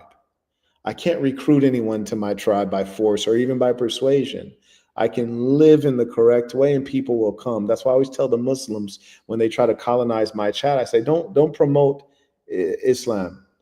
Live Islam. If you live it correctly, people will follow you. Don't promote Christianity.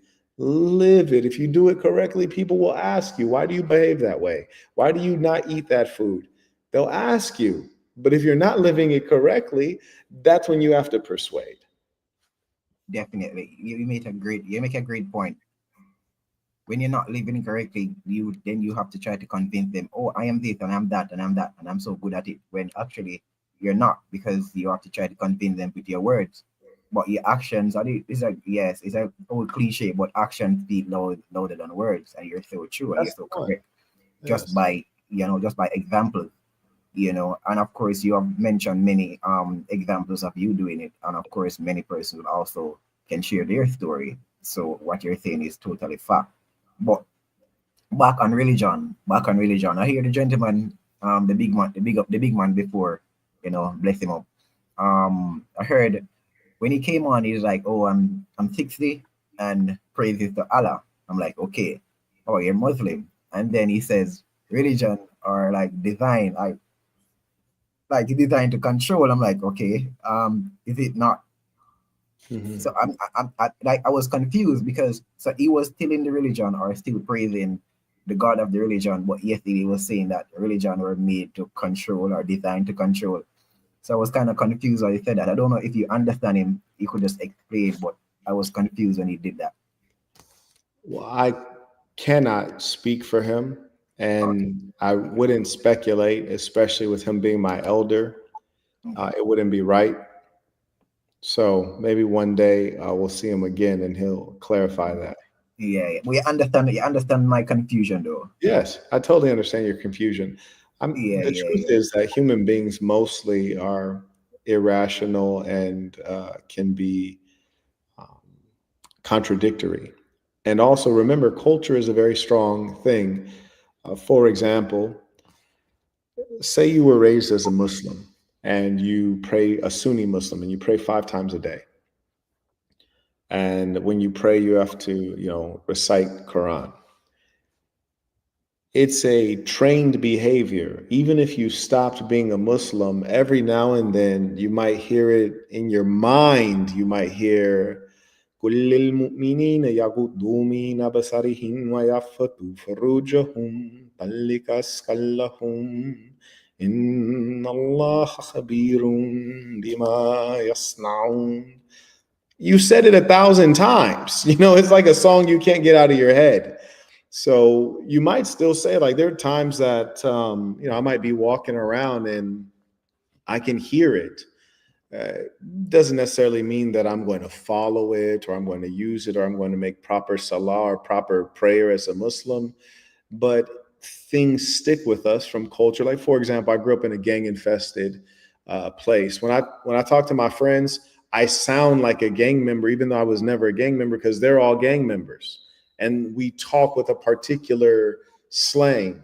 And when you're addressing them, especially when you're communicating with them. Yes. Mm-hmm. So, like, for example, to someone in LA, I would sound like a gang member when I'm talking to my friends that I grew up with, but I'm very much so against gangs. And I always have been. Even when I was a youngster, I was very much so against gangs, but all my friends were gang members. So there's certain language that you just grew up on. So it's culture. And so as a result, you might sound like you're contradicting yourself. And human beings are, unfortunately, we're not very neat creatures sometimes. Yeah. Definitely. Yeah, I was taken aback when he said that, though. But I can understand, as they said, about culture, because I remember when I was at work one day, this gentleman, we always have like religious talk, right? And he said to me that that at that time I was going as a Christian. I was known as a Christian at that time before I stepped away from the term Christian, right? Yes. And he was saying, did you know that the name of Jesus is not Jesus, but Yeshua, right? I'm like, okay, cool, intriguing, say more. But I was working in the Western Union at the time. So therefore, I was a security guard at the time. So therefore, there's two young ladies was now arguing with each other. So he was like, the blood of Jesus. I'm like, still referring to him as Jesus. You just was telling me that his right name was Yeshua. Right. So, but as you said clearly, habitual cultural thing, because he just is on that journey of saying Yeshua. That's right. What he said. He didn't say Yahusha, he said Yeshua. And but when he began to pray or whatever he was doing, the thing that he often do habitually came out of his mouth by saying the blood of Jesus. Because I was like, what? You just telling me about another name and you're still saying Jesus. So you know, yeah. So I totally get it. But thanks for having me on. I don't know if you have any more questions. It's been a pleasure. If any question you can go ahead before I leave. I don't want to leave and just like that. So go ahead. No, well, I hope that one day you can create a section for us and we can have SAS in Jamaica, because I know we have a lot of people who follow the work in Jamaica, and so even some beautiful women. And so hopefully one day you can lead a section down there. Yeah, I do. So before that, you can. I would love to have you on my channel. This right there, Thursday Not the Matter. You'll be very interesting. You'll be very, listen, man, you'll be so interesting to the viewers, man. I tell you. Shoot an email, but using the email address with your information. My folks will look at it. What email address? This one right here, marquetteb@gmail.com. Okay, yeah. I'll do that. Because the thing about it, you're very intelligent, you're very eloquent, very handsome young man as well. And but you have studied, you're well read, so you have studied that religion and this religion, but you're none of them. So you're very intriguing. Right.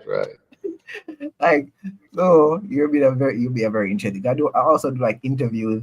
So I would love to interview if you're willing to speak on, because I realize, as I said, you're very PC, you're very democratic, so you don't really get into details. But I would love for you too, if you understand what I'm saying, so a person can understand your journey, even coming from inner city, gangs. And I tell you, you're very interesting. I just want to say that. So. Thank you. I appreciate it. Yeah, we maybe would have a conversation. So we'll see about it. Yeah, man. Viewers and subscribers of Saints, remember to keep subscribing to his channel. Remember to leave a like on the video. You help the algorithm as the channels to grow. Thank you so much for having me on, and I'll continue to watch and listen to whoever come on next, and have yourself a wonderful night. Thank you. You too. It was a pleasure meeting. Peace of the Saints. Yeah, man. Brother Peace. This man is very peaceful. This man is in pitch blackness peaceful. Before we get talking, let me acknowledge some of the folks supporting the work real quick, if you don't mind. Shout out to True Image of Christ, gifted 5 memberships. He writes, I am an Israelite. Okay, very good. That's not you, is it? Is that you? No. Okay, all right. Well, True Image of Christ, if you want to come on, feel free to come on. Chuckles writes, publish the Zealot slideshow, maybe. True Image of Christ writes, no, the mark of the beast is talking about sin. Okay, there's disagreement there. Pure FX writes, I'm locked up. They won't let me. Oh, this man's sick for that. May I acknowledge, Johnny writes, peace of the saints, keep doing the Lord's work, Marquette. Sir, yes, sir. I acknowledge the double bowler alert. Shout out to Kyle. He writes, keep working, Saint. Peace of the saints. I appreciate you. And yes, I will. Brother Peace, what's on your mind? Well, I did want to talk to that Hebrew Israelite that was on there. Which one?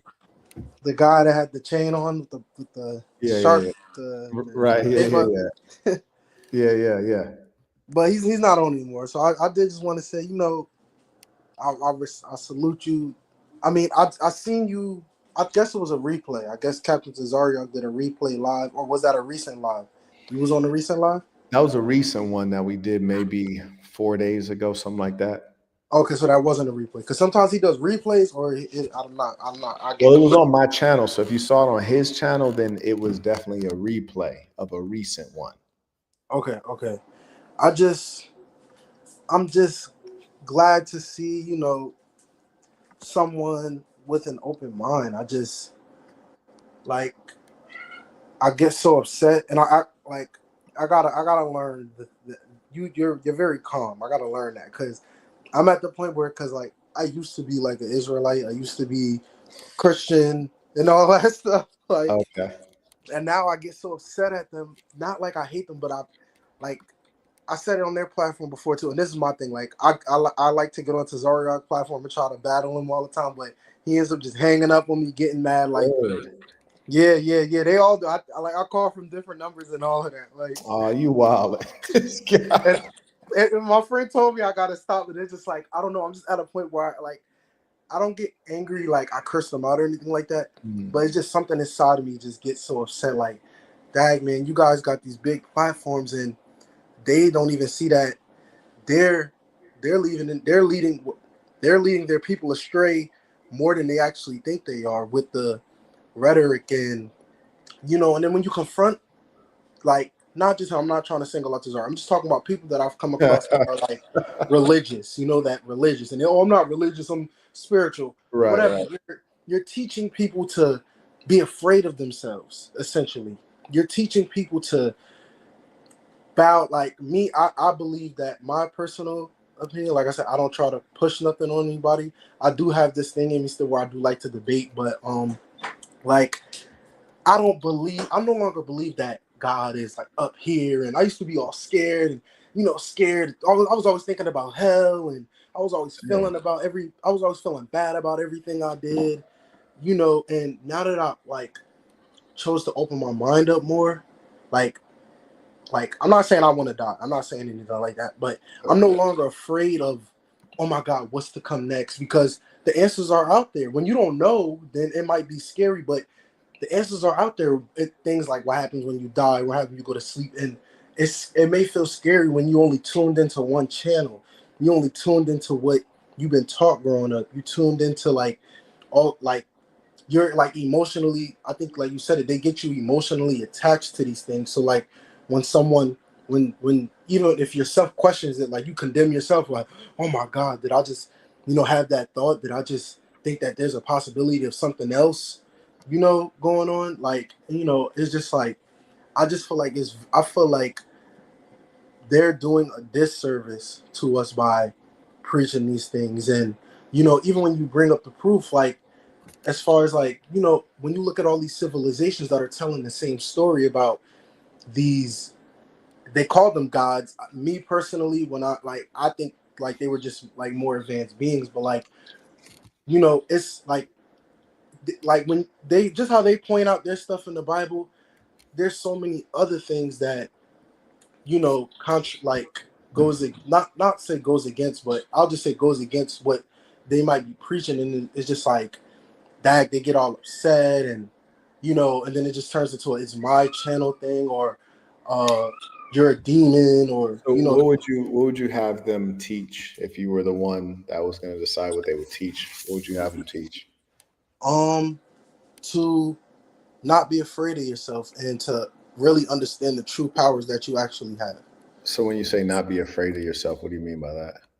Not be afraid of taking that responsibility of, hey, whatever happens, good or bad, it may not be a devil.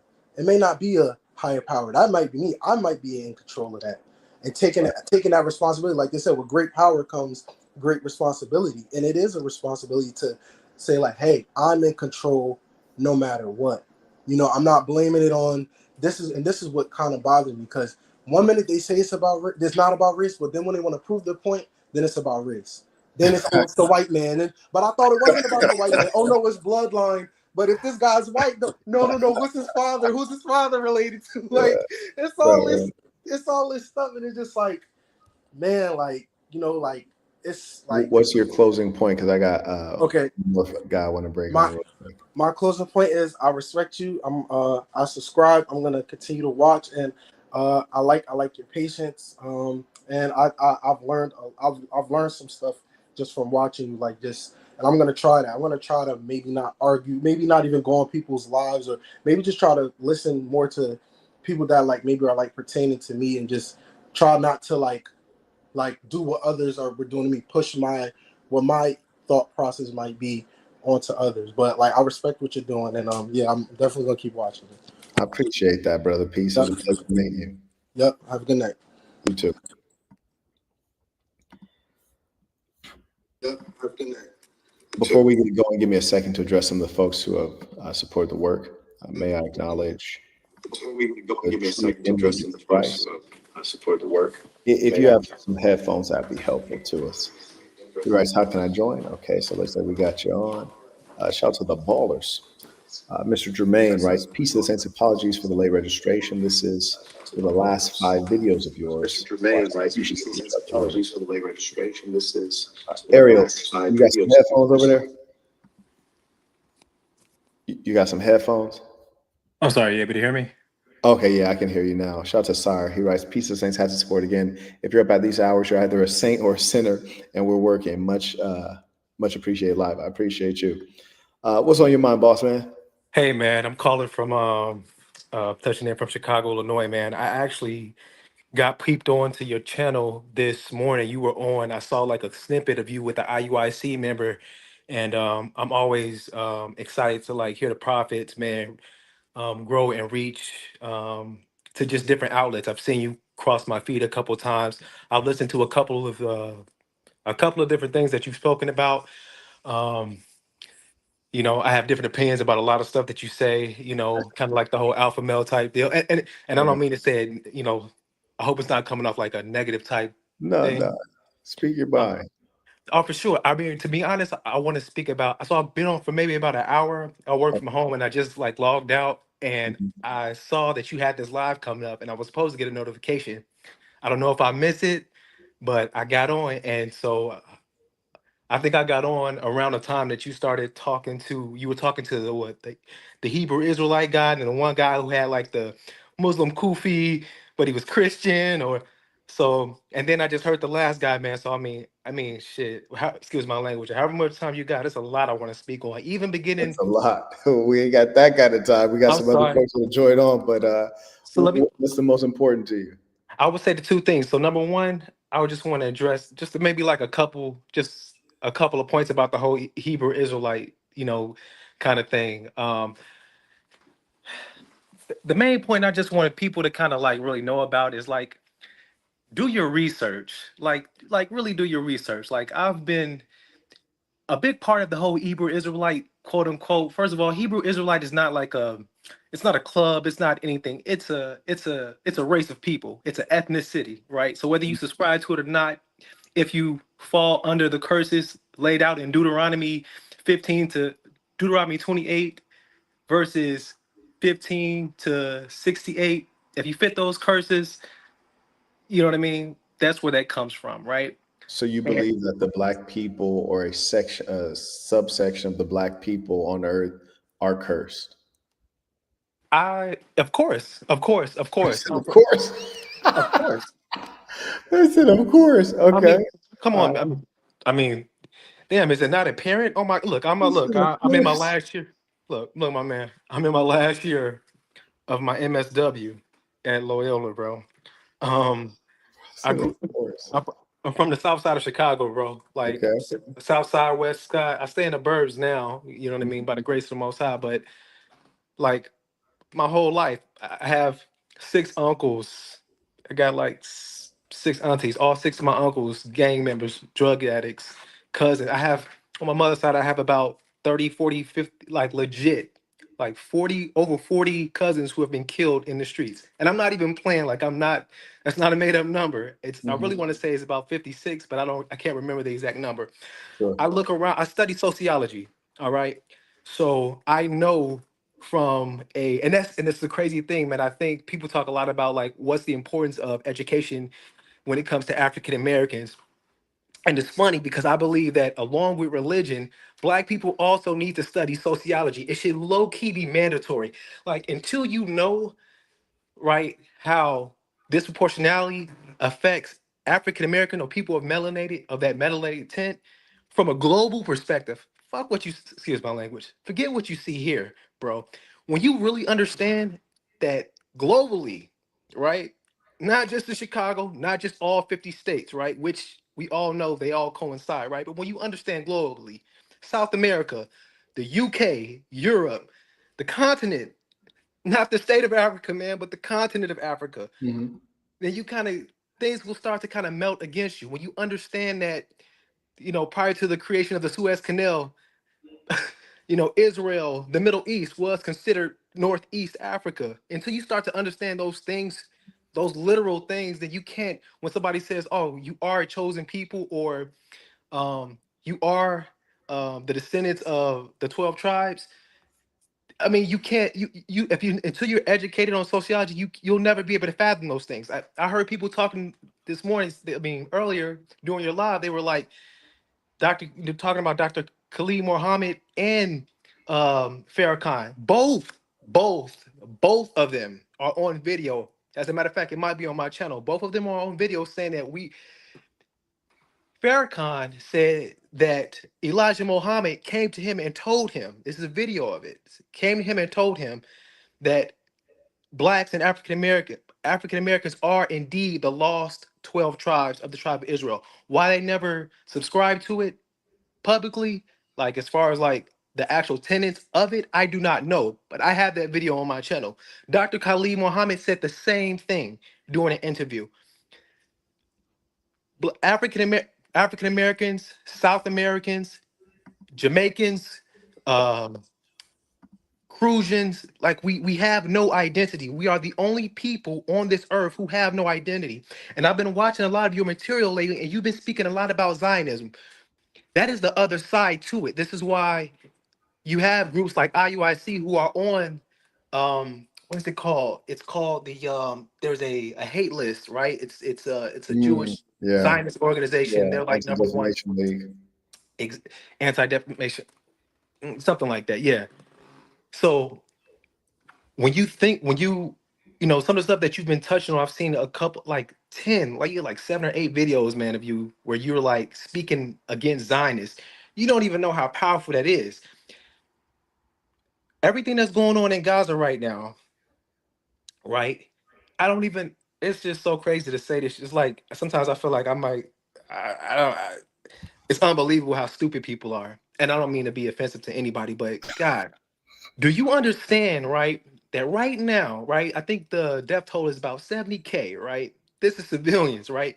Do you realize I'm not gonna say what I make online, but about a third of my paycheck goes to federal taxes, right? So that's a lot of money, right? Yeah, that I don't is. know. I don't know if people realize that all that tax money that I pay, that the US sends to Israel to kill now, I think the death toll is about 70K. We're talking about civilians. I'm not talking about Hamas. That Right. is based on the premise that you have European converts, right? Who are saying that they are indeed the 12 tribes of Israel. They're claiming that identity and they're using this as a justification to do what's been going on in Gaza for the last 2 years. I'm not even talking about the Balfour Declaration. I'm not even taking it that far back, right? Because that's why we have our beef with the Middle East. I'm a veteran as well, United States Marine Corps. That's why we have the beef that we have with the Middle East, because half of the Arab nations accepted Israel, right? They became sellouts. The other half didn't. So all this stuff that's going on right now, man, you got to start to put, at some point, we have to start putting things together. You know what I mean? You got the brother on here. Another thing I want to touch on real quick is the other guy, man. He came on here. He was talking about multiple women. Let me just kind of throw this out here. When I look at, I'm just serious because like black people just like the stupidity is just I cannot wait till I graduate so I can say what the fuck so I can say what I want to say, because once I graduate, I'm going to go off. Number one, when you look at our communities, all right, when you look at forget it, look at your brothers and sisters, look at your cousins, look at your family members, look at everything that causes us to be in a lower state. What is it? It's crime, it's poverty, it's fornication, anything that you can really contribute to the Bible. We don't even have to go into the 614 laws. If you stay in the 10 commandments, all those things are things that we do which keeps us in a lower state. Let's just take one of them. Let's say thou shalt not fornicate, don't have sex before marriage. What could we eliminate? The rising, right? The rising, not the steady or the high, but the rising level of AIDS and HIV in black communities throughout the US. Chicago is Well, being that's one the of the top. homosexuality. That's the closeted homosexuality. And that's a moral issue. No, closeted If you look homosexuality. at the transmission rates of HIV/AIDS, you find that it's very rare that you find women transmitting it to males. So heterosexual intercourse transmissibility is very low. And you look at the advent or the new popularity of Lil Nas X and the other things, you look at Atlanta, and everywhere you find high rates of HIV/AIDS among Blacks, you also find high levels of homosexuality. Okay, so let me kind of inform you on a little something. So I did one of my internships at a AIDS and HIV care center downtown Chicago in a medical district. All right, so that is true. AIDS and HIV is, when it comes to women passing it to men, the probability of a woman being able to pass it to a guy doing vaginal sex is less than 1%, right? However, and it's more with a male, because when the male enters another man's rectum, you have the blood vessels We inside the got you. You anus. don't have to go too deep into that one. Right, Yeah, education, right? yeah, All we right, got you. so anyway, it doesn't matter when African American women are one of the highest population, racial and gender population groups of infected. So regardless if it's a homosexual disease with virus, which we can say it is, right? It's still being passed to our women, right? Right. Because the man, we carry the Promiscuous. life source, right? The sperm, but we still need women to bring them here. All right. Not to say women are gods or anything like that. That shit's dead. Yeah, that's Excuse me. crazy. But we do need them in order. We are the life force. The man is the life force, but they do serve a purpose. They are helpmates and they need to bring our children forth, right? So it doesn't matter that the primary or the easiest way to catch is through homosexual interactions, right? If the majority of our if more of our women, the women that we need to bring children here, have it than our men. You feel what I'm saying? So it doesn't matter whether it's whether you're homosexual or not. It's still prevalent amongst both the genders, at a higher rate among our women, right? Because a woman Yeah, could be because the messing with a down guy. low guys, they're engaging in homosexuality and then they're engaging with females. What I'm saying is that fact is not reflected in the stats. You feel me? It's not like, oh, a bunch of homosexual men got it and then our women don't. Our women have Well, that's what I'm AIDS. saying. The guys are behaving bisexual. So the homosexual males have it and then they're giving it to the females because they're also sleeping with the females. But you were making a point Go about, ahead. I believe, polygyny is what you were about to address. Right, polygamy. I mean, polygamy. That's one of my points. Another one of my points when it comes to polygamy is that you get these. Number one, I don't feel like we have the resources. I mean, and this is me just speaking on my own personal beliefs, and if I can even You're speak from. against polygamy. I think for Black people, I think that we're such in a lower state. I think first that we need to learn. I think for number one, I don't think that should happen here, right in here. And I don't You think lost me. You lost me. I don't. I mean, look, the covenant says, as far as like Hebrew Israelite, if for lack of a better term is concerned, no, it teaches that we are in a lower state. Technically, we are right. We are in a lower state. I don't know about we, maybe you. I'm in a pretty good state. I mean, I don't know if you can see the size of my living room. But I'm not talking about your material accommodations. I'm talking about the curse you talking about earlier. No, I mean when it bro, I don't even look. I don't look. When it comes to, I'm not finna go into the whole women thing. Like that's not even that's nothing for me. You know what I'm saying? Matter of fact, and that's why it's so easy for me to step back and be perspective. Like when it comes to this women, like I come from a family. That's nothing. I've been there. We done it. I've been doing that since I was a teen, a preteen. So it's nothing for me to say. I guess it's exciting for maybe cats that I've been doing WoW since I was a. Wow. We're gonna leave it at that. But what I'm saying is I don't is- see how it's profitable to the Black man. I don't think that we have, even if It's actually very necessary. So, Go ahead. for example, I'm not a Hebrew Israelite, but just if you look at the force of numbers, numbers are critically important for the strength of any nation. And for example, Blacks call themselves a minority. They have a lot of problems being a minority in the United States with the low birth rates of whites. And we're just making it a black and white thing because the Hebrew Israelites have race-based religion. So if that was the case, that they wanted to increase their population, which would be, that's what the Ashkenazi Jews, or whatever they want to call themselves, the white Jews, do in Israel.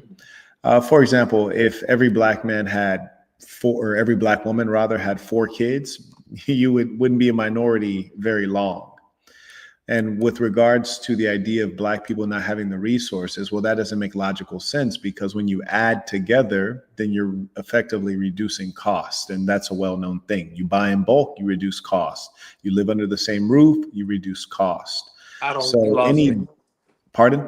You lost me. You just Okay, said I'll break it down you for just you. Let me give conflated you an example. population with spending power. I don't Let me give you an understand. example. Go ahead. In terms of reducing cost. So if I have a 2-bedroom apartment, that might be $2,000. If I have 2 2-bedroom apartments separately, that would be $4,000. However, if I have 1 4-bedroom apartment, that'd probably be $3,000. Does that make sense? No. I'm gonna go on to the next piece. Yes, that does make sense. It makes sense, and I know it makes sense because I've been in real estate. So furthermore, if you I'm go in real to, estate. Go look, ahead. I know it But go makes ahead. sense. I was just waiting on you to say yes, but we can carry on. No, Now go with ahead, because regards I don't to, understand what your point is. now with regards to Costco, if you go If to I buy in Costco, bulk, it's cheaper. it's cheaper. But how does that relate? So, but how does that relate to population, or our population, or a man having multiple wives? Is that you saying that's cheaper? Is it cheaper for a man to So, therefore have 3 wives than for a man than for 3 men to have 3 separate wives? Is that the point you're trying to make? I'm lost, seriously. well, I'll find you right now. Go So ahead. the point is not only economic, that it's more economically viable, it also is smarter because it increases our population. Let me not say our, but it would increase the population of the black people in America rapidly, thereby taking them out of minority status and giving them greater enfranchisement in a system called a majority rules system, also known as a democracy, which is really, this is a republic. So it's the smarter way to live. All right, and I don't want to be disrespectful or cut you off or nothing, but just allow me to interject with you. In a democratic system, when you look at it from a perspective of each racial group, right? Especially here, right? If we're thinking about politics, quality is always going to be better than quality. Quality is always going to be better than quality. I mean, quantity, right, is always going to no. Quality is always going to be better than quantity, right? So you can have a. It would be more productive for us as black people, right, to have 1 black man with 1 black woman who produce, let's say, 3 black children, right, who have access to that mother and that father, right? And it's a healthy household, right? And those 3 children will grow up, right? And they become healthy members of society. They can vote, et cetera, right? Because that's really what it's all about. Having members in society who are stable enough, all right, and relaxed enough. And I mean that, and when I say relaxed, I mean like in their socioeconomic status, right? So that they're able to be conscious about what's going on in their social environment, right? Now, that healthy relationship, that healthy family aside, you'll take the 1 male, 3 women, multiple children, right? Yes. Right. And then you have that 1 guy and he splits his time, and each one of those wives, they have 3 kids. So both families, you have 3 children, right? But now you Correct. think about the time that that single father can deal with each one of those 3 wives, right? So then the quality, right, goes down, right? They're not gonna be as productive, right, or successful, or even have the same attentiveness that is able to be given by the father in the So single you're mother. talking mythology right now. You're I'm not talking talking. modern How is that white myth? woman mythology. How And is I'll that myth? tell you why. For example, my Go ahead. grandma, she had 9 children. This was very typical during her era among all of the racial categories. White women were having 9, 10, 11 children, a single white woman in my grandmother's era. The assumption that males have to be as involved in the child's life as the mother is completely ludicrous. This is coming out of feminist equality ideology. The woman must be very present because the child feeds from her bosom. There's a lot of false reporting on the importance of fathers being present. It's complete nonsense. But what we're Oh my talking God, about, dog, you don't where are have to you? call on God right I'm now. You sorry. don't have to cry out. You I can just stay apologize. calm, right? So if you're a representation of quality time invested in a male, you should be able to, calmly listen to this. So the fact of the matter is that You're in a war of numbers. It's not about quality. And also, when you churn out numbers, you're still going to have quality, because there'll be a percentage of them that are duds and there'll be a percentage of them that are going to be high performers. But what you get in addition to quality offspring is you get control of the political apparatus and you get advantage over your enemy. And I don't say this as my personal belief. I say this as those who believe you're in racial nations. That would be the smartest thing to do, which would be to populate against your enemy, such that you can marginalize and control them. It wouldn't even matter if you have quality offspring, because you're going to have a larger tribe and you can vote to dominate them. I don't know. I don't know how you pull mythology from what I was saying. I thought I was talking. Yeah, because you're clearly on mythology. I'll tell you why. In the older eras, people had more children. If you look at rates of, I don't know, depression, suicide rates, you can name any metric and it was better in the past, which lets you know that your thesis on quality time spent with the kids is wrong, because males obviously had a lot less quality time because there were stay-at-home mothers and men were the sole providers in the United States of Who America. typically worked what, 9 to 5s, right? That's right. Right, the same that they do now. And then look, to even challenge that, I don't know if you've read the study. I doubt it because it's new. But they just did a study. It just came out showing that not only is the male presence, right, essential for children, right? A woman. Oh, wait. Let me, because you just said a lot of stuff, right? So I just want to say something. Yeah, I go just want to ahead. say something I read. All right. So not only is the male's presence essential for a child, right? A recent study has just proven that men, right, raising children, right, have better outcomes. A single male raising a child has better outcomes than a single woman raising a child, right? That's correct. Right. So that being said, that study right there alone, and it's not any mythological, right? That's a fact, right? That's a study just posted. No, I agree with you. That's a real study. It does not relate to your point, though. It I think it does. I think my point is that the father is essential, right? A father is an ingredient Yes. inside the household that cannot be replaced, duplicated, or mimicked by the mother. I think that's shown in Yes. African American. As a matter of fact, I just read. I'm sorry. Give me one moment. I just read the. Have you heard of the Merinos report? It was No. done. It was done in the 19. Give me a moment. I just wrote it down. Give me one moment. If you can just bear with me, man. I just wrote it down, man. You're in luck, man. I was just looking at this. So this is a sociologist, right? And he determined that African American families, right? This was the 1960s. That means the data was collected during the 40s, the 50s, and the early 60s, right? Give me a moment. And so he concluded that African Americans would have a hard time progressing in society. And his main ethos behind it was that this would be because of the effects of slavery, right? Like um, the effects of slavery had the am I saying the right road? The word the degenerated I can't think of it. Degraded, perhaps? Not degraded. No. Well, summarize the point you're getting to. I got a couple other folks want to hop on. So hit me with the point. So the point is that one of his main points. I'm trying to see if I can find it. One of his main points was that um,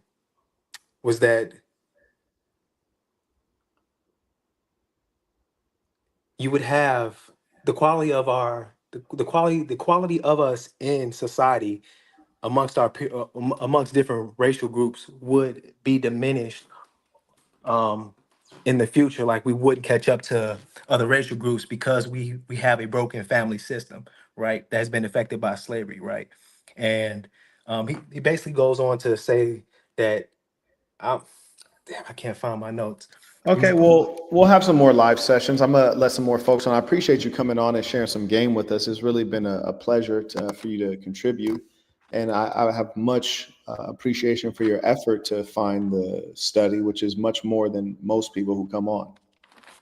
Yeah, like I said, I didn't write a bunch of notes about it, but I do classes, and when I do classes, they bring up different articles. Like I said, it was a Daniel Patrick Mahonen, so it's called the Mahonen Report, and it was basically, like I said, there it is. So I mean, look it up on your own, man. It's a giant report, man. But it was pretty much talking about the degradation of the black family going forward, based off the effects of slavery has had on us, and it was pointing out specific things within the family systems, right?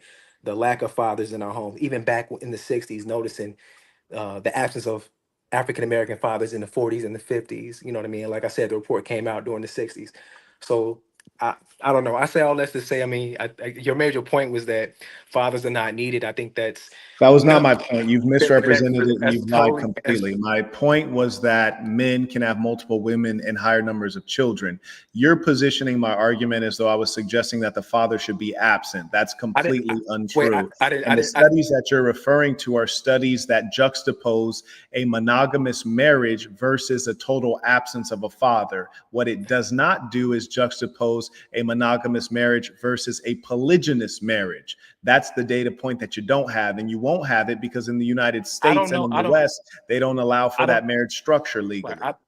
Okay, so look, I don't know that's right. I don't know there to be any studies on polygamy versus monogamy. But what I'm saying is the closest forms that we do have to polygamy are black men and baby mamas, right? And I don't see too many That's of those. not polygamy. That's promiscuity, and in fact, that's closer to monogamy. There's literally no difference between the two, right? That was crazy. That was crazy. Is that crazy? I think you might just be so gun cold. I think That you might didn't be even so. make any sense. I You think said you might baby be. How mamas. does that? Baby You know mamas actually are what I more don't like. likely What to I occur don't like under. is One what I second, don't like.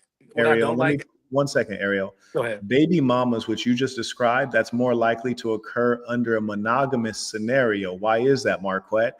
Because when a man may decide, or even a woman may decide that they don't want to deal with each other, then the man is required to abandon the previous female to move on to the next one. So First that's of all, more wait, likely let a me, byproduct of monogamy. Let me finish my statement here. Let me finish my statement. And go with ahead. regards to polygyny, if a man is dealing with one woman and would like to deal with another woman, he can retain the first woman. So it is actually much more suited for the demonstrated nature of the black man in America. Okay, so first, number one, when I say baby mama, I use it colloquially, right? I'm not saying that there's no set definition of how men or black men deal with baby moms. I think we both know that, and don't take things and try to solidify them like, hey, this is the term that this is meant in, or this is the context that this is meant in. Black men on more often than not, in my experience as a black man living in a black United States, or whatever the case may be, or however you want to frame it to make it fit your perspective. I know all the men I know that I grew up with, we all dealt with multiple women. I've always dealt with multiple women. Even when I got married, I dealt with multiple women. And I wasn't even the type of guy to hide it. My wife knew that I cheated. I've never been the type of, I don't lie to anybody. I don't feel like, I haven't Then met a how are you person. cheating if you weren't lying? How is it cheating then? Let me express. All right. I'm just saying, if you weren't lying, how is it cheating? I'm not cheating, lying, or whatever, but we're talking about does the end result produce the desired goal, right? Monogamy, dealing with multiple females, whether you're lying or you're not lying, that's fucking semantics. The fact that you would No, even that's bring it not up, semantics. that's Family structure. That's honesty. That's not who cares? semantics. What? I mean, and maybe it is a big thing, but I don't know. Maybe it's just a Midwest thing. I don't know cats who are just out here. Oh, baby, I ain't. I know you saw me with her. No, yeah, I deal with woo, woo, woo, woo. I don't know too many cats that are just. I've never known too many cats that are just jumping and lying to females about this, that, and the third. You know what I mean? I've never. That's not been my thing. We don't do that. Maybe So I don't know. You know what I mean? The most of the dudes I know, I can even think to my older brother. Always dealt with multiple women. He was never lying about anything. His girls always knew that. My girls always knew it. When I was married, my wife knew I did it. You know what I mean? Sometimes she would ask, sometimes she wouldn't. So, whether I'm lying to her about it or not, dealing with multiple women are dealing with multiple women, regardless of the interaction between those women. If you're dealing with multiple women, in essence, it is polygamy. And so we can move and we can let that be that. I don't want to argue about the semantics because that's really stupid. If you're dealing with multiple women, you're going to pretty much have the same outcome. All right. It's not productive for the children. It takes away from the exposure that a child has to Listen, the father. I encourage you to be monogamous. I encourage you to be monogamous. I really do, because I don't want you to have a lot of kids. So I want you to be monogamous. I mean, and I'm gonna live like a pharaoh. I mean, no, I'm gonna give you 10 seconds to close out. I'm sorry. Look, I don't mean my thing is not to shit on anybody else's. The way you live, the way you live, No, do what you do. and I You got totally, I won't say I support it, but I mean, at the end of the day, do you? But however, when it comes to what we do as a race of people, man, I think it's ignorant. I think it's irresponsible to promote things that we've seen historically keep us in the same spot. So for you to come out your mouth and say, "Oh yeah, I think this," or "I'm gonna live like a king," not only do you make men look like a fool, you make women look like whores. You know what I mean? Because anyone who's idiotic enough to accept something like that You're is. completely lost. You're completely lost. I thank you for coming on to share, and perhaps we could do this again. I kind of enjoyed it. We'll do Let's it do when it. we both are, when it's earlier in the day. Talk soon.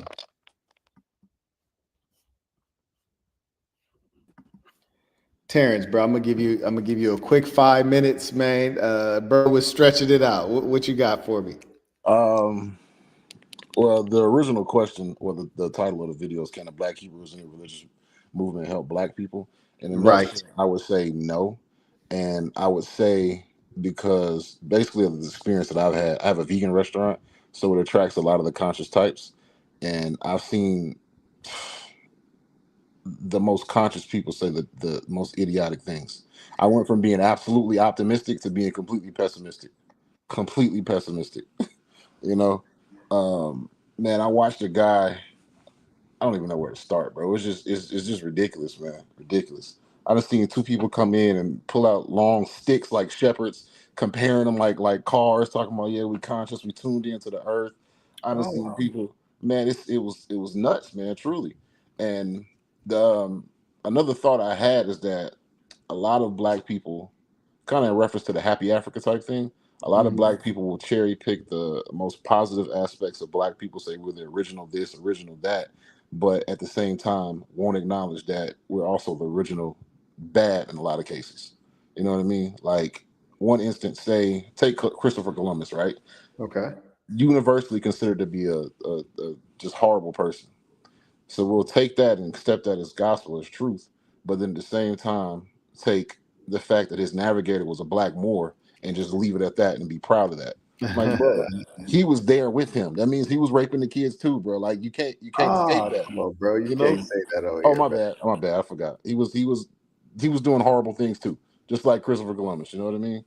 And a lot of people, they don't like that. You tell them that, they kind of explain it away, and they can't accept that, so they end up living in a fantasy as far as like the nature of human beings as a whole. It's almost Right. like they see Black people as superhuman instead of just regular humans, real well-rounded human beings. You know what I mean? And it's kind of funny, man. I could tell you stories. Like, no lie, to the staff thing. Like, I had a regular customer. He came in, he ordered this food or whatever, chopping it up with him. Another random dude comes like, "Oh snap, it's you, bro. Let me show you this." Bro goes to his car. No lie, as God is my witness, pulls out a staff like a shepherd and shows it off to this man. And then the first dude that was in there, he's like, "Bro, you got yours?" Bro went outside and pulled his out of his car. I'm like, "Bro, you ride around with a stick for real?" "Oh, okay, I see you." And it's I don't know, man. We're in a desperate state. I don't quite know how to fix it, but we definitely got a lot of problems. I don't know. Maybe education is the way. Maybe enlightenment. Maybe travel. I don't know, man. What do you think?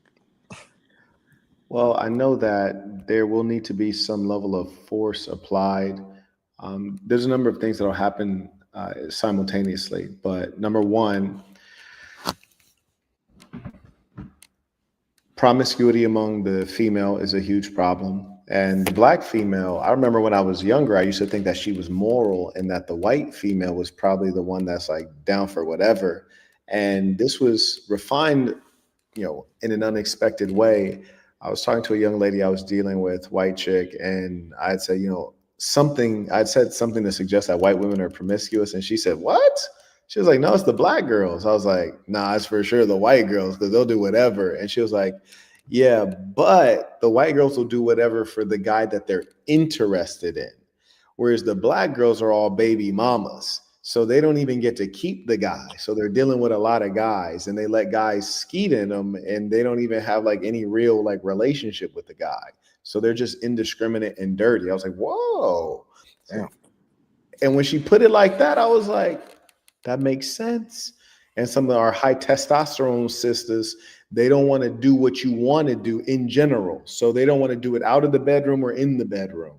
Now, some of them are perverse, and that's an unfortunate thing. And then when you look at the data on false allegations of you being the father when you're not the father, the top two countries, number one is Jamaica, and number two is Nigeria. Really? Both black countries. And I was like, that's unfortunate. Yeah, false paternity. So I thought, okay, so there's definitely something to this on a racial basis in as much as country 1 and 2 are both black countries. So the promiscuity of the female needs to be brought under control, which is to accompany that you're going to have a strategic system of shame and consequences. And one of the things I always tell women off rip, which is like, hey, if I get you pregnant and you're not on my program, I'm done with you and I'm done with the kid, and I'd rather go broke than pay you child support. So I will make sure that you're broke. I'll be broke to make you broke. I won't pay you any. Nah, you lost me with that one, bro. I don't know, man. When it comes to the kids, even if I don't get along with the baby with their mom, I believe that you have a responsibility to the children. Right. But you're thinking on an atomistic level, you as an individual atom, as opposed to you involved in a greater system that changes a culture, which is to say that if women knew that they would not even be able to get child support leveraging the power of the government, that they knew the only way they would get child support or spousal support is direct from you as a man, then that would force them to be more selective with the men and less promiscuous. And the most difficult thing to do is for people, to behave rationally, especially when it's as a part of something that constitutes a system and a culture. For example, you can go to any beach town in the United States and you'll see women wearing thong bikinis with no decency and decorum. And that's mostly because we let them. Conversely, you can go to Dubai, you can go to various places in the Gulf states, and you will not see women dressing like animals within the culture of that land. And the reason I don't know. That's a bit of an extreme example though, because what's an extreme? It's not extreme because it's reality. What I mean is it's not theory, it's reality. No, I believe you, but the Middle East has a much different culture when it comes to showing skin, period. So I would ask you, that's my whole point, is that we're constructing culture, and further know that culture changes. A great example of that is in Iran. Under the Shah of Iran, they had a secular culture. Following the Shah of Iran, Ayatollah Khomeini came in, they had a religious culture. Culture changes. In the 1980s, Black women used to wear their hair natural and afros. Following that, they started getting permed out. Culture changes. There's strategic ways to drive culture. That's what we're talking about here, is the construction of culture. We're not talking about dealing that with that which exists now. Okay. So if child support had to only come from the father, then it would force Black women to behave. Perhaps. I mean, you do a lot of damage in the meantime before it actually changes. Though, how long do you think it would take for that to work? I think it would take one generation. Shit, a whole generation done. That sucks, man. No, the whole generation is not done, because what you'll find is that people always find a way to survive. And the reason that things wouldn't change would be like someone like you, which is to say that you're comfortable enough and you won't endure any pain to make changes. You're like Donald Trump when he wants to implement the tariffs, but he can't deal with the stock market declining or popular opinion going down. That's why you have to have a real leader, somebody who can lock in and get you across the line. There's not a lot of us, and there's not a lot of people who have vision. People are short-sighted. So when they think that there will be suffering in the short term, there will, and you have to be able to get through it. Those are called transformational leaders. That's a Sure, Fidel I agree with Castro who that. can deal with decades of sanctions and the country being in poverty, and people will still get through it. Whereas other leaders, they deal with minimal sanctions, then all of a sudden they get ousted. Sure, and I don't disagree with the overall point of suffering in the meantime uh, for the greater good. It was just a small point of that, like abandoning the children in order for the greater good. It's just a small thing, not that serious. I'm curious Well, though. the fact of the matter is, in addition, it's not abandoning the children. See, that's the problem. You're a feminist, you don't know it. You No, see, I'm you not a think of feminist. it as abandoning the children. No one's actually abandoning. The woman comes into the leadership of the man. I said So it if forced she's her to the not man. on program, which means Gotcha. So it forced she her to get on decides to program. leave. I'm not leaving, she's leaving. Like I'm in my home. If a woman comes into my home, she's on my program. If she's not on my program, she leaves my home. The home doesn't leave. The home's So let me still ask you here. this.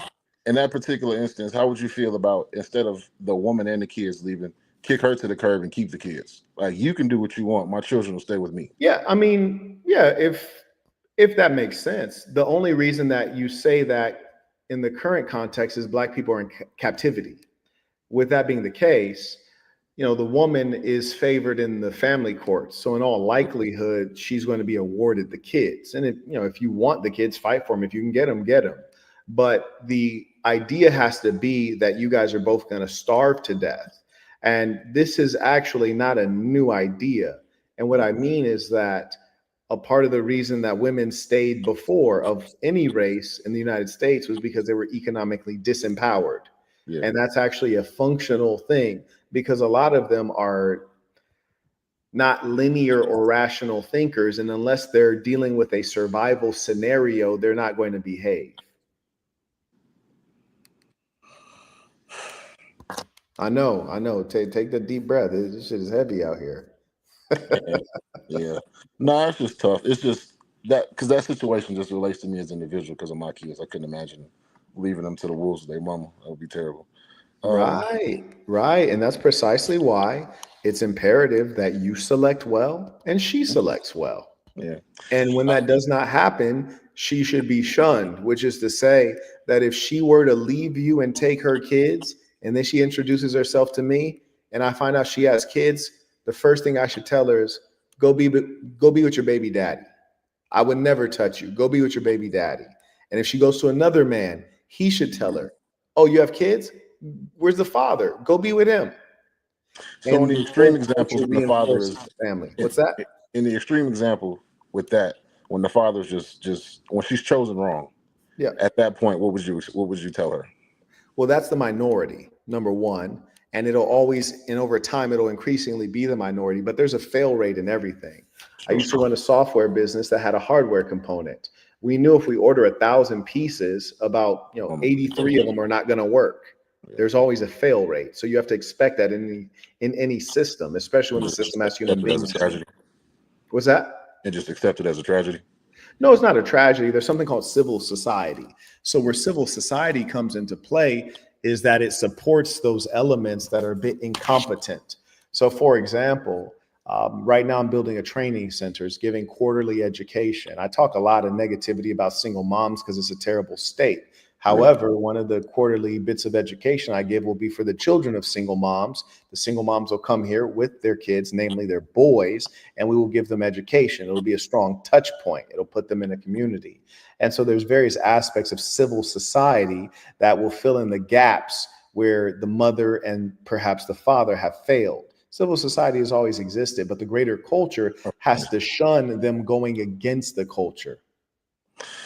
Yeah, you got a point with that one, man. I don't know. It's such a tall hill to climb because the powers that be are invested in our dysfunction. Like, what? I don't know. Do we just break off from society as a whole in order to avoid them, or are they escapable as a whole? You know what I mean? Because when you have, like, say for instance, what they call black culture, like ratchet television. If it started on VH1 and now it's on a black owned network, Zeus, and they're doing the same thing. Like, how do you fight that? You know what I mean? Is it the same? the same thing? Like just shun these women as a people and hope that the machine isn't louder than our voices? So there are strategic campaigns that will be waged, and that's why organization is a critical piece. There are a lot of things that you might think are like organic, but they're not organic. Like maybe people saying free Palestine is not organic. Maybe that was an organized propaganda campaign. Right. Maybe people saying death to IDF was an organized propaganda campaign, and it's spreading around the world in a very organized fashion that was pre-planned. So there's a million ways. No Kings protest. What's that? I said, or like that No Kings protest. Exactly. So there's I tell you this, it's easier to destroy than to build. So could we destroy a black network? Absolutely. Could we destroy a certain identity? Absolutely. Just the same way certain things have been created as acceptable. When I was in high school, I don't know what age you are, but when I was in high school, being a homosexual as a male, it was so out that I went to a big high school in LA, a mega high school. I cannot name one gay guy I went to high school with, not one. And I can only name one female who claimed to be gay, but I remember the homies ran a train on her when we was in 8th grade. So I don't know how gay she really was. But the point is, because of that. Yeah, right, low key.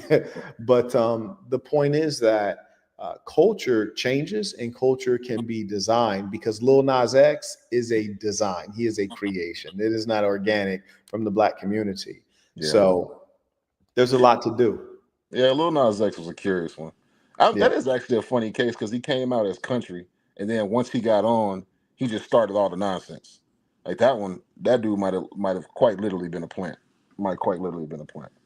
Well, I could only see a gay hip hop artist as a plant, just as these Netflix shows are also plants. You see that, somewhere in the show, like even The Wire, which was a great series, all of a sudden there's like a gay shooter. He's like a gay thug. It's like, word. Yeah, that was probably like, I don't know, some random story that somebody heard that wanted to put it in the story. My dad. Well, there's a reason that every major Netflix series has some homosexuality in it. It's because it's an attempt to normalize it, and it's done very strategically and intentionally. I don't think that it's by chance at all. No, not at all. It's absolutely intentional, particularly when they put it in the kids shows and things like that. Real quick, I'm curious, that study you said with the paternity fraud, false paternity or whatever, top 2 were Jamaica and Nigeria. Do you know the other top 3? Were they also black countries? I don't. And that's primarily, let me see if I can pull it up.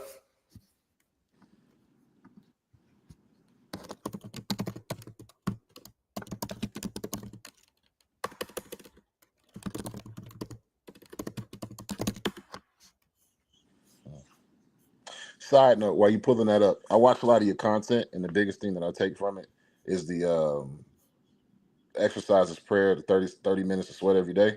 It's been slowly seeping into my conscience, and I've started to take that to heart. I got a very crude gym in my basement. I've been working out every day, and recently, over the last 2 days, I started running. Hey, that's a beautiful thing, man. You inspire me, because I still got to get it in tonight, and it's late. So I'm happy to hear that. Yeah, man, it's my lady see the difference. I'm feeling better.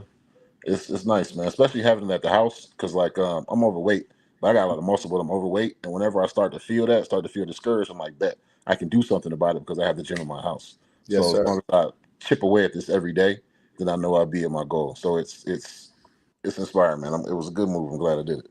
And yeah, congratulations. In part to hearing you every day. Well, I appreciate that. Sure.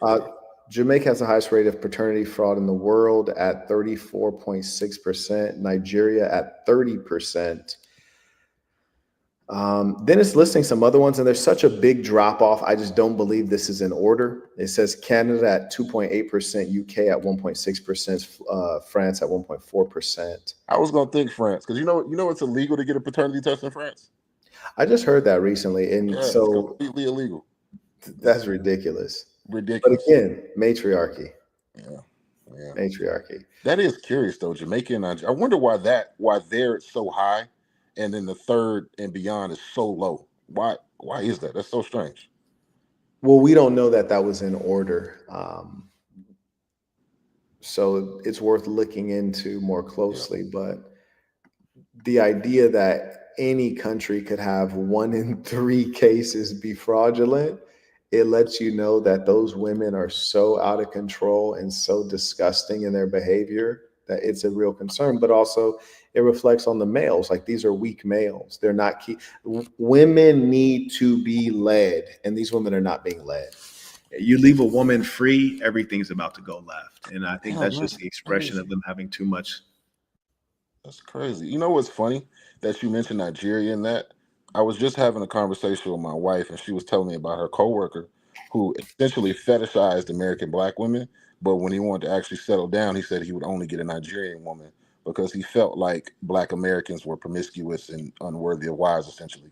So to hear you say that officially 1 in 3 pregnancies in Nigeria is false maternity it's very interesting. Very interesting. And people like to look well upon themselves. I mean, the Nigerians in particular are very proud, but also quite ridiculous. And I've talked to a number of them recently, but yeah, they're completely deluded. Anyway, shout out to Christopher Germain supporting the work. We appreciate you. I also acknowledge Mike writes, he used fornication as an example. Polygyny combats this. And bastard children, yes, agree. People are doing it anyways, but no covenant, no responsibility. Precisely. Polygyny actually protects the woman. Mr. Judah writes, aren't you critical of, quote, God, end quote, allowing suffering, but you're referencing a real leader forces and endures the change for the greater good? Just something to think on. Keep searching, my bro. Well, the sad thing is this person is so damn stupid that thought is not coherent, but they think it is. That's sad. It's just insane. This is precisely why I stay away from religious people. Just the IQ is consistently low. It's truly disappointing. And you know, people make a lot of things a religion. And it's I don't know. So a lot of times I like to have conversations with them, but if you're not talking to a rational person, it's just pointless. It's truly pointless. Exactly. You're not talking to a rational person, but you're talking to someone that has 100% certainty that they're right. That's the worst part. Aggressively ignorant. Yes, indeed. Look, I'm about to knock out. I appreciate you coming on, chopping up some game with me. We should do it again. Yes, sir. Appreciate you. Have a good night. You too. Peace to the Saints. Peace to the Saints.